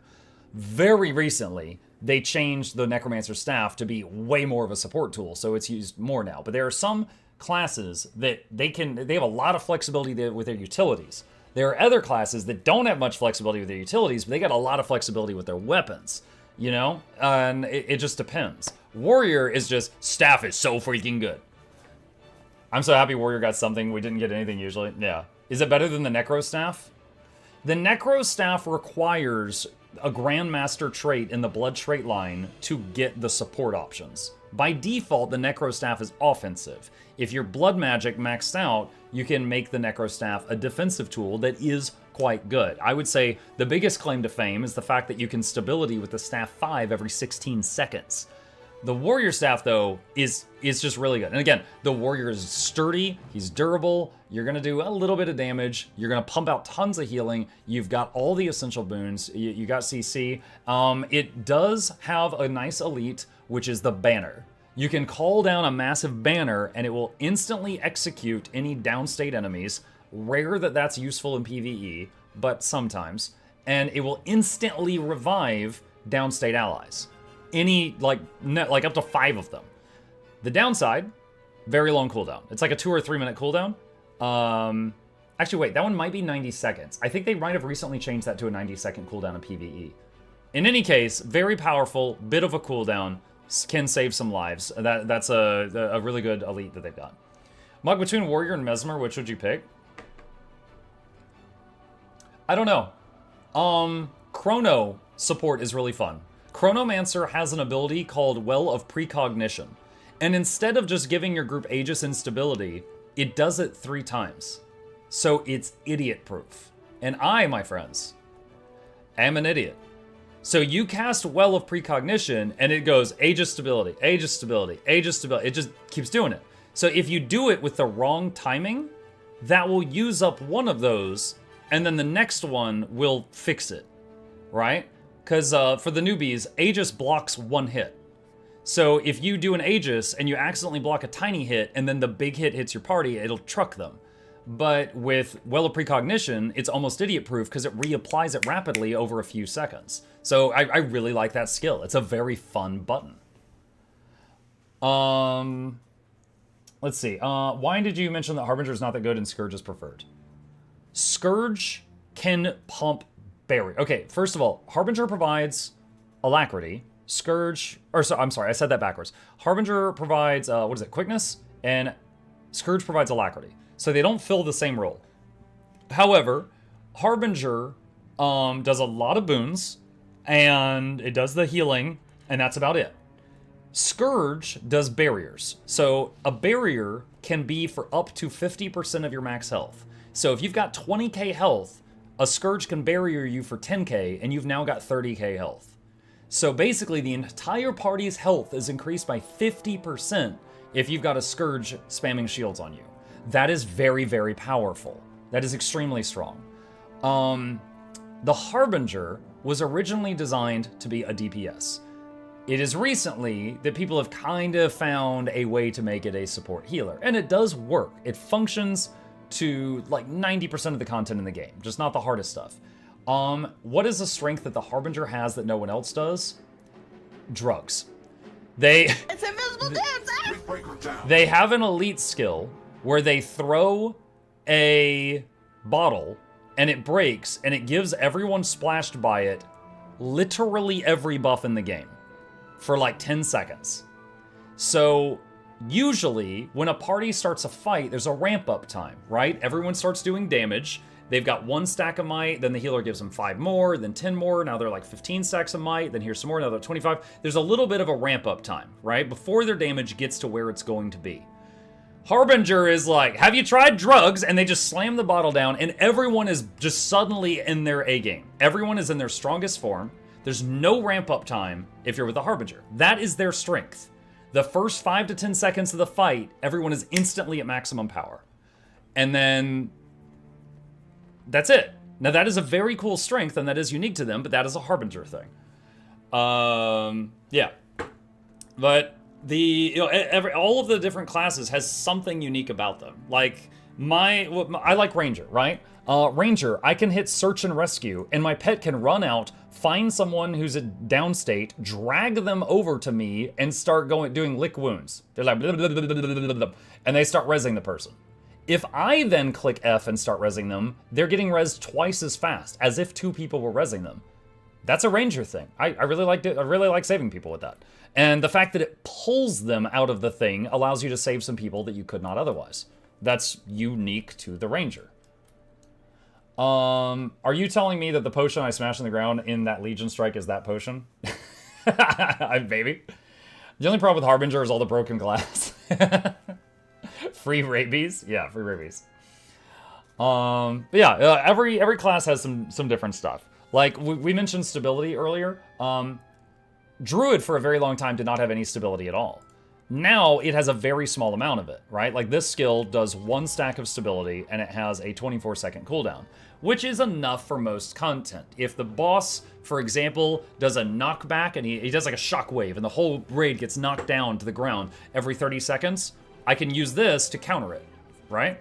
So it's something, and it's a world of difference between having stability and not having stability, but like I said, like the Firebrand, they have large amounts of stability. They could just be like, dollar bill, y'all. They could just throw so much stab out, and I've got like 1 on a cooldown. And Tempest is kind of like that too. Tempest and Druid both recently got like, please sir, can I have some stability? And we got like 1 drop each, but Guardian is better at that. So that's something they've got. Let's see. Can you explain in short about Elementalists? Elementalist, what they have that no one else has is Carpal Tunnel. Okay, now I'll freaking try. All right, Elementalist has a mountain of utility. And what I mean by that is, you know how like I've got a weapon and I can weapon swap and I got another weapon, right? I got a 1 through 5 and I got a second 1 through 5. Ellie has fire 1 through 5, water 1 through 5, air 1 through 5, and earth 1 through 5. So where I have 10 buttons, they have 20. So there is a lot of niche stuff there that they can pull out of thin air as long as they have memorized all those buttons. They've got a very large Swiss Army knife with a lot of tools on it that they can try to grab from if they need them. It is a higher learning curve. Ellie has lower maximum health, and it has more buttons, so you've got to learn about all that. It does have some interesting things. For example, Tempest is an Elementalist elite spec, and they have an elite skill called Rebound. Not related to dating. The Tempest, if they cast Rebound, it basically says, for the next 5 seconds, if you would die, you don't. That's what it does. So if the boss is about to kill everyone and the Tempest casts Rebound, all of you go, boosh, what the hell just happened? You just snap back up. Very, very powerful in very specific situations. All right? So, but the Tempest has to be good enough to hit the button before the lethal hit comes. Whereas, you know, if you've got something like, you know, search and rescue, you just got to hit the button after the problem has happened. But again, that's a strength of theirs. Other people cannot do that. Let's see. What class do you think has the least options to provide boons to the party? Thief? Question mark. The least options? I mean, there's what? Quickness Deadeye is very good at providing quickness. And Heal Spectre can do all the essential boons. And they have, I think, 2 ways of giving their group stability as needed. They have, I think they have Aegis. They have a ton of mobility, because like 5 of their buttons are a teleport. So yeah, Heal Spectre can just be like blip, blip, blip, blip, blip, and just like go all over the place if they need to. They can make portals for their team. There's a couple of classes that can make a portal, like you interact with this and you teleport over there. Thief can do that. 4 times 10 equals 40, not 20, you silly. What? I said 4 times 5. I said I've got 1 through 5 and another 1 through 5, that's 10 buttons. But Elementalist has fire, plus water, plus air, plus earth, that's 20 buttons on the 1 through 5. How about Heal Renegade? Alack Heal Renegade. What does Alack Heal Renegade have? They have a mechanic where they can heal the party in an indirect method, where they can give the whole party life stealing with Kala, and as long as the party keeps swinging, their health keeps filling up. 20 buttons for 1 weapon, so 40 for 2. Elementalists cannot weapon swap in combat. They've only got 1 weapon in combat. Same with engineers. So, okay, I see the misunderstanding now. Elementalists and engineers, because they have so many buttons, they do not have weapon swap in combat. So they cannot pull out a second weapon once the fight starts. What was I talking about? Oh, Heal Renegade. Okay, Heal Renegade has possibly the easiest way of keeping up alacrity of any class. They literally have a button that says give my group alacrity for 30 seconds with a 30-second cooldown, and they hit it every 30 seconds. So they have a lot of time to move their brain power to focusing on other things. So Heal Alack Renegade probably has the easiest alacrity upkeep. And then, of course, it has similar strengths to other Revenants, where you can change one of your legends out depending on the fight. You bring the Alacrity legend, but then the other one could be Dwarf for a lot of stability, or Centaur for the bubble if you need that. Those are the common picks. Demon if you need to boon rip the enemy, if they've got a lot of buffs. You know, stuff like that. So they've got a lot of options as long as they set them up before the fight starts.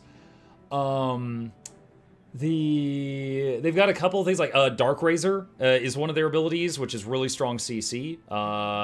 Any Rev will sometimes consider having Staff as their second.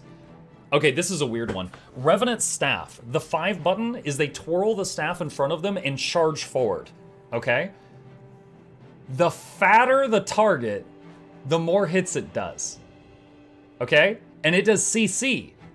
So the chunkier and the thicker the boss, the more CC the Rev does when they use this. It is one of the strongest CC skills in the game, and it scales with thickness. I'm not even joking. So, like, that's something that they do. Now, it takes a few seconds to brrr through, and then you're way out of position, and you might have to come running back. Whereas, you know, the Mesmer just goes like, boof, and just does like the glyph, and then they just slam for 600. The Revenant might do way more than 600, but, you know, they get sent off to Alabama, and then they run back. Yeah, that is something they're good at. Yeah. In Dragon Sword Bubble gets destroyed by me, yeah. Infusions like +5 heal and power and all that, are they optional? They are optional. Slide, I have cleared almost all the content in the game. I've been playing for 9,000 hours and I don't even have those done. They're a really expensive, optional thing you can do to increase your stats by like 1%. Willbreaker Heaven's Palm? Yeah. Or Willbender Heaven's Palm. Willbender Heaven's Palm, yeah. Yeah, there's a lot of CC options for everyone. Guardian can put down the Sanctuary Bubble, which does, it knocks enemies out of the bubble. But if the enemy's immune to knockback, it just hits them with CC 7 times. It's like, get out of my bubble. No, get out of my bubble. No, get out of my bubble. And it just hits it 7 times. So as long as the CC, you've got a couple seconds, the Guardian one is insanely strong too. But it's not instantaneous. Will we see you play Guardian? I have played every single character to max. My favorites, you can see them right here. My favorites are Ranger, Necro, and Engineer. The others, I typically just hop onto them if there's something I want to test out. How to see hours of gaming? Type /age in game. Every rev during CC phases, do I have to? Last time I flew off the cliff? Yeah. Who's the Hume? My very first... Okay, my oldest character in game. Like, when the game came out, me and my wife picked it up. This was like 13 years ago. And she wanted to play a human Mesmer. So I made a human engineer to play with my wife. We got to max level, got bored. I moved on to, I think, World of Warcraft. I came back 5 years later. I discovered the greatness that was Tiny Asura with big hats. And I never looked back. But this guy is 13 years old, so he gets the birthday presents. So, yeah. We got this whole thing. Here, tell you what. Yeah, they got their own music video. If you're new here, now you've seen that. All right, chat, thank you guys so much for hanging with me today. I hope you all had fun. Tried to answer all the questions I could. If you happen to be new to the channel, my name's Muck. I stream every evening and every weekday morning. I'll be back in about 5 hours for the evening stream. Still binging Guild Wars 2, taking advantage of these drops, let's be honest. And we'll get back to our balanced schedule next week. As always, please follow on Twitch, subscribe on YouTube. Here's links to my 2 YouTube channels if you're not already subbed to those. Special thank you to the patrons that keep me in business. And one more plug for this little guy, which is now funded. If you decide to pre-order one of these, you're definitely getting one. So if you want to support the stream and get a really well-made little plush of the mascot of the stream, that option is available to you. I am putting it in the chat. It does have worldwide shipping. So get one if you're interested. They're only available for the next 12 days. You guys have a great rest of your day. Someone told me that Laura is online, and if she is, I want to give her a big raid because she gave me a big raid the other day. Let me see, how long has she been live? I need to find out if she's late. She's been live 4 minutes, so she's 16 minutes late. Gosh dang it, Laura, you are lucky that these people had so many questions for me. All right, prepare your raid emotes if you want to have some fun. We're going to raid Loranity and start her stream off with a bang. I'll see you all over there, and I will be back in about 5 hours.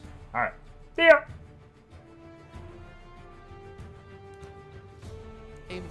Or well, I've been live like many hours, so I just haven't been doing